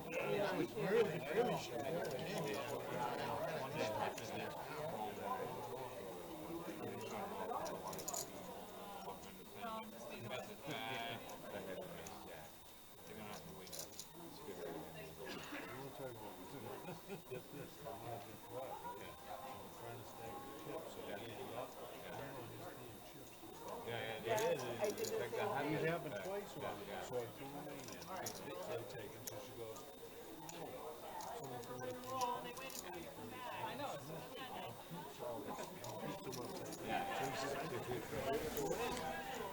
Did you get that, general?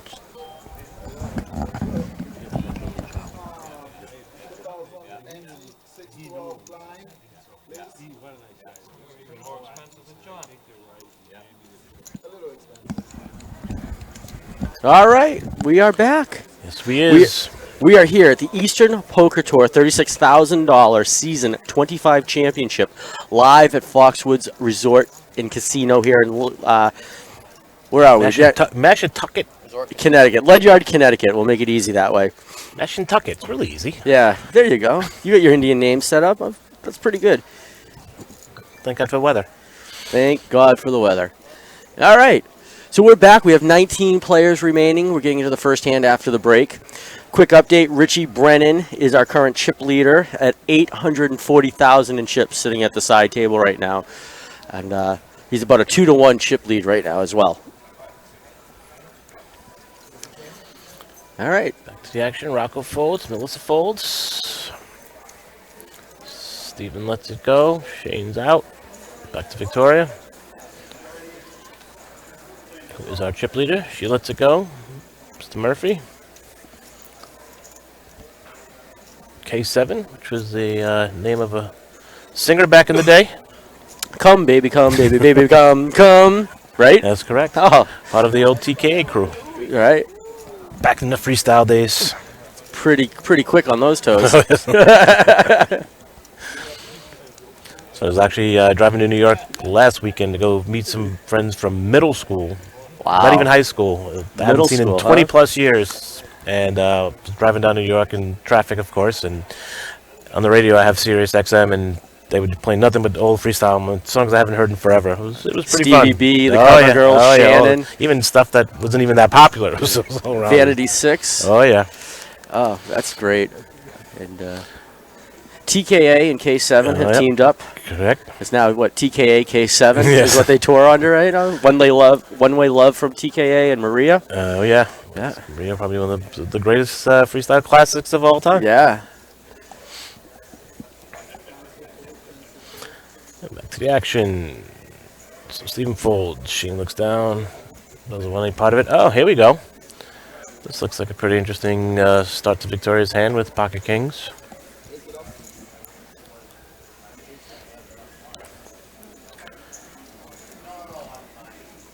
Decisions.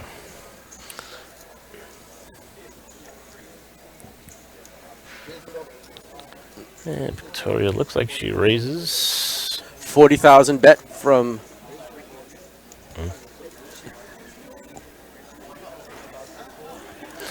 And Fleaser, Mike folds his king jack, king 7, lots of kings gone.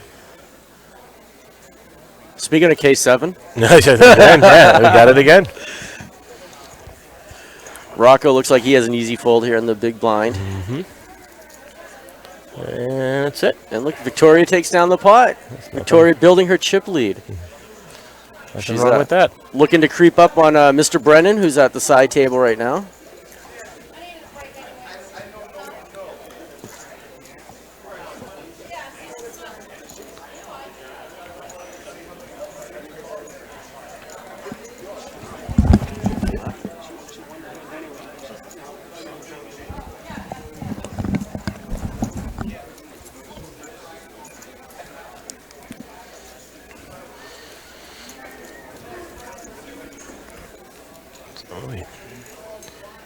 Here we go. Back to the action. It's got a free pot right on the Cards are flying on the felt. This beautiful table that we have. If anybody outside of the New England area is looking to spend a couple of $1,000s on the RFID table, come give us a call. GorillaGaming.com. Some of the best poker tables. So you'll see them in many major casinos around the country. Yes. Oh, here we go. Wow. Two Look at hands back to back. Shane, red kings this time. He throws out a bet.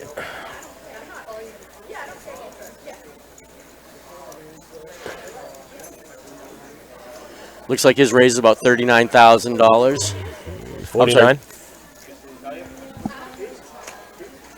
49. 46, sorry. 46, 46,000. Sean looks down. Ace 5 gets rid of that. Fleaser, 7-4, no way. Mike, king deuce. Mikey says no to the king. Back to Let's see, Don. what does Donnie do? 7-5. Pretty much a no-brainer.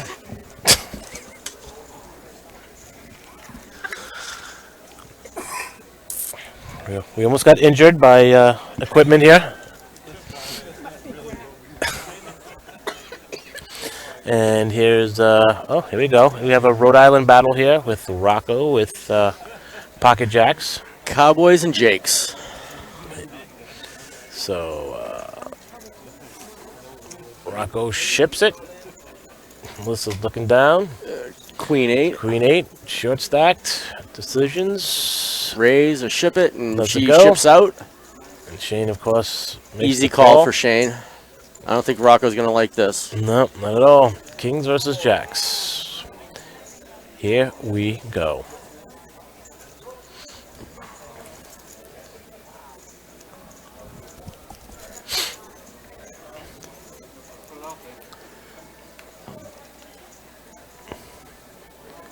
On the flop. Queen. Doesn't help Rocco. Oh, Rocco spikes it. turns On the turn. the set. And pretty much cripples Shane, if I'm not mistaken. I think Shane said had a little bit left. Yeah, well,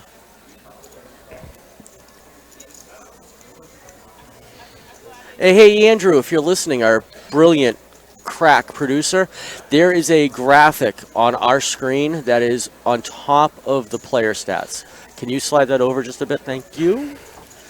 And I think that makes him, I don't know, still waiting to see.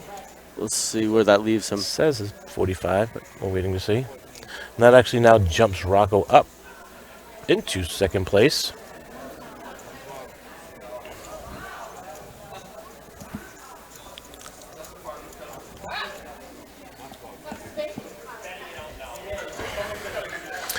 It's always no fun when you have the upper hand and unfortunately someone gets lucky with the two-outer. But again, in this game, there's not much you can do about it. You've been on both sides. You win some, you lose some. It's just very unfortunate. Hello. No. All right, little audit of the chips going on. And, Rocco takes a few more chips off of Shane.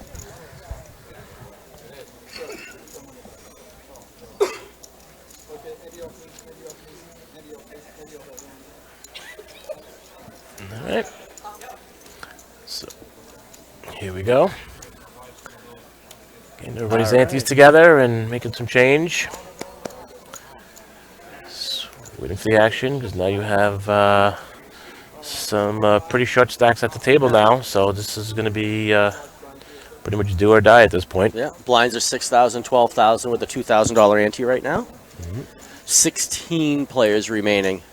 So we have 2 balance tables, 8 on each table. Feature table that we're watching, 1 side table that's got some great players left, including our chip leader, Richie Brennan.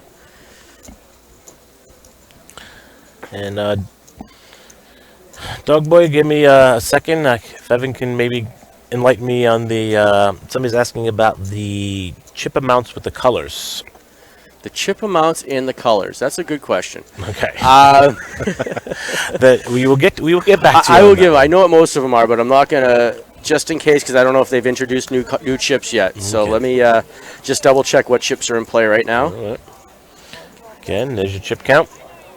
Like I said, Rocco, who was hovering toward the bottom there, is now second in chips at the table. The slim lead over Don. And then followed by Sean Fleeser. So should be some action here.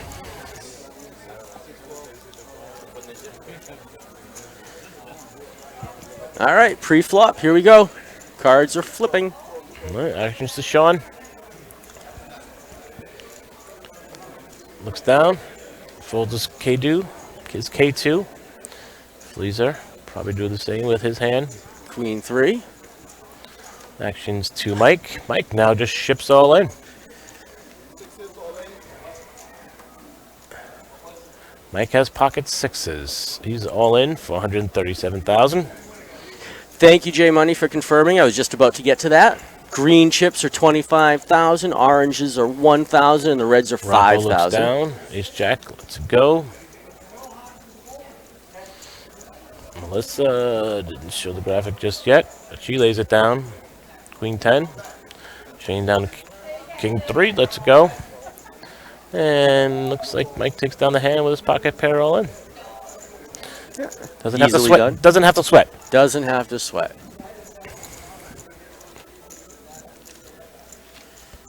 So.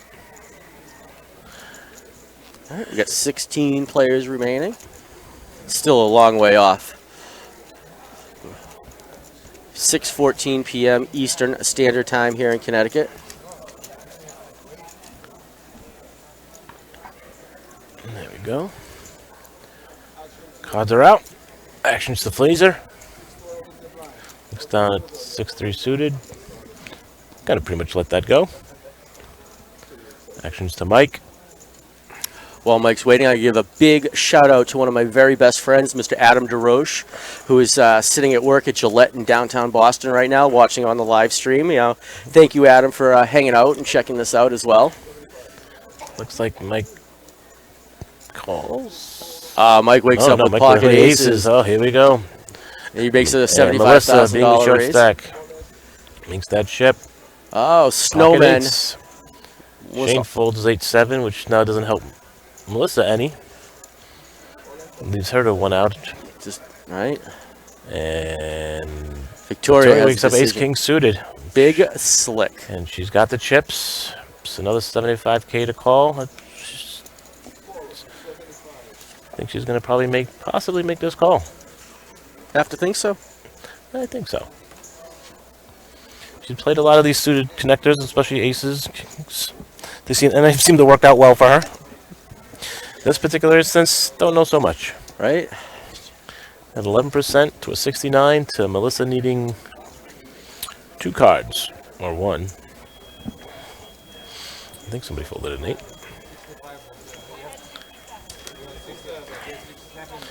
That's right, Brad Bead. Dang. This could change everything. Keep Melissa in.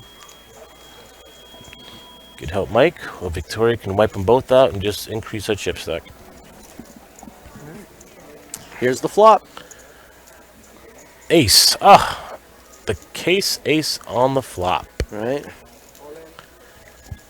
And Melissa hits her 8. I didn't realize that Yeah, Victoria, top pair, top kicker. Isn't gonna like what she sees here. Nope, not at all. Goes all in.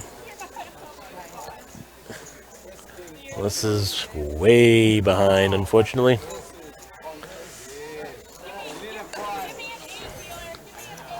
They're all begging for their cards right now. All right. I'm sure Mike's sweating it just a bit, but he looks to be in good shape. Yeah, I don't see. I mean, unless run of spades comes into play, he's of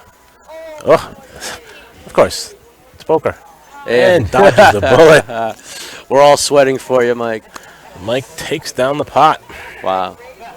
So Victoria, who is sitting atop of the feature table, has just had quite a few of her chips taken away from her. And Melissa is unfortunately eliminated eliminated from this tournament.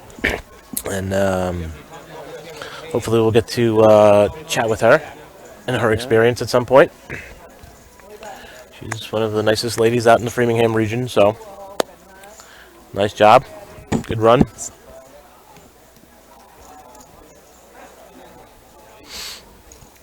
So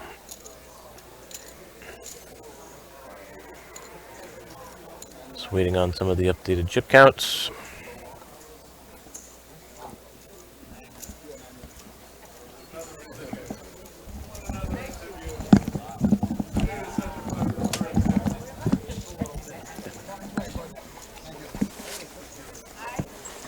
All right.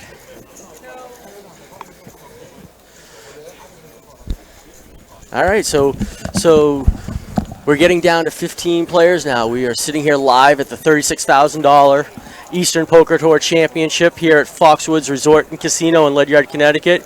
Just had our 16th place person knocked out, Miss Melissa Weiner. Melissa, how you doing? Hi, Evan. I'm good. How are you? Oh, we're doing great. You know, thanks for taking a minute and joining us. Thank you. Oh, you're welcome. So tell us a little about your experience here at the championship. What'd you think? I thought it was really good. I enjoyed the excitement and all the people, hundreds of people here, and I always enjoy coming to Foxwoods. Oh, good. You're a great poker player. I loved watching you. That was some great poker you played, and we got a chance to play a lot of poker this weekend together. Yes, absolutely. Oh man. So you're gonna stick with Eastern Poker Tour, right? You're not going anywhere? No, absolutely. Oh, awesome. And you almost had that. You actually had some outs. You made Mikey sweat on that. I really thought I was good with my set of eights when I saw the flop, and I was very excited. I thought, okay, I'm going to triple up here, and then he flopped over his aces, and I'm like, all right, now I'm done. Oh, too bad. So you play in what region again? I play in Framingham. You play in Framingham. Yes. So what venues do you typically play at? I go to Samba, Speakers, and those are the primary two. All right, very good. How long have you been playing with Eastern Poker Tour? Probably for close to 5 years now. Oh, wow, one of our veterans, huh? Yes. Oh, excellent. So what would you tell people that haven't played poker or haven't played organized poker like this that want to get into it and join Eastern Poker Tour? Give them some advice. Sure. I think Eastern Poker Tour is a great place to play. I think you get out, you get to meet a great group of people. I think everywhere I play, whether it be Charity or in Framingham or some of the other venues I play in Central Mass too. I just think it's a great group of people to play with. You get in, you get to play for relatively inexpensive, just to get your feet wet, right? And just have a great time. Oh, that's awesome. That is awesome. Oh, looks like a little frozen video online, but we're working on that. We'll see let what happens. Text deal with that. That's not your and I responsibility, Lionel. That's somebody, not me. So what did you think of some of the play, Melissa? What did you think of the difference maybe in what you see on a day-to-day level and compared to where we are here at Foxwoods over the weekend? I thought overall it was really good play. Obviously anywhere that you play, you're always going to have people who like to chase down to the river, everything like that. But overall, I thought it was really good play. So, oh, good. Yeah. Is there anything you would have done differently today? I don't think there's anything I could have done really differently. I know there was a couple of hands I probably could have shoved with. I had like some raggy aces or, queen 10, queen jack, and I decided to fold those. And I think it was a good fold after I saw, because you know, people after me ended up shoving, and I think at the time then I ended up making a good decision. Well, so. we did too. We were watching it all along, and so we want to thank you, congratulate you on 16th place finish here. Great. You outlasted almost 900 players this weekend. That's a pretty big accomplishment. So congratulations to you. Thank you for hanging out. And I know Lionel certainly looks forward to seeing you out on the tour, and hope to definitely see you soon. All right, thank you guys very Great much. job. I appreciate the time. Oh, you're welcome. Thank you. Bye-bye. Take care. Bye. What a nice person. What a sweet, sweet person she is. I've had many chances to play with her, and I know Lionel, you've... Yeah, I've seen Melissa for, like I said, for a few years now, and she's always pleasant, likes to have fun. And, it's always good to see the good guys. Exactly. The good ladies. Especially the make ladies. it this far. Yeah, you know, the ladies have definitely made a lot of impact in the EPT world, throughout the years, and it's really good to see, them, grow and have fun and run deep in nice big tournaments and play and show they can play with the boys. There's no more little men's club. This is exactly equal field nowadays. You got to be careful what you say at the poker table though these days. Absolutely. Can't offend the ladies anymore. Absolutely. There's no more poker chat allowed. No. So we're down to 15 players here. Got 7 on the feature table, 8 on the side table. Tables are well balanced, so we'll be sticking with this crew for just a little while here. Blinds are $6,000, $12,000 with a $2,000 ante. Rocco folds his 5-2. Victoria accidentally exposes her cards. We didn't get to see him though, unfortunately. Shane folds. Sean folds. Fleaser Everybody's folds. folding. Everybody's Woof, folding. whipped Look through at that this. one. Waka waka waka for Don. And he had ace king. He would have smashed that. So now here's our new chip counts. We have a new leader at the table, which is Mike. Yeah. Don's still holding on the second. Rocco in third. Victoria. Lisa, Sean, and Shane pretty much just waiting for it to happen. Trying to catch lightning in a bottle so he can stay in this tournament.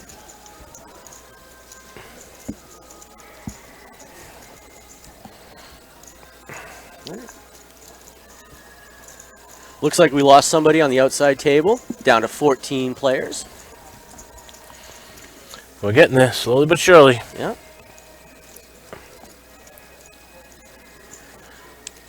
See, we're doing looks like some little adjustments. It looks like Glenn McCrory not afraid to get down on his hands and knees to do some work and do the work himself.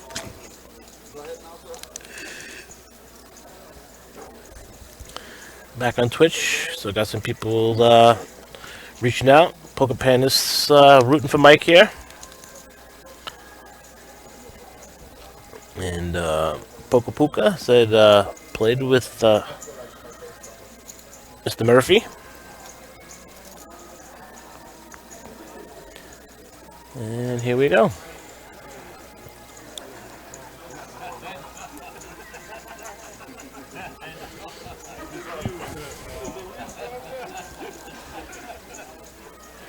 All right, Shane looks down under the gun. Let's go with his 4-3 because he's pretty much got Victoria says, one see more ya. shot. Oh, Sean wakes 6-3. up with a small pocket pair. Pocket fours.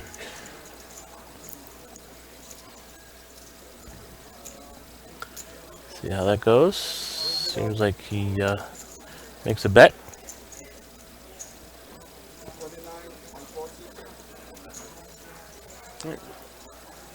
Sean raises to 29,000, sitting on 120,000 K chip stack. Fleaser 29,000 to call. Reaches for chips, but makes the fold. Oh, and here's Mike. Mike with wakes up with another hand. Fish hooks.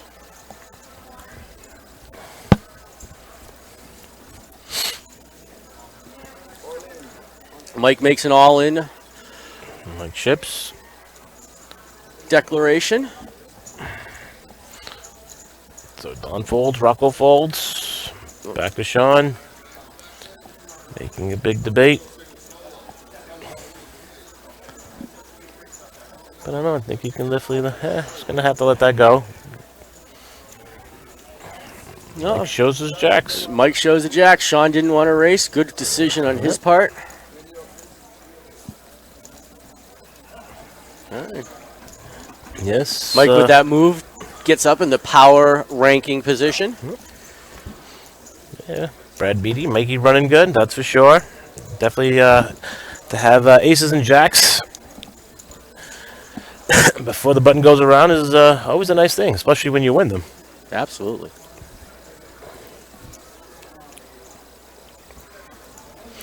Here we go.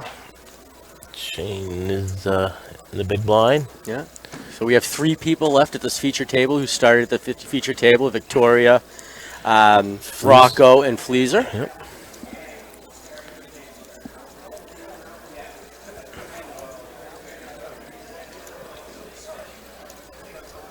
Rocco looks down. One last. Shane can only maybe get away with a walk here, but nope. Looks like Rocco raises. Yeah. Shane goes all in because he doesn't really have much choice with his king 8. Yeah. This is Rocco's ace 4. Classic race. 60-40. Let's see if Shane can dodge a bullet and stay in this tournament. So far, no help. And not looking promising, and no good. Fortunately, now Shane is eliminated. Rocco takes down the pot. Congratulations, Shane. Another great run. At least it was Rhode Island, Rhode Island. So I'm sure that'll be talked about in starting. Well, the season actually starts back up today. So with charity and pub all in full swing. So if you're watching, we're definitely going to probably have these the live stream going on at some of the events on some big TV, so everybody can watch and root on your hometown guys. So which is going to start in about an hour. So definitely get out to your EPT event tonight and get to watch it live.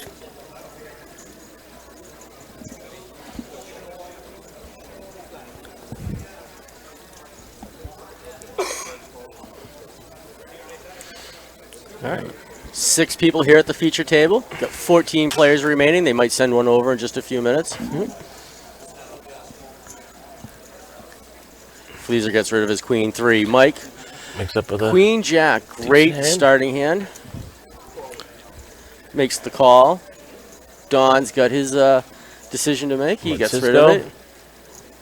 Don folds his 7-5. Rocco folds 10-5. It looks like no. I was gonna say. All right. So there we go. It's Victoria and Mike. Heads up. And there we go. Mike hits his jack. Check, check. Ace on the turn.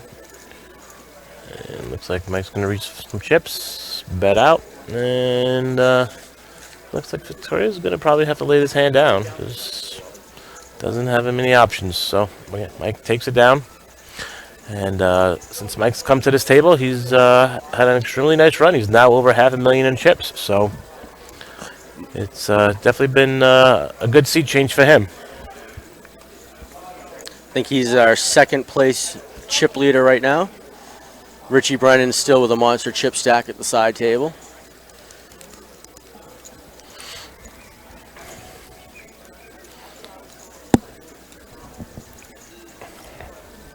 And again, if you're looking for some of the results as they happen, definitely go to the EasternPokerOpen.com blog. It'll keep everything updated from this point on. So definitely check that out as you're watching this action unfold. Misdeal happens every once in a while, even the best of the dealers.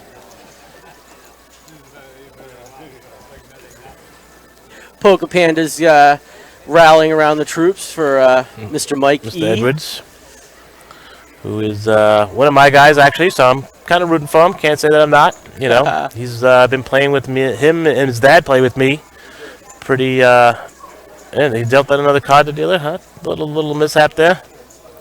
Looks like that's going to be the burn card. And another misdeal. So Mike is, like I said, almost 2-1. With Sean being the shortest stack at the table with 9 big blinds left.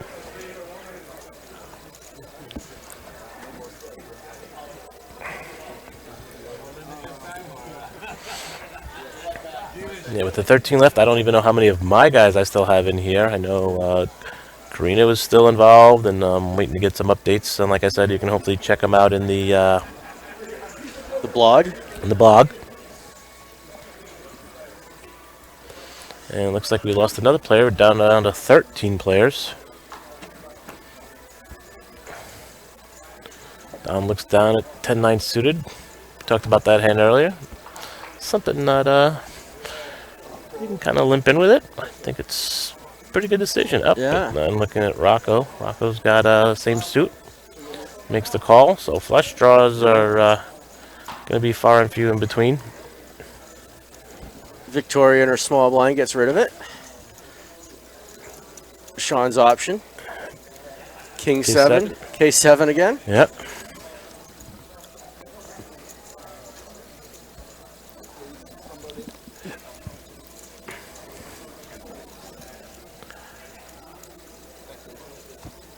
Sean's still on option, still debating on what to do.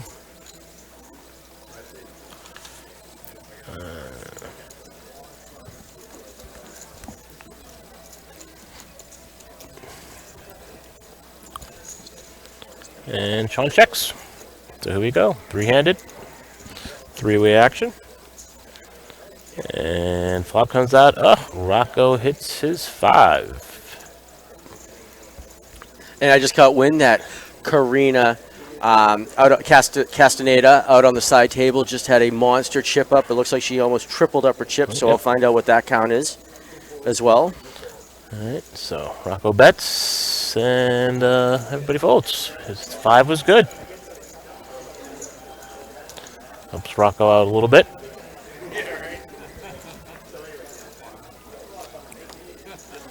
And looks like lost another, now down to 12, so we're getting there.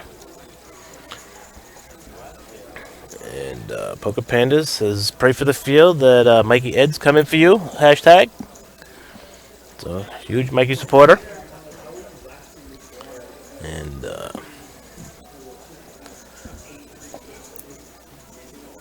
actions on the mic. Mike lets it go. Figures no need to play. Don folds his King 3. K7 again. King 7's hot today. Right? Let's go. It's coming up a lot today. I think we need to go play that in the lottery. No kidding. Oh, my birthday reverse on 10-4. It's 4-10, but Sean looks down at ace deuce. Short stacked. And chips. Fleaser with his 4-5, little connectors. 88 to call. It's about half his chip stack. Yeah, definitely can get away with that without a hitch. Sean takes it down. All right. A few extra chips to kind of get a little bit of breathing room. Yeah. Mike's our feature table chip leader, 507,000. Richie Brennan still at the side table with a monster chip stack. Rocco, 319,000 in chips. Don with 227,000. Victoria, 172. Fleaser, 165. And Sean at 124. So,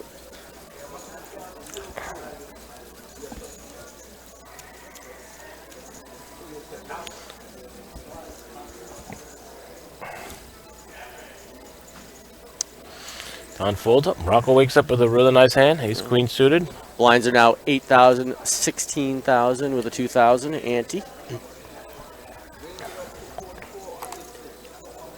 Looks like Rocco throws $44,000 raise out there. Victoria, let's go ahead 9-7. Sean's going to probably let go of his 9-4. Action to Fleaser. Has 5-3 off. And let's go. Mike let's goes his ace deuce. Takes it down. And Rocco gets it. Well done.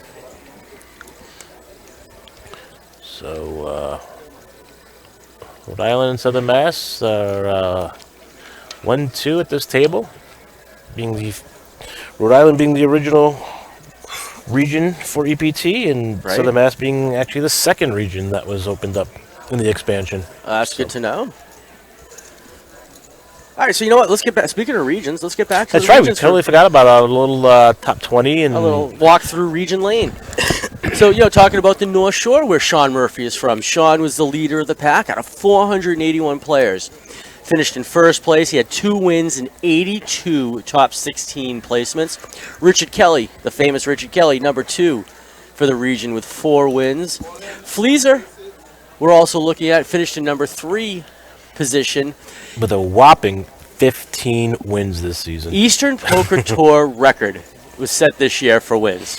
And we're watching the gentleman right now. But I think we have an all-in situation. Let's take a quick pause and watch the action. Yes, Victoria looks like she's all in with her ace-king off. Actions to Dan, and she survives. She takes it down. Picks up some chips.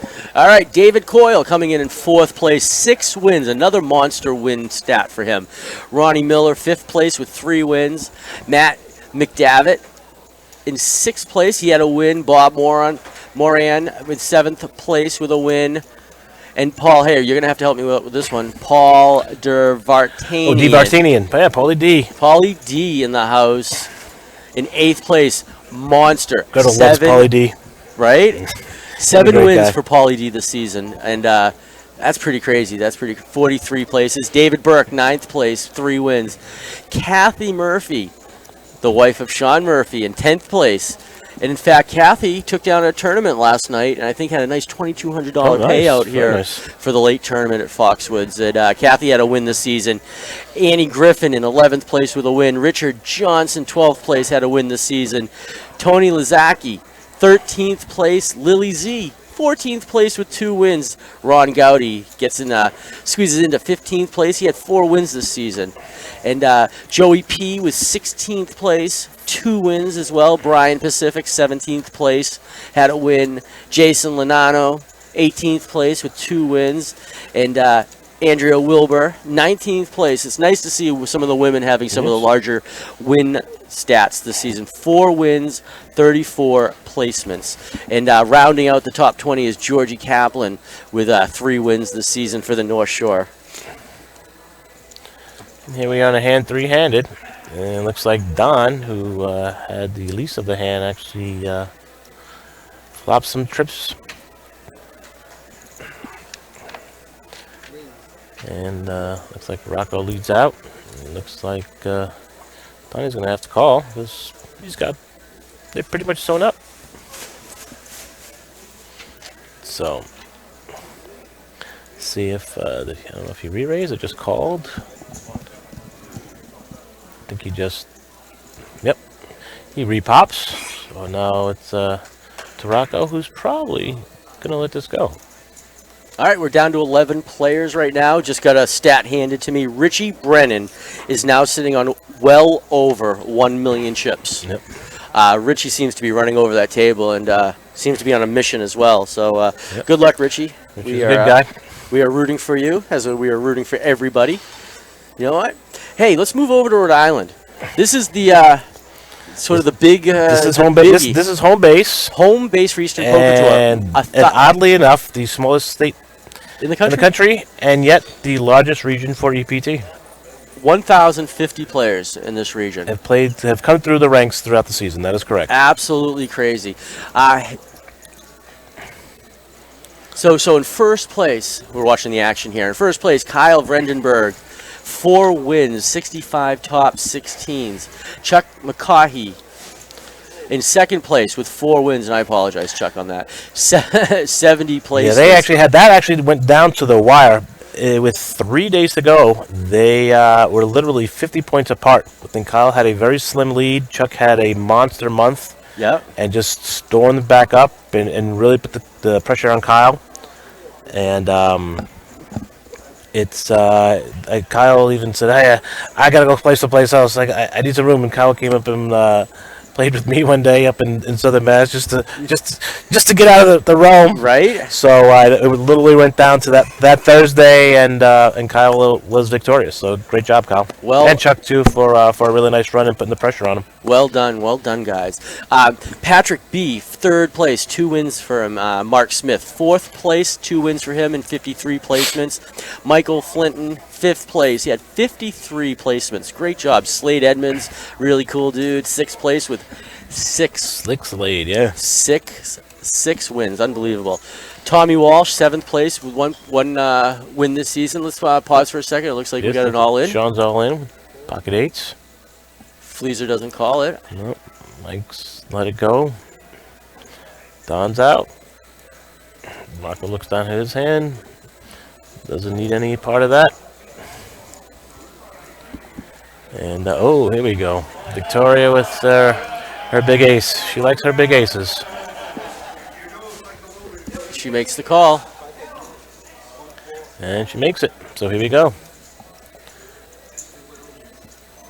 So he's queen, pocket 8s. See how this race unfolds. Alright, so far Sean's in good shape. Nothing scary there yet. And pretty much just solidifies his hand and doubles up. Just a little full house for Sean. Yeah, a little bit. Nothing major. All right, while they're racking up those chips, 7th place in Rhode Island, it was Tommy Walsh with a win. Lloyd Anderson came in 8th place, had 45 placements. Jamie Pombo at 9th place with 4 wins. Good job, James. Catherine Blessinger in 10th place with 2 wins. And Yongbok Huang, 11th place, 2 wins. Nivaldo Mello in 12th place, had 33 placements. Our buddy Shane, who we saw a little while ago, unfortunately is knocked out. Finished in 13th place. 6 wins, though, for Shane this season. Great job, buddy.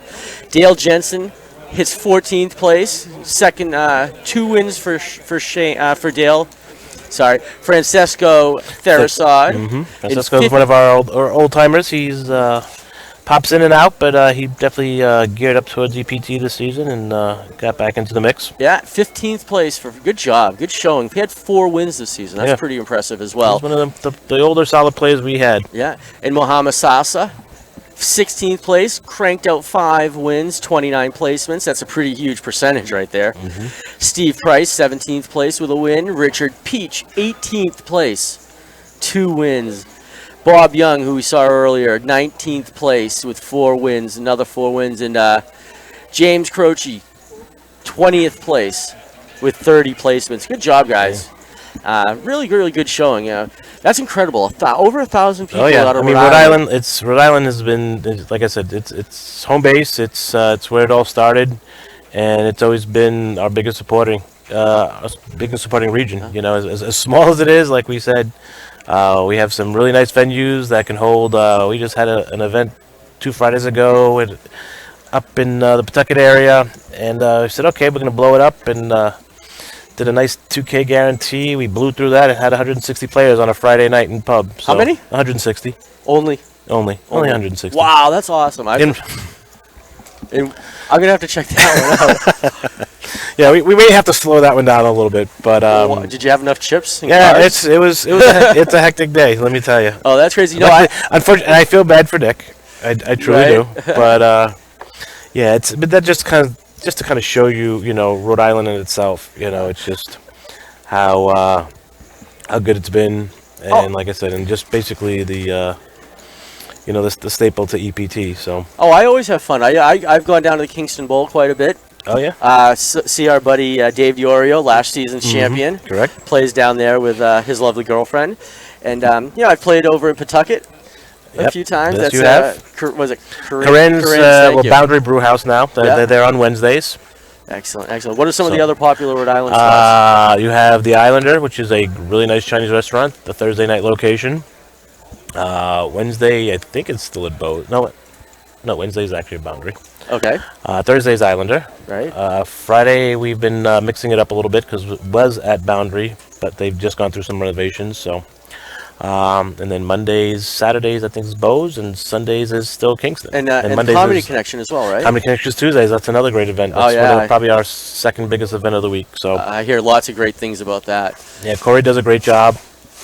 Corey was actually here, the owner of Comedy Connection. Actually had dinner with him and Glenn on Friday night. We Very nice. Done a little David Burks. Had a little steak and some bacon. It's always a good thing. Always got to have the bacon. Yeah. Got to have the bacon. And but yeah, Corey's a good guy, and he does a good job at Comedy Connection, and he's happy and he's glad he's been with DPT. So. All right, here we go. One more action. All right, let's watch some action here, and then we'll jump over to the South Coast.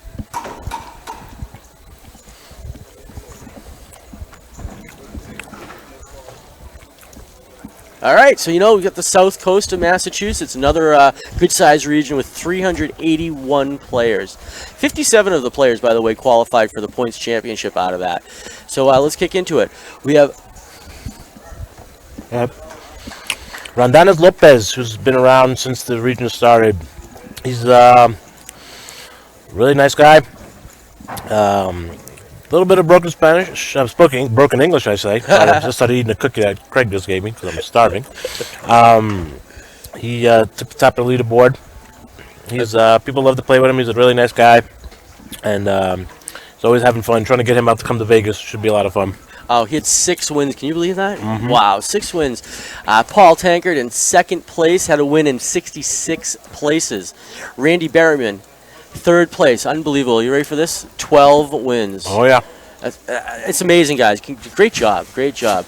Joseph Colton, fourth place. Sherilyn Renstra, thank you. Fifth place. She had 5 wins, and I thought Joey had 8 wins, by the way. Mm-hmm. Wow, a lot of wins out of these guys. One of my original guys, Joe Carvalho. And Joey Carvalho, 5 wins, 52 placements. And unfortunately, our 7th place for the region, Mr. Phil Prussia, is passed away last month, unfortunately. So our condolences again to his family and all his friends over in the South Coast. Sad news in the poker community when we heard about that. So, all right. 8th place, Jeff DaCosta. 4 wins for him, 47 placements. David Carmo in 9th place, 6 wins. George Baptista, who we get to watch here on the final table, on the feature table, who is no longer. But let's see, George had 6 wins himself, 10th place. Jerry Gadsden, 11th place, 49 placements. Ronnie DaCosta, 12th place, 39 placements, 5 wins. Good job, Ronnie. That's awesome. Michael Turner, 13th place with 3 wins. Chris DePonte? Chris DePonte was in, where are we? 14th place with 3 wins. Michael Medeiros, 15th place, 3 wins for Mike. Good job. Ray Quinton, 16th place with 3 wins and 43 placements. Paulo Andrade, 17th place with 39 placements. Keith Woolley, Yep. 18th place, he had a win. Brian Brito finished in 19th place with 40 placements, and Tom Amato rounds up with 3 wins, 20th place for South Coast. Tom's one of my original guys. Tom's a great guy too. Yeah, he Got is. to play with him quite a bit. So I have fun going through this and seeing how everybody, because we get to play with all these people all the time. Yeah. And I gotta be honest with you, I don't watch it that much as far as who's in what stat. Mm-hmm. I play charity, so we're playing. We have a little more at stake with a buy-in, and we're really playing for the cash payouts. But it's nice to be part of the point structure and have the ability to join in all these great events. And you can intertwine now, and that's kind of the fun, and that's part of the reason why, a lot of people wanted this option to say, because you have family and friends, like I know so many people that have brothers and sisters that play, and they all in different regions, and they want to hang out every so often, because, life gets busy, and you don't always get to see family and friends, and this is actually a great way that people come and hang out and do that. Oh, yeah, you see some of your friends here more than your own family. Pretty much, yeah. That might not be a bad thing either. Yeah, sometimes, depending on your family. Exactly. Now let's get over to Southern Mass. This is always a fun region. This is a region that's right in my home neck of the woods. Mm-hmm. We had 451 players in the pub region for Southern Mass. This is my baby. Oh yeah, this is yours. This is where I see you all the time. Mm-hmm. And you know what? Leading off Southern Mass with 14 wins. I'm just astonished that some of these players are so good at how good some of these players are. But Johnny Kelly came in first place, 15 wins, 107 placements. That's Yep. phenomenal. Robert Steigman in second place with 6 wins. Helvio Lopez in third place with 8 wins. Just amazing. That's awesome, guys. You guys are great. Susan D'Amato in fourth place. She had a win in 74 placements. Go figure. Linda Rodriguez, one of my homegirls. Play with Linda a lot. Been playing with Linda for, I don't know, umpteen years now. Cranked out 8 awesome wins. 5th place. Good job, Linda. John Beatty in 6th place with 4 wins. Linda Mullen in 7th place with 2 wins. Debbie Carafa in 8th place with 2 wins. Karina Angelopoulos in 9th place with 6 wins. Dawn Cicchetti in 10th place. I got to pause here for a second. You know where I'm going with this, don't you? I think I do. Oh, yeah. So Debbie Carafa in 8th place and Dawn Cicchetti in 10th place. We talk power poker couples, but this is like a power poker threesome.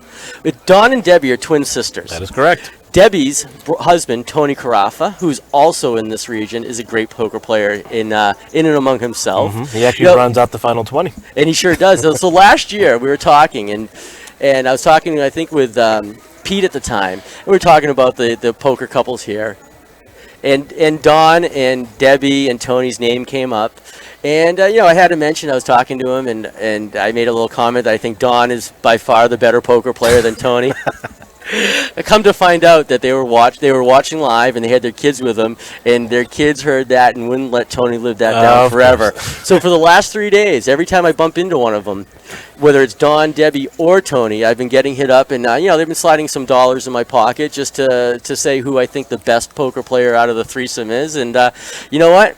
I got to say, I can't answer that question. I think they're all fantastic poker players. They are a great group. They definitely make Southern Mass what it is. They come out, support the venues wholeheartedly. They love to have fun. They love to goof around. They brought friends and family into the mix, and it's really a good time. They're definitely a great group of people. Oh, they're so nice. I gotta say, like everybody. I mean, I'm saying that about everybody, but this nice people. You get to know everybody. You sit down, you have a drink with them, you hang out, and it's just great to be able to meet all these people. I hadn't seen. I graduated high school in 1990. Go figure. And I hadn't seen some people, especially in the class ahead of me or behind me. But I'm looking at Tony one day a couple years ago, and I'm like, I know you, and he looks at me and he knows me. Tony and I graduated together from Canton High. Go figure. Funny. Oh yeah, and you bump into people, years down the road. That's awesome. So you know what? Let's get back into it, because we just hit up Dawn at 10th place with 3 wins herself. Paul Prusik, 11th. Actually Tony's best friend. It is.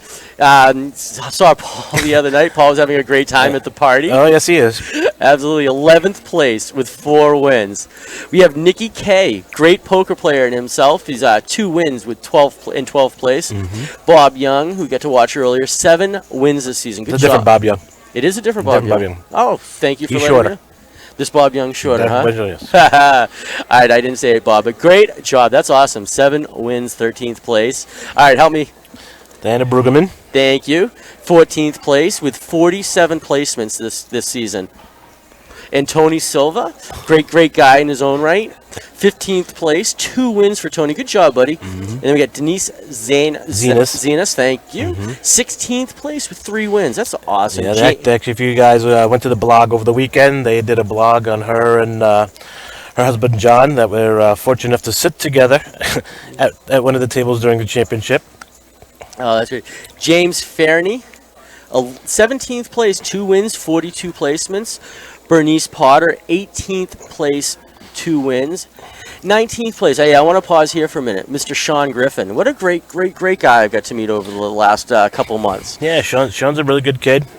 He's younger. He's not quite 21, so Nope. unfortunately he couldn't come down. He's got 1 more year. I think he may be eligible for the next one. I'm not sure. Absolutely. But in Massachusetts, you can play charity. You can be involved in charity events at 18 years old, and we have quite a few younger players. I got to say, some of the younger players, they've been playing with their buddies in their home games, and they really think they know it all. And they're coming into, I see them, whether it's here at Foxwoods or up in New Hampshire. But you know what? Sean has got one of the best heads on his shoulders. I really have to say, I think he's really a student of the game. I really believe he wants to learn how to play the game and get better. I watch him pay attention. He doesn't really screw around too much. He's what's his nickname? I figured. Oh, he's got a nickname, but Sean is, he's just a good kid, a good poker player. And I'm going to tell you, though, and the reason I'm telling you this, because you guys got to look out. He's going to run over this poker community in the next few years. So, Sean, good job for you. 20 years old, finishing 19th place. You cranked out 2 wins and 42 placements. That's pretty good. And then rounding out the top 20 in our final top 20 in Southern Mass, Mr. Tony Carafa. And good job to all you guys. It was so much fun going to see again who did what and who placed and how many wins people are able to get. I had 2 wins this season, and I thought I was doing okay. But when I see these guys with 6, 7, 14 wins, I'm like, all right, I got to learn something here. But you know what? That rounds out the top 20 from all our regions. Great job, guys. Congrats. Great poker. Can't wait to see Great you all seeing on everybody the over this tables. past weekend. And like I said, we are almost at that time. Just a few more people. Yeah. And we'll be at the final table for season 25. All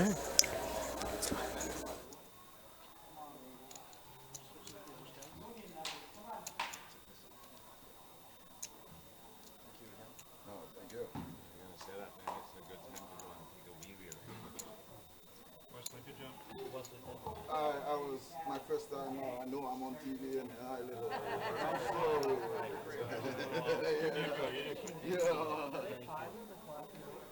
Just let us know if we're going to play studs.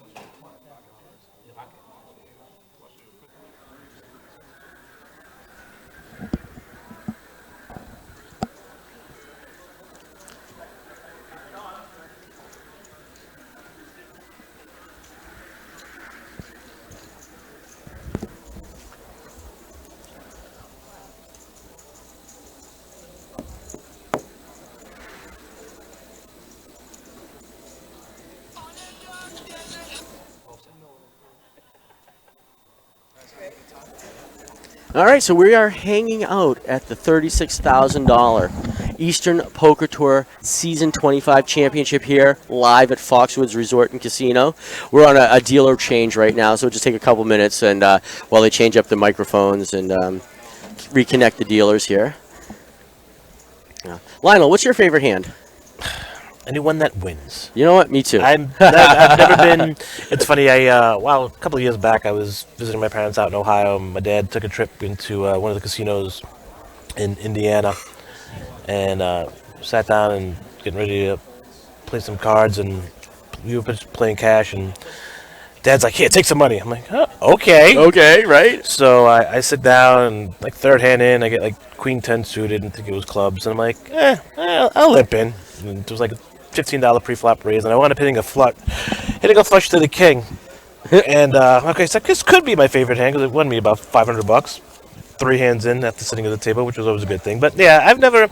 I mean, there are people who have them, and there's nothing wrong with them.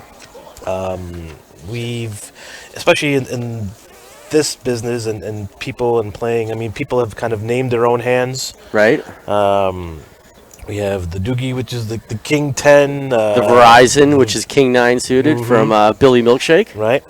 And the Joe Cap with the 6-2. So everybody has their hands, Yeah. And we saw all 3 of those. We saw those hands win actually today. Go figure. So yeah, it's kind of funny how you create your own. You basically create your own hands, so to speak. Yeah. All right, we're looking at the table. We have a new dealer. We got 11 players. Ed is in the house. Ed's back. Ed, South Coast franchisee. How you doing today? Hey, he's doing awesome. Glad to hear that. I'm doing all right. Thank you for asking. Kenny 10's stream is should be back up. We just had a dealer change, so everything should be running as we. He's already dealt out the first hand. Up the fleas under the gun. Folds. Mike is actually not back at the table yet, so he's done. Don looks down at 7-6 off.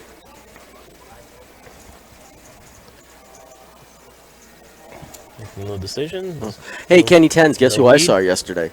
I saw our great friend Linda Swears here. Oh, did you? Oh, yeah, saw her downstairs. Talked to her for a few minutes. One of the greatest people, I think, in poker. Just always nice. Always has time to talk to people. An incredible, one of the best poker players I know. Right. Flat out. But yeah, I saw Linda. She says hi. Okay.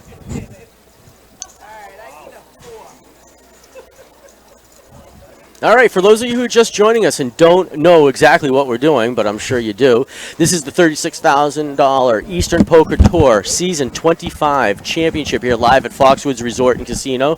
What a great time we've been having here. We're down to 11 players right now. Got the feature table and one side table. It looks like a little action on the... Sean loses ace jack off to Victoria's all in 46 with hitting her 7 on the river. Right? That's why you gotta love poker. And here you go again with the chip counts. Rocco's climbed up some and right on Mike's heels, but they and after those two, it's pretty much 2-1 to everybody else.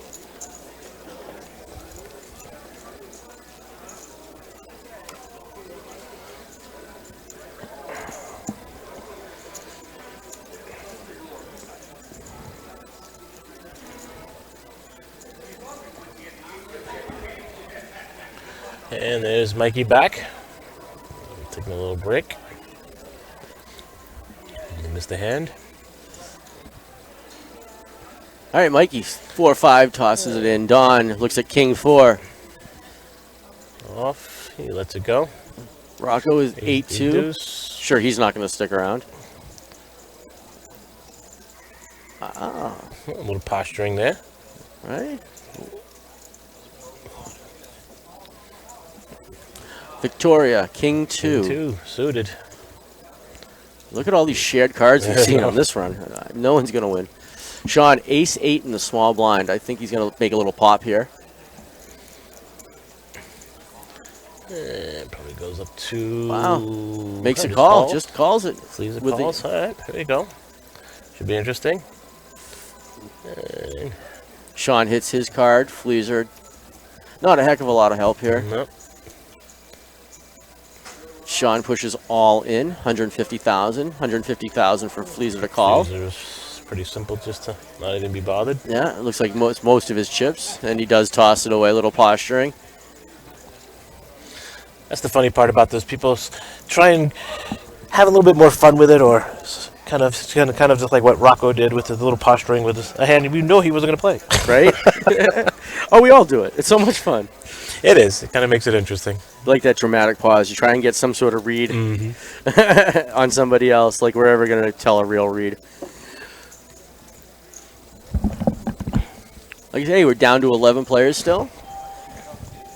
6 on the feature table, 5 on the side table. We'll be going down to the final table at 9 players today. That's correct. So we're looking for 2 more players to be knocked out. Unfortunately. Not that we want them knocked out, of course. But I mean, maybe we want some of them physically knocked out. We're not. Just kidding, guys. Well, there's some people we know actually watch that happen to. 1 or 2. Well, Rocket looks down in the hijack position. He's king. Makes a raise. Victoria says, see ya. Sean, Jack 9 in the button. Goodbye. The Joe Cap suited. Thank you. J7. And look at that. Yeah, Rocco takes down the pot. Now up to 439,000. Rocco is our chip leader on the feature table. Mikey is in second place at the feature table with 415,000 chips. And Rocco takes the lead. Yeah. Don with 13 big blinds at 213,000, and Sean with 12 big blinds left, 192,000. Probably shortly going to start making some moves. Fleaser with 9 big blinds. He's just grinding it out today, 155,000 in chips. Victoria as well, grinding it out today. See if we can get an update on some of the chip stacks at the outside table.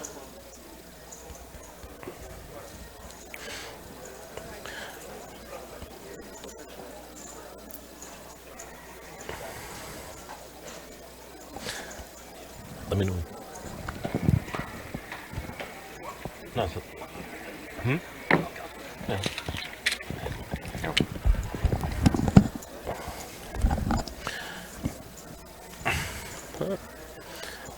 Watching hand after hand, it's so funny. It's bad enough I do this every day in my own life. Right? Except I don't get to see all the cards. That's the only difference. I watch poker all day long, or deal or run, but it's. So with all the poker that you play, do you see anything different now seeing the cards actually, or are you sort of in tune with really what's happening without needing to see the cards? I don't know. I guess I've watched so much poker without it that it's not that much. I mean, it's fun for everybody to watch and see, right? You know, but 3 clubs on the flop. Don, the only one with a flush draw. You can't be really happy with that flush draw, though. And a straight draw. Good shot. Oh, Fleeza hits his queen. And it instantly shoves all in for 137,000 in chips. With that club draw. I think Mikey's folded already. Yep, and so it is done. So cool.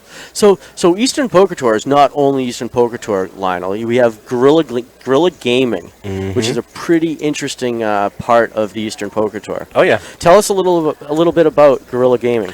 Guerrilla Gaming, well, the irony is when EPT started under the Ocean State Poker, right? To save money and to do certain things. He came from his dad's actually a contractor, so he learned how to build stuff and all that. So they built, I think, the majority. They bought a few, but they built a majority of the tables. So as the years went by, he just kept building and building and building, and just try to perfect it and make them transportable, as you know, and as quality casino as we could have them. And so then he came up with the idea of, like, why don't we just do this for everybody? Just kind of create, you know, a gaming site, you know, and that's when the RFID table also came into play. So it was, and it's taken off pretty well. You know, we've done a lot of events for a lot of the major casinos, Planet Hollywood. I don't know if I forget the last one we did, but it's just, you know, something that, you know, people can have some customized tables for some pretty decent cost compared to, you know, a lot of these other sites that you look at. Sure. So sure. And trust me, I know, because when I'm in the office, I got to lift them up to ship them in the trucks. Right. So. Does Guerrilla Gaming only sell them to casinos and organizations? No, you can have them built at home. We've built them for personal people. They can customize them. They can go onto the website and customize your table just like you would buy a car. Oh, very cool. Yeah, it's pretty neat. Very cool. We have Tyrone Edwards, who's Mike Edwards' dad's, taking pictures of us. He came down to support his son. And I gotta tell you, Tyrone is one of those cool guys. I've been playing with him for a couple months now, and you know, a couple months ago he goes, you know, this is my son, and we're looking at him like, how could that be your son? He looks 19 years old himself. But he's a great guy. I've really enjoyed getting to know him. So yeah, like I said, it's like I said, and this is kind of what it's all about. You know, it's Dad took off from work and came down to kind of come and watch his son make a run at it and see if he can, you know, can make it happen. Get to the top. Absolutely. And here we have the two. Oh, unless Mike actually lost some chips. He kind of fell off of that one. So Rocco with the big stack is thinking of calling with the same exact hand.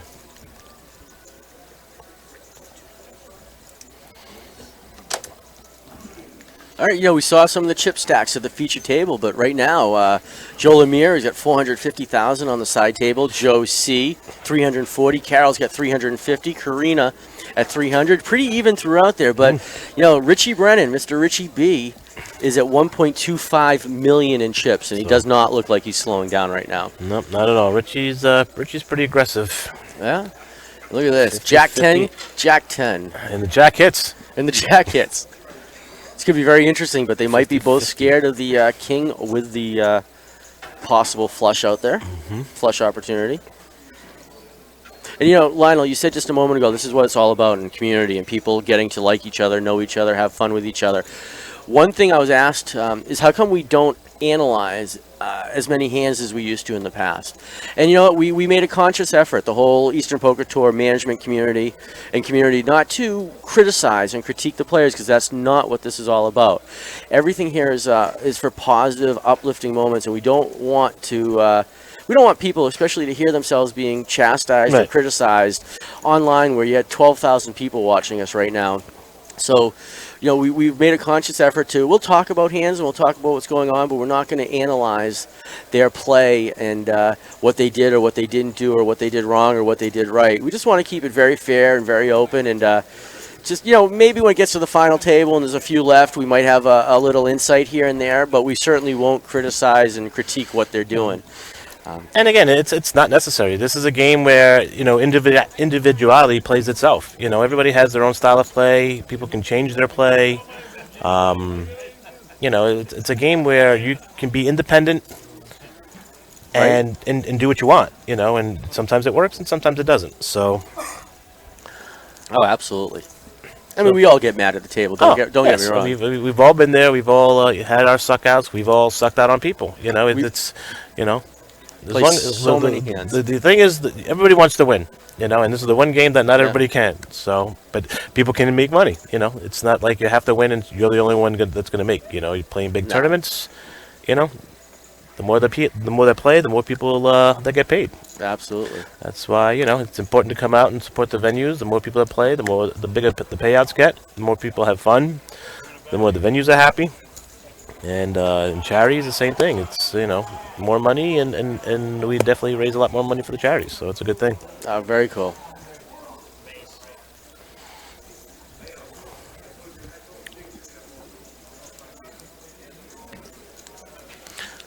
Don wakes up with pocket jacks.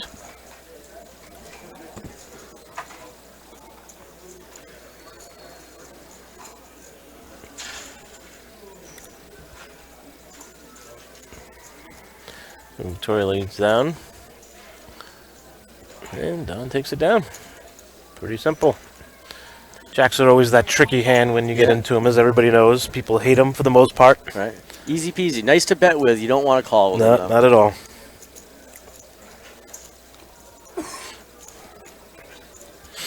So here we go. So if Rocco's increased his lead, Mike's kind of taking some hits.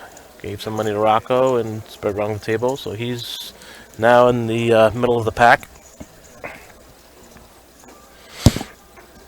So Victoria's still hanging on. She's not going down without a fight. She certainly is She's not. She's been the definition of a grinder, to say the least, this last hour. So there's many times that it could have been done, and she's still holding on. So good job to her.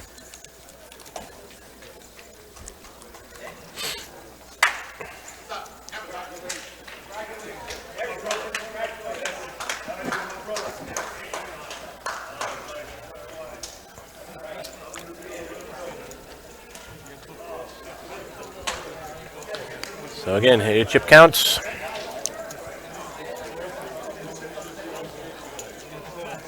Still at 11 players remaining. Waiting for a break in the action so we can get to that elusive final table and see who we will crown Season 25 EPT champion.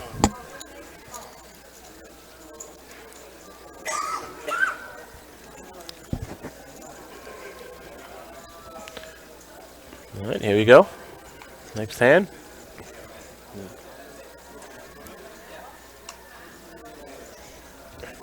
All right, Mike looks down at Ace Jack. He's looks like he's shipping it for almost 260,000. Don lets go of his hand. Rocco looks down. King chip leader, seeing if he wants to be involved for almost half a stack. Decides not to. Victoria says she'll wait to live another day. Sean looks down at Jack 7, contemplates for a second, but knows better, and then Jack 6. So a lot of jacks are out.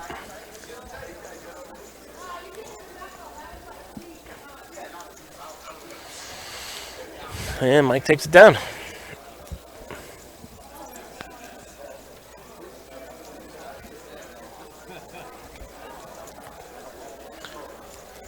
Mike gets a few extra chips. Gets back over the 300 mark.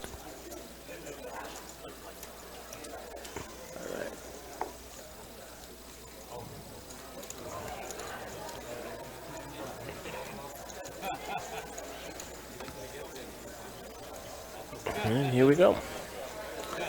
Card to the felt. Blinds are 10, 20, 10,000, 20,000 with a 3K ante.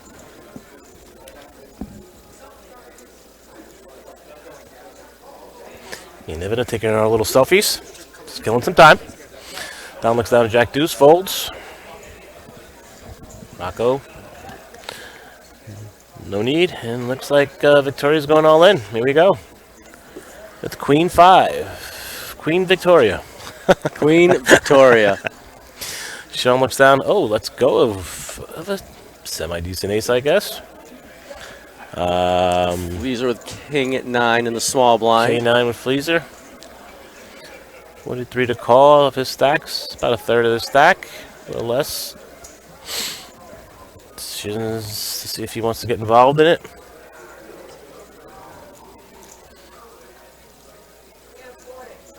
He lets go. Mike looks down. 33 to call. And Mike folds. So, again, staying alive. Staying alive. That grinding is working out well. I think we're going to have to call Victoria the Bee Gees. Staying alive, exactly. Staying alive.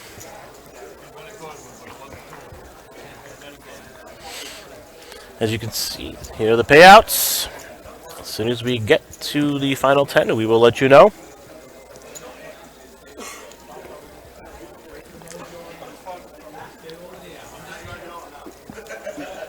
Mr. Nick Foucher hanging out behind the TV monitor. What are you doing back there, Nick? Nicholas seems to be preoccupied. It seems to be being Nick. Yeah, that's Nick. Nick is being Nick. Nick is being Nick, then not a problem. And here we go. There we go again. Queen Victoria. Queen 6 this time. That's what we had last time, actually. She lays this one down. Showing with the 10-4. I can't put 4-10. At least that's my birthday. And here goes. Looks like Fleason basically ships all in with an ace-7. Mike folds. 8-3. Looks like Don sees an ace. He's debating it. Short stacked. Big somewhat. blind. Ooh. And debating if he wants to tangle.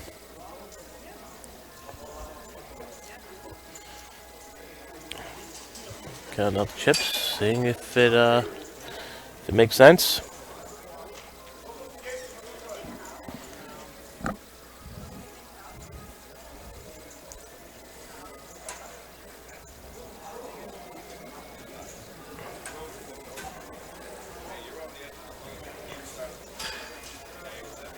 Still thinking, still thinking.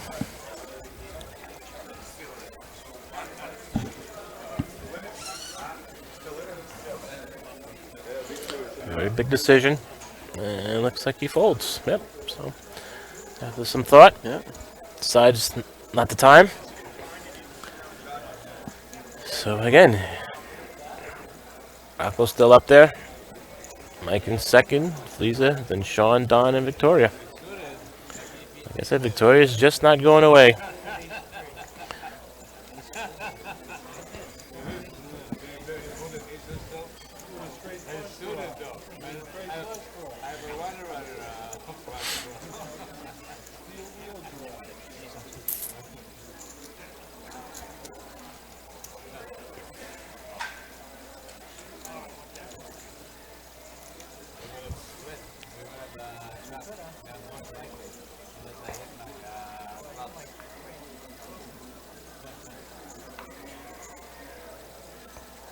Hey, we started talking about poker tables a little while ago, and all of a sudden there's a major thread going on about everybody talking about poker tables. Ashley Adams with his great poker table. Kenny Tens is chiming in. Gretel is keeping them in check and letting them know what the deal is.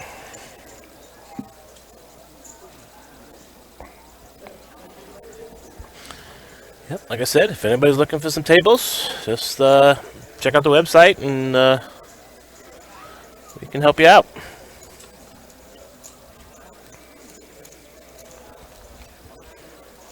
All right. Rocco's still up top with 598,000. Richie Brennan on the side table with 1.3 million in chips. So puts Rocco in the second place. Yeah, it looks like currently Rocco in the tournament.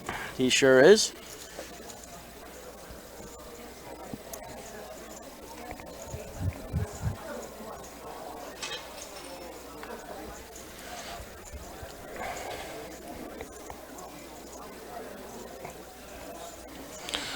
I'm going to give a quick shout out to Big James listening to us, saying me and Evan are doing a good job. I want to thank you.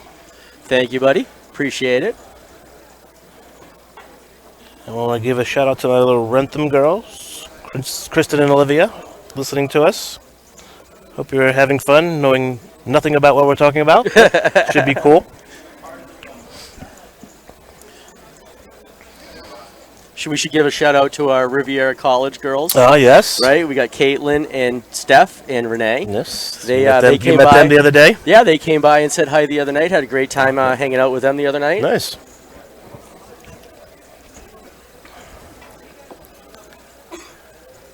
All right, here we go. Rocco looks down. Tori hits her deuce. Kings. Looks like she's going to hang in here. She goes all in. Rocco needs nowhere need to be in this hand. So, definitely going to let it go. I caught wind. We'll probably be taking a dinner break when we get to the final table, Lionel. So that means we get our little break as well. Very nice. I can go get some Chinese food on. Yeah. I want to thank Craig for stopping over at Noodles and getting me a little General Tso's I know chicken. he hooked you up. I think that's what I'm going to go for. Yeah. It's the closest place. It was pretty good, I got to say. Mm-hmm. All right, so we're sitting at six players at the feature table, 5 at the side table, 11 total players remaining. Got to get down to 9 players, and then we go to the final table.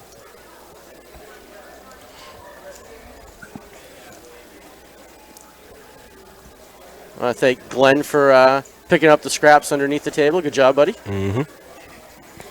Well done. Well done. Well done, Glenn.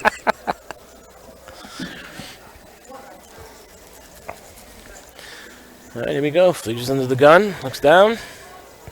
No way. Mikey, same thing.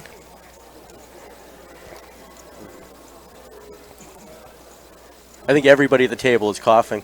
It's great. Yes. How many times during a tournament do you actually go to the bathroom and wash your hands? I must do it 50 or 60 times. Yeah. I gotta tell you. Touching the chips, touching the cards. You know what? I must say that doing this job for as long as I have, and Lord only knows with the amount of people I'm around, I very rarely get sick.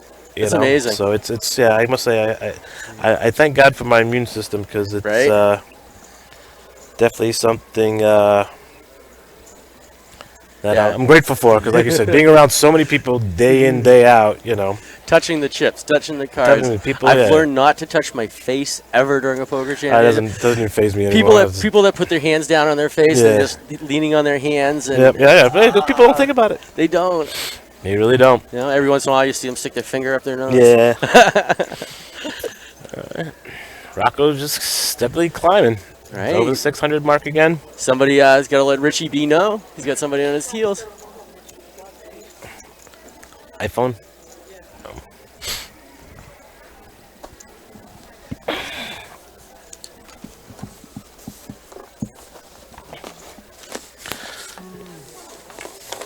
There's actually a machine over there.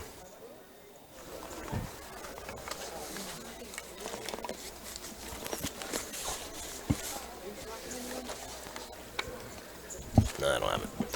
Over there. Kathy, that's the machine. That's on the board. It has it there.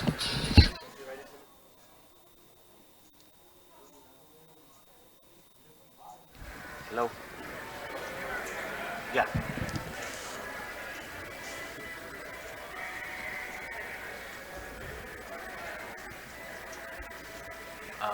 All right. Looks like Victoria lays down her hand. Sean looks down at a couple cards at a Queen 7, 50,000 for him to call in the small blind. He's debating. Asks Don to move his hand so he can see his chip stack, but he lets his cards go. Fleaser looks down at Queen 2 in the big blind, only 40,000 for him to call. And he gets away from the hand. Oh, yeah, I know. Don takes down another pot. So we got the aggression frequency. This is how many times people will bet, or the percentage of times that they tend to bet out. Fleaser and Mike and Rocco are all at 29%. Sean's been sitting tight at about 12%. So, it's kind of cool. Lionel's actually on the phone. But I'll let you know, we're sitting here in the middle of the poker room, the world-famous poker room at Foxwoods, right next to the final table. And people actually stop by and they want to say hi to us, but they don't even get that we're on a 30-minute delay. So they're talking to us as live action is happening. And we're actually watching just what you're watching on the stream. So we're checking out the hands, and we're talking about the hands as they're playing, as you're seeing them. Again, we're on that 30-minute delay, and people are coming by. So every once in a while, that's what happens. That's what you're hearing. Are some people just coming by and saying hi, or asking us questions, not realizing, or asking us simply what's going on. And we try to be accommodating and be nice. But plus it breaks up a little bit of the monotony, right? Get a little live action to see what's going on, because we actually still have a bunch of people here that are staying to support their friends and family and watch this all unfold. So it's definitely people have been here all weekend, since Friday night. Oh yeah. And here we are Monday night at 7:30, right about when pub starts. Yeah, and in about 4 minutes in most locations, with the exception of North Shore. They start a half hour earlier. Yeah, and the charity event going on at CBS Scene. I'm sure they have it on the screens right now. Sure. And Mr. Michael Capone is doing a good job, and everybody's getting to watch all the games on the TVs and some of that good food that they have up there, CBS. Hi everyone, if you're listening in, what's going on? Miss you guys. We'll be there next week for sure. We'll be there back Monday. Absolutely.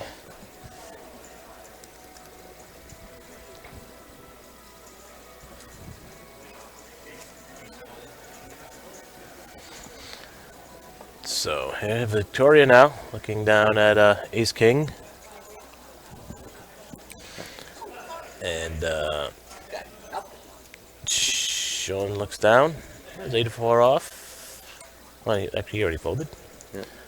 The graphics have slight delays, actually on Fleaser. So at the last break, I was talking with Karina, Mm-hmm. and Karina said her kids were listening in. So you know what? I think we should take a second here and give them a big shout out.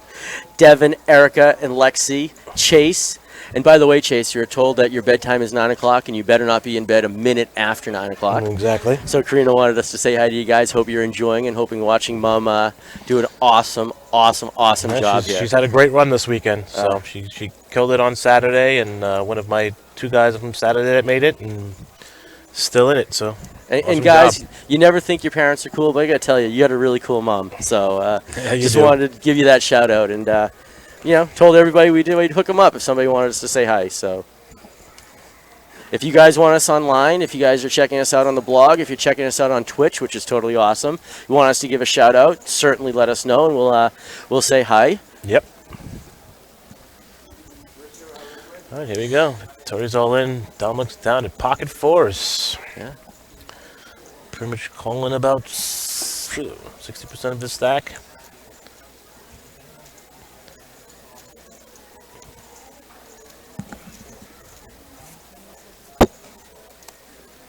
What's up, Robert James 7? How you doing, buddy?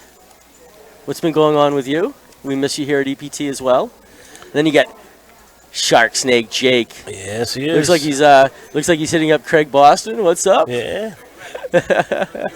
And so I hear the heir apparent to EPT, Mr. Grayson McCrory, wants a shout out. So just say, hey, Gray. What up, buddy? Don't drive Mama too crazy. No, in a few years, you're going to be telling Mama and Dada what to do. We love that. Yeah, Grayson's a great kid. He's a wild one, that's for sure. But, well, he learns from his parents. So, and then I think I got Jay Bolton, who's one of my young kids up and coming, who's actually in the running for the WPT Tour, trying to snag that WPT championship. He's been traveling the country. So, good luck, Jay Bolt. We're rooting you on. You're one of the few guys that have truly made your dream come true. Just started playing pub poker, running around to these other places. And no, he doesn't have his Bluetooth in. And, I did look. Can't wait to see you when we get out to Vegas for the BPO. Oh, that's awesome. Keep it going. Oh, that's awesome. No, Gretel, he doesn't. I looked. No. And Grayson, what's up, buddy? We'll say hi to you again, of course. Anytime you want us to say hi, we will. Yeah. Just be nice to your Just be nice to Mama. And that great guy, Dog Boy, wants us to give a shout out to Michelle at the Great American Tavern. I think that is in Reading. Up in that, up in Am I the. right? I think that's in Reading, Lowell Massachusetts. area. Yep. The Somewhere Great it's up in American. that neck of the woods. Yeah. It's up in that region. Oh, we have a new super fan. Love it. Grayson. He said okay. You're gonna come on next year, buddy. We're gonna interview we'll you get and down talk to here. us. We'll find a way to sneak in. So here we are still. Table's still going on. We're still down to 11 players. Rocco still leads the pack. Mike's still hanging on to second place. Victoria now jumps all the way up from being at the bottom of the table to third in chips. And so, like I said, she's being the true definition of a grinder, coming all the way back. So here we go.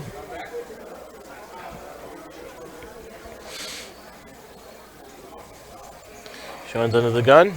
Blinds is still 10-20 with a 3K ante. Sean looks down at ace deuce suited. Contemplates. But decides now's not the time. Fleaser looks down, 7-4. Pretty standard. Mike folds his king 5. Don looks down at the Joe Cap, 6 deuce. But lets it go. Rocco looks down. And I bet Joe Cap is playing a little poker up I'm sure he's with the CBS scene right now with the crazy crew on the feature table at the CBS scene, right? So if you are, hey Joe, how you doing? We've mentioned you about a half a dozen times now. The Joe C held up at one hand as well. I think it won, just like it does for you usually, buddy. Oh yeah. Oh, here we go. So makes the call. Rocco's still in lead. Yep. There we go. There we go.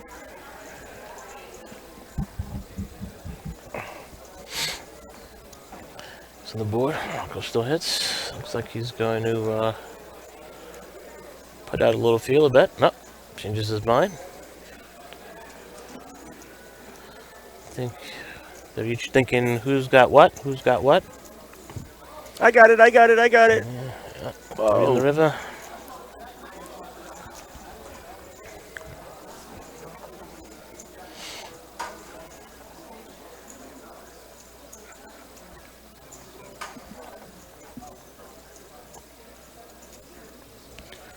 And there you go. Rocco puts out a bet. Victoria has nothing, so can't call.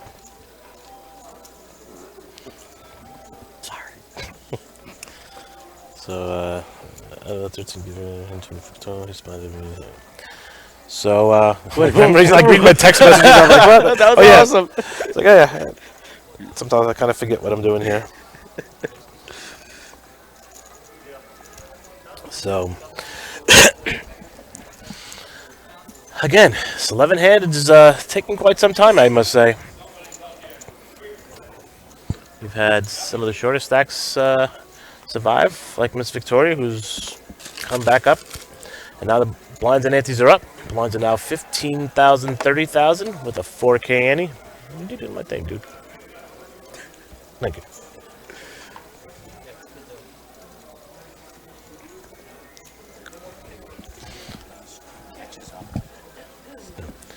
And actually, that's right, Cinderella, one of my faves. She's actually corrected me that our hometown favorite Jay Bolton is actually on the WSOP circuit, not the WPT. I apologize for that. So, regardless, good luck. Good luck in taking it down. Good luck playing the professional ranks, anyways. Good luck doing what a lot of people wish they could do. Absolutely. I'll tell you that much. I hear it all the time. It's like, I can't wait. I'm going to go pro. I'm going to do this. Well, do it. Yeah. It's like, yeah. Hopefully, you have the money, the time, and the cajones. Yeah. So you know what? It's 7:30 here in Ledyard, Connecticut, at Foxwoods Resort and Casino, the world famous poker room here. You've seen it on many WSOP, WPT championships. Correct. What a great room. What a great bunch of hosts. Giovanni, one of the best floor managers that we've ever seen here. We're doing it's just a blast hanging out here. $25,000 Eastern Poker Tour. Season 25. What did I say? $36,000. 36,000. Yep. Eastern Poker Tour Championship tournament here at live at Foxwoods. We're having a great time. Yeah, we've been with you for about 6 hours, 6.5 hours now. We probably are about halfway through. Mm-hmm. Looking forward to getting down to the final table. Yep. Have everybody in one. Being able to call the action. Mike looks down at King 9 suited. Just calls. Don looks down.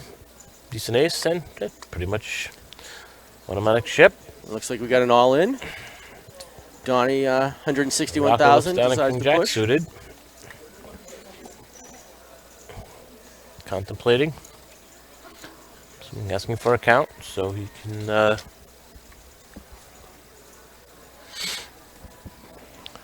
figure out. He's also still got somebody else in the hand.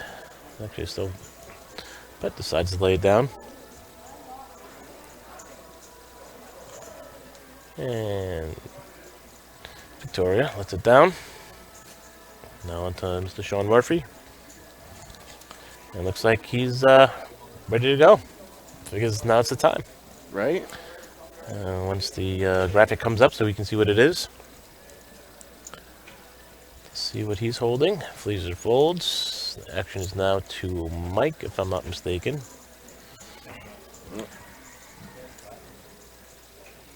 Oh, it has the same hand. Mike, looks like Mike folds. Yep, all right, Mike look down. Sean's all in. Don's all in. And see how eventful this can be with the same hand.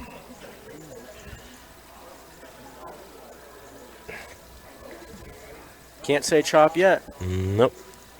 Somebody can flush out. Yep. Doesn't look like that's happening. That's not going to happen. So Nope. it looks like chop chop. An uneventful all in. Everybody gets their money back, picks up a few bucks with the blinds, and lives to see another hand.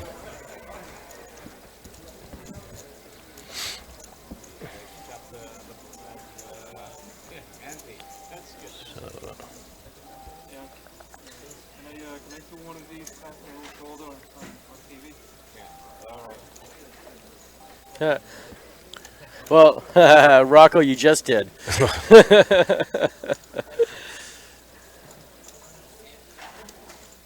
me get some change.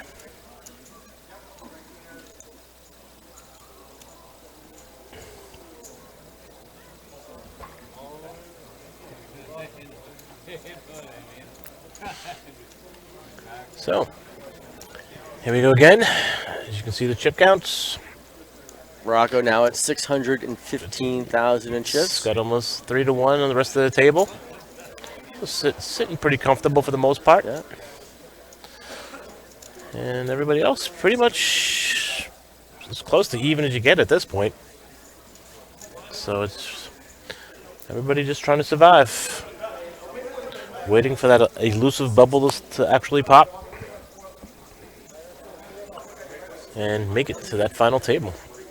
Who will make it? All right. Oh, look at this. Another gun. Don looks down. Pocket pair. Tens. Very tricky decision. He makes an announcement of a raise. Looks over at the looks at the clock.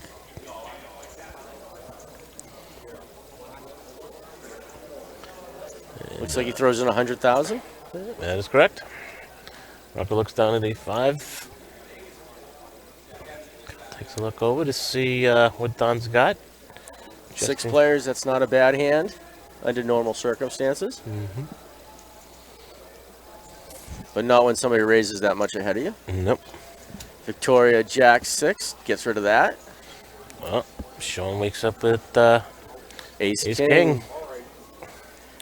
Uh-oh. What's Sean going to do here? There's a lot of times, a lot of people will do exactly what he just did. Ship it all in. Ship it. And Fleaser sees the little weak 2-3. Mike tosses his ace 7. And Don, of course, makes the quick call on that. Mm-hmm. So, yeah. Here we go. Classic race. 2 overs.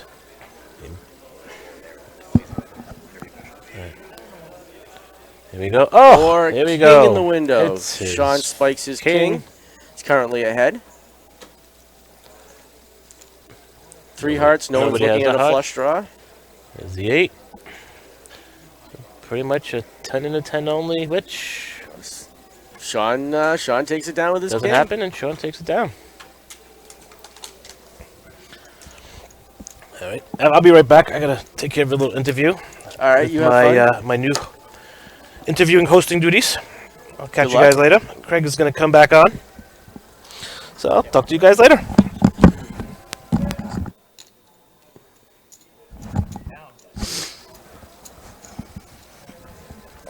Welcome back, my friend. Thank you, sir. Did you have a nice little break? Good to be back. Yeah, Oh, great. yeah. Love to hear Went to the Noodle Bar with Yes. Mr. McCrory. Thank you very much for doing that. My pleasure. All right, so if you forgot, Craig, we're here at Foxwoods Resort. Oh, is that? That's where we're at. That's what we're doing here? It's the All right. Eastern Poker Tour's $36,000 championship. Thank you for catching me season up. 25. Thank you. You're very welcome. We're down to 11 players. Perfect. We got two big chip stack leaders right now. I think Mike is looking. No, it's Rocco is looking at about 611,000, and Richie Brennan is on the side table looking at about 1.25 million in chips. Yes, sir. And it looks like those two have a commanding lead right now. Richie B doing what Richie B does. That is what he does. Not driving a limo today. No, he That's is for not. sure. But he does have a limo company, so if you are interested, make sure. Maybe we can talk to him afterwards and tell you all about his limo services. Give him a little plug.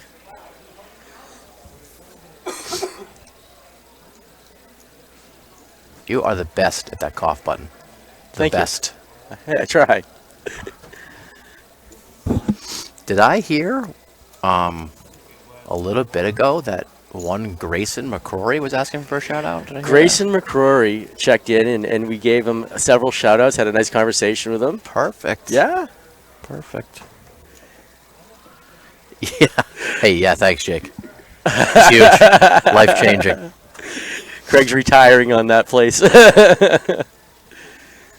Jake the Snake. And why aren't you at CBS Scene, Jake? Yeah.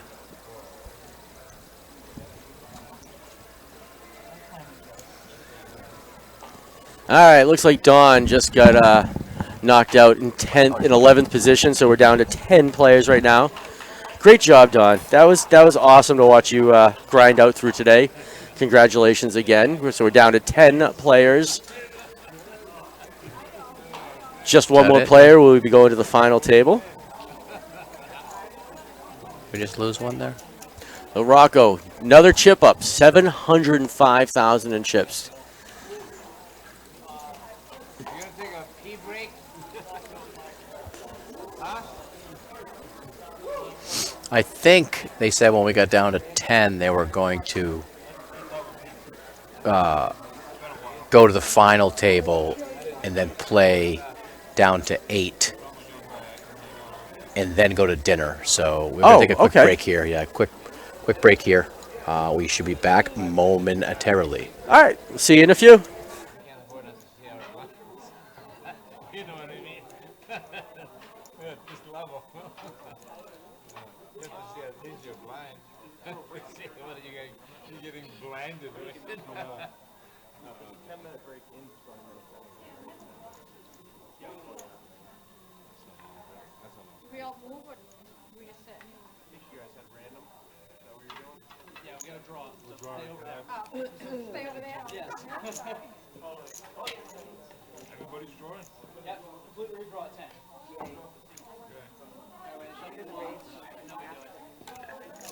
Kind of like this spot.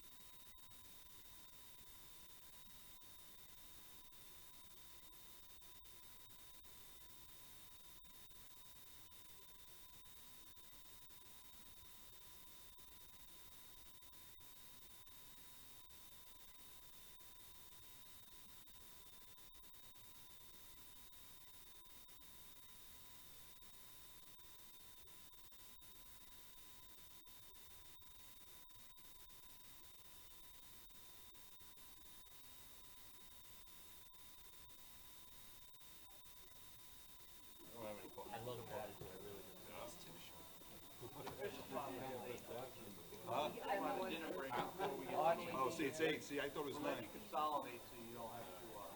Right now, we got to be tight. How you are now, though. Look, they got me. Yeah, everybody's got their box. That's cool. That's a nice table. Guys, they're entering some the names in the computer. You have to go to the bathroom. Please do that now. I rushed. Me too. Yeah, wait. Yes, man. We're skipping the next one. That's why. So we get right to this. Sir, you're gonna roll right now. It's good to see. Andy, sir. Andy, ready? After we realize Yeah, just. Catch up yet? People still got that.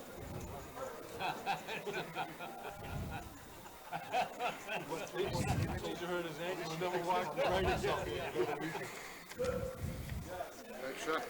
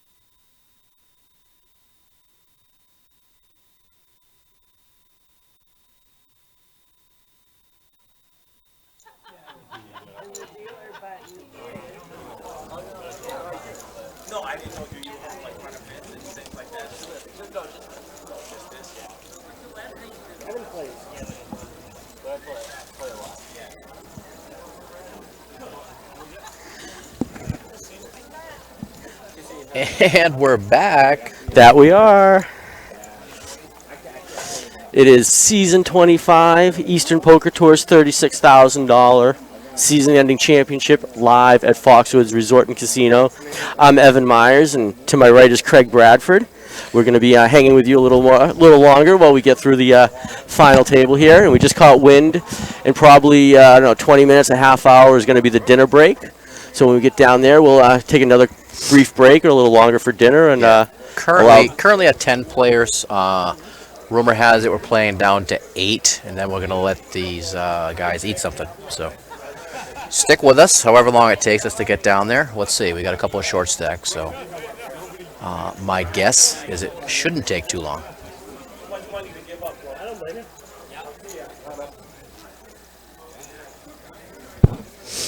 Just a self-promoting plug for the charity events. Please Currently, 30-plus people registered to CBS Scene right now. Wow. And as a matter of fact, you've got a half hour to get there if you want to go down and play the 120 bounty. What a great event that is. It's so much fun to be there on Monday nights. Yeah, it's a good spot.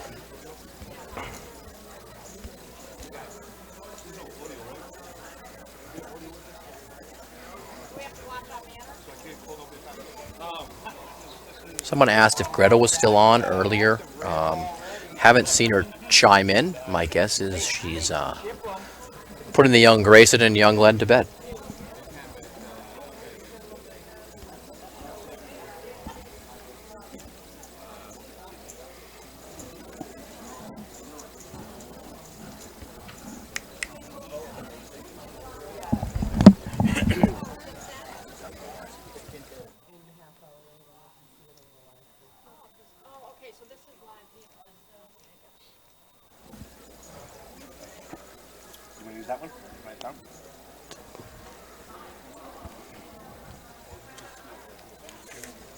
All right, back to the action.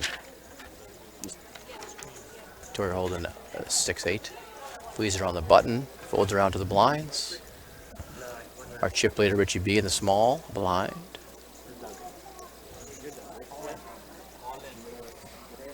Puts the pressure on, moves all in.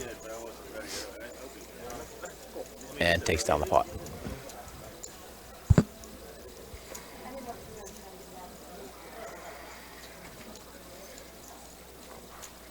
Alrighty, so we're down to our final 10. Give or take, best. There actually was no buy-in for this tournament. It was a $30 dealer fee. Close to 900 players were involved in it. So it's just shy of $1 billion. Thanks for chiming in, though, Bess. Anytime, Pickles.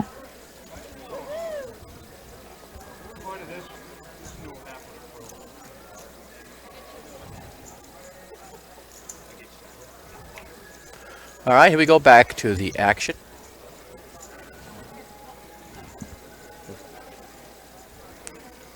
Jim Lemire, first act under the gun. Blinds 15,000, 30,000 with a 4K ante. Quick math. What does that have? 40, 70, is that 85,000 around? Sounds right. New math. Gotta love it.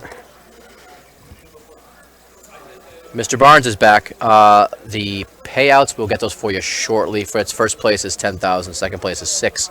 I do know that. Actually, you know what? I can read them. I got here right in front of me.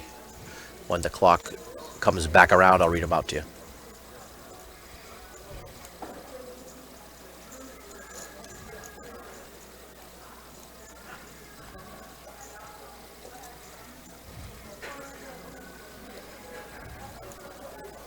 Look at BM Child. She's just so witty.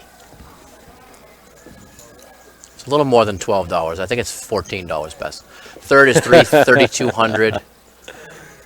I think it's 2,200 for fourth. Fritz, it keeps scrolling past me. 2,300 for fourth. Fifth is 2,000. Sixth is 1,550.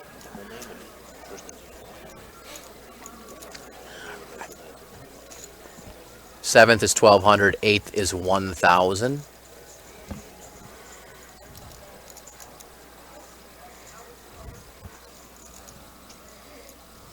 We got most of them there for you, Fritz. All right, let's pay attention. I'm not even looking. Jesus, we got it all in right here, Evan. What are you doing? I'm chatting with our friends here, and you're not. And you're. I was letting you what are you do doing? what you were talking about. I don't know. I was letting you go on. All right, so Victoria moves all in with Queen Jack, thinking her Jack is. She hits the Jack. Looks like she may have Fleaser covered. Indeed, she does. Fleaser Doza will finish this tournament in 10th spot. Again, Fleaser, our back-to-back monthly winner. Our record, I believe, Lionel, it's a record, right? 15 wins for the season. One heck of a player. I'm sure the rest of the people there are happy he is now on the rail.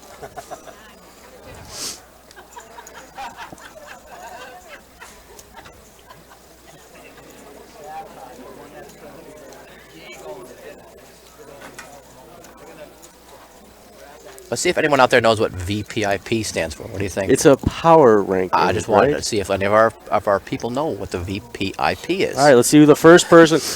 You don't win anything, by the way. There's no prize. You get a soda at the next event.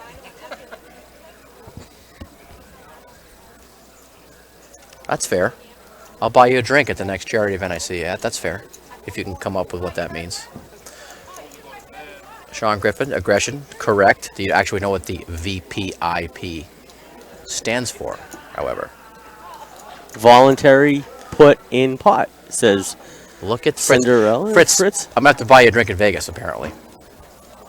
Unless you want to come up for a charity event to Massachusetts. Oh, Bess, I did not see that. But I'm not going to see you, number one. And number two, you can't drink. She can in a month. All right, you know what, Bess? I'll buy you a gift for your young child. How's that? Richie B, 1.4 million. Rocco, 840,000. Yes, that's fine, Bess. You can put the drink on credit if you'd prefer. Yeah, I just noticed that Fritz was not paying attention. Kind of like my friend Evan over here wasn't paying attention when Fleaser was all in. He's making some kind of map over here. I'm not sure what it is. Can I take pictures and post to this thing so we can show you what they're doing? You can do whatever you want. How do we not have cameras on us? We were supposed to. I mean, are you kidding me?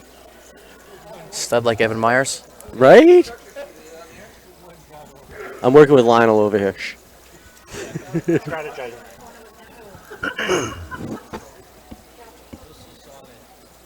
All right, back to the action. We have another all-in. Karina's all-in with pocket nines. Richie deuce 7. I'm guessing he's not going to play that.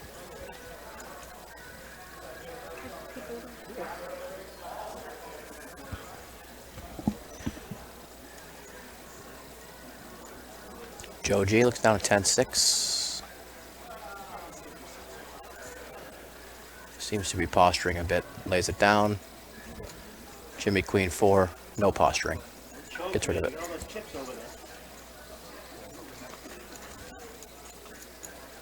Jake, I find it really, really strange that you want more content, more contests for drinks. That's strange.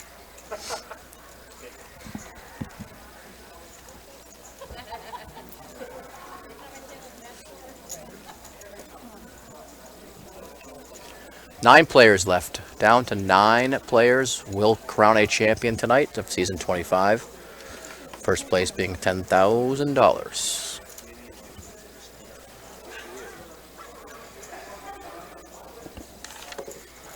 Jake, that's correct. That was evidenced this weekend.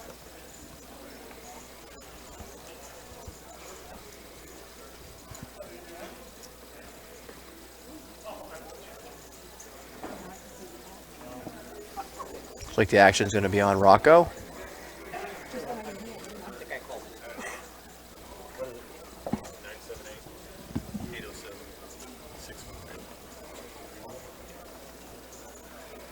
Oh, I have a something to add. What's that? Evan, yeah. I was walking or listening to the stream earlier, and I heard you and Lionel discussing hygiene and the chips at the table and that kind of stuff. Yeah. What is more disgusting than being here at Foxwoods or any place you're playing a poker tournament, you're in the bathroom, other people that are in the bathroom with you, you see them come out and they don't wash their hands. Not one. 50-60% of the people don't wash their hands. I don't get it. I don't get it. I just want to call those people out. I don't understand. Right? Every time you see them come back to the table.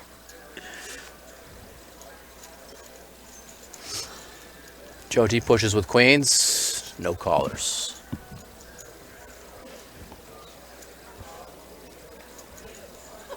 Richie B still leads the way. Looks like Mike is our short stack. 4 bigs. He's got to get it in here. We've got 1, 2, 3, 5 players that are critical, if you will, with under 10 bigs. There's a lot of friendship going on the table. Everybody's being very nice to each other right now. It has been a fairly friendly table so far. Yeah. I'm guessing that will change as we approach the larger denomination payouts.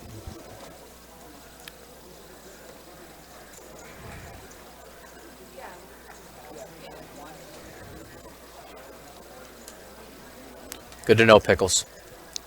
I would hope so.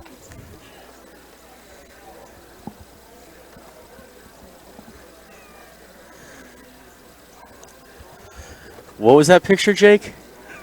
It's a guy with his hand over his face, I think. Oh, okay. I didn't know that Twitch had emojis.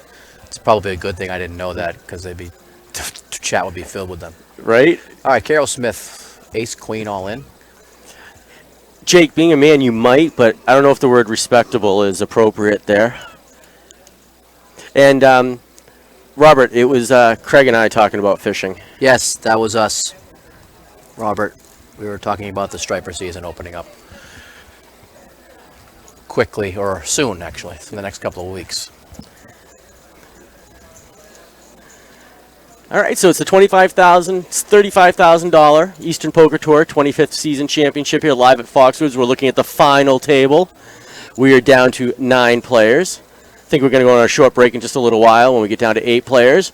But everybody that's played here has been playing all weekend long. Lots of poker going on here at Foxwoods, and this is what it comes down to. It comes down to this $10,000 first place prize pool, all for $30 buy-in. Not bad as a little payout for all their hard work. $30 dealer fee.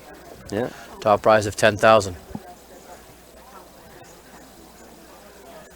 All right, and just in case you don't know, we are looking at Sean Murphy in the first position, Karina Castroneda in the second position, Victoria Chernard in the third position, Richie Brennan, our chip leader, in the fourth position, Mike Edwards in the fifth position, Joe G in sixth, Jim Lemire, seventh position, Carol Barrett in the eighth position, and Rocco Elger in the ninth position. So that's what we're going to be looking at until we find a winner today. I'll have to look back on it, and Lionel or someone could probably confirm this.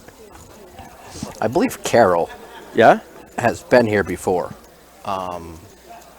Correct me if I'm wrong. I'm pretty sure she's been to this final table at least one other time. I believe she has.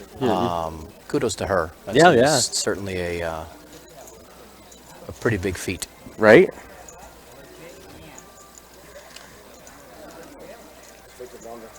That's why I thought it'd be more fun.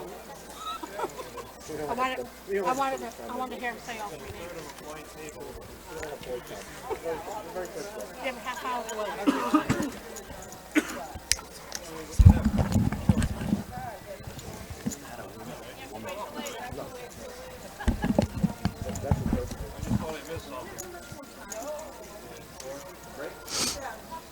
Well, Evan, I don't know if she was here before. Perhaps I missed it. What's that? That appears to be, or maybe it's not Deb. It's Deb Sylvia. I was thinking maybe it was Deb Silva of Eastern Poker Tour fame. But she asked the question: has a woman ever won this particular event? An actual woman, unfortunately, has not. Won it. No.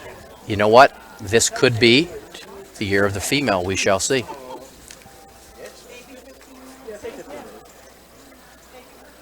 Yeah. I'm going to pay him to make it a half hour. Yeah, that could be Cindy. You know what? That is, I think you're right. I think she did do. She definitely won the battle. All right, where are we at? Jim opens up with raise to 80,000. Just gonna fold around to the blinds. Karina has ace-8 here, and she goes all in. So we have an all in, and I'm assuming Jimmy's gonna call. It's not much more, or actually, it was a lot more. But anyway. Anything can happen Ace here. 8 versus ace 9, very possible on a chop pot This here. does have the feel of a chop pot.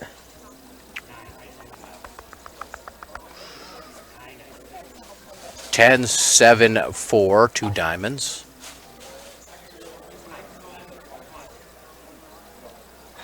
Jack. And 4 pair, Jack. 10. No, it's a chop pot. Chop pot. Yeah. Sorry, Jim. Sorry about that, buddy. 9 does not play. That was one heck of a reaction there, though. Yes, it is Carol Smith. What did Evan? Did Evan screw up again? What did I do? I think he called it Carol Bear. It's Carol Smith. Come on, Evan. Wait a minute. I'm not saying. I'm not saying you misspoke. How about that? You may have been given the information. All right. We will fix that right now. Yes, Jake, that was a premature celebration for sure. Again, 9 players remaining. Richie B still on top. His lead has actually increased a little bit. Looks like he's got everyone 2-1. Is that right? Is that my math correct? About 2-1? That is the right math. 1.4 to 778.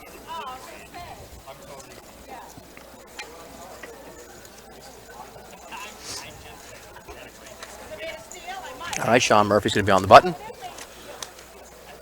2 of the 3 ladies left will be in the blinds. Good. I have no idea, Cindy. Maybe the glare of the lights got to him. And the pressure of the final table and being live streamed to the world. And knowing we're here talking about him.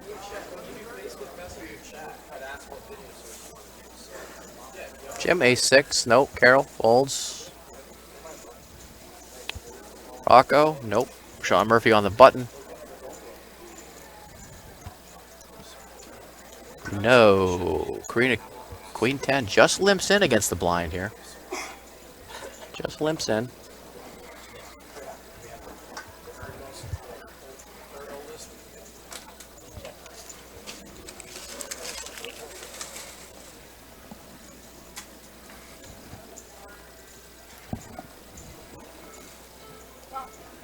And they both miss. Gut shot for Victoria. Ding, ding. Yahtzee.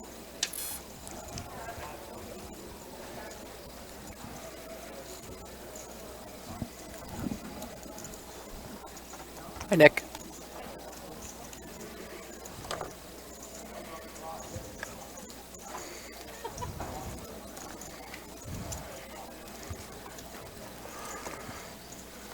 All right, here we go. Once again, 9 remaining, playing down to 8. Richie B's our chip leader with 1.4 million. Rocco at 774,000. Jim with 16 big blinds at 481. Victoria at 408. Joe G 10 big blinds at 326. Karina is sitting on 236,000. And everybody else is pretty close to that right now. And ladies and gentlemen who are asking, the lovely Gretel is back. Gretel, some of your fans were asking where you were. I told them you were probably... what about Vegas? That is correct, Gretel. He is putting every tab every night on his credit card. But listen, anybody listening to this stream, if you remember and you're coming to Vegas, you come up to me and I'll buy you a drink. Now, I can say that because I know there's not 2 million people watching the stream. But I will do that, Gretel. Especially for you, because I know how much you like to drink. About as much as I do. Oh, you do both cheap dates. Try resetting D-Wolf or refreshing your browser. All right. Richie's got 70,000 to call with his 10-9. Of course you're going to remember, Jake. Jake wouldn't forget that. I figured you were putting the kids to bed. All right, Richie B. We got ace-queen all in. 10-9. Looks like you took one for the team there, I'm guessing. He was That's in the what big he, blind. that's Was what in he the big just blind? said, as a matter did of fact. Yeah. He was in the big blind there. 60-40. Mikey's sweating it out over there. Oh, Richie does hit his 9. He's now out in front, 80-20. Gonna need an ace or a queen from Mike. Oh, sets up on the 9 turn. of spades, and that's gonna do it. Draw dead. 9 Yeah. of spades. So Mike will be our 9th place finisher. That's gonna bring us down to 8. I believe that means we are going to dinner. I believe so. Nice. I believe there'll be a half-hour dinner break now. We will be on and off of the chat, but we shall be back in about half hour with the video. Let's just make sure that's what they're doing here. All right. So you're listening. You are watching the Eastern Poker Tour, Season 25, $36,000 championship here live at Foxwoods World Famous Poker Room. And you have me, Evan Myers, and Craig Bradford will be with you through the rest of the night. Lucky us. Thank you guys for hanging out with us. Or We really lucky appreciate you. it. Lucky them, right? Lucky them. Lucky them, yeah. Yo, but thank you all, everybody that's been checking in. It's been great. And, Non-stop for 370, Gretel. And there we go. What is that, via helicopter? Yes, that is all. We'll shut the audio off now, folks, and we'll be back about 30 minutes, they tell us. All right, see you guys. But feel free to stay in the chat. Spirit Airlines, yeah.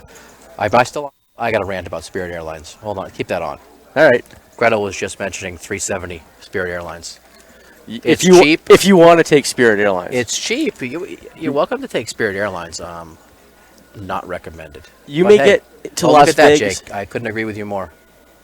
I mean, they may get you to Las Vegas, Vancouver, British Columbia, but not Las Vegas, Nevada. You gotta look out for that. Yeah, I've heard that, Cindy. I've heard they're not the best. Actually, I don't think I've heard one good thing about them, except their prices. Ever. But their prices, for the flight, great. But then it's $10 for a bag, $50 to bring an extra pair of shoes, all kinds of stuff. $8 if you need a tissue. Tissue's $8. $8, yeah. Ladies and gentlemen, I believe I see one Christopher Mello. For those of you who don't know Chris Mello, he is a longtime dealer here at Foxwoods Resort Casino. He comes up and helps us out at the charity events now and then. Nice to see you, Chris. You coming in to deal here? You guys are going to see him on the live stream. You're going to see him on the live stream. He doesn't want to talk. He's shy. Very shy, handsome. right? He's handsome, but he's shy. Agree, Fritz. They're a nice name, but that's about it. All right, rant over. I guess we can shut this sucker off for a half hour. All right, see you in a few. See you in a bit, folks.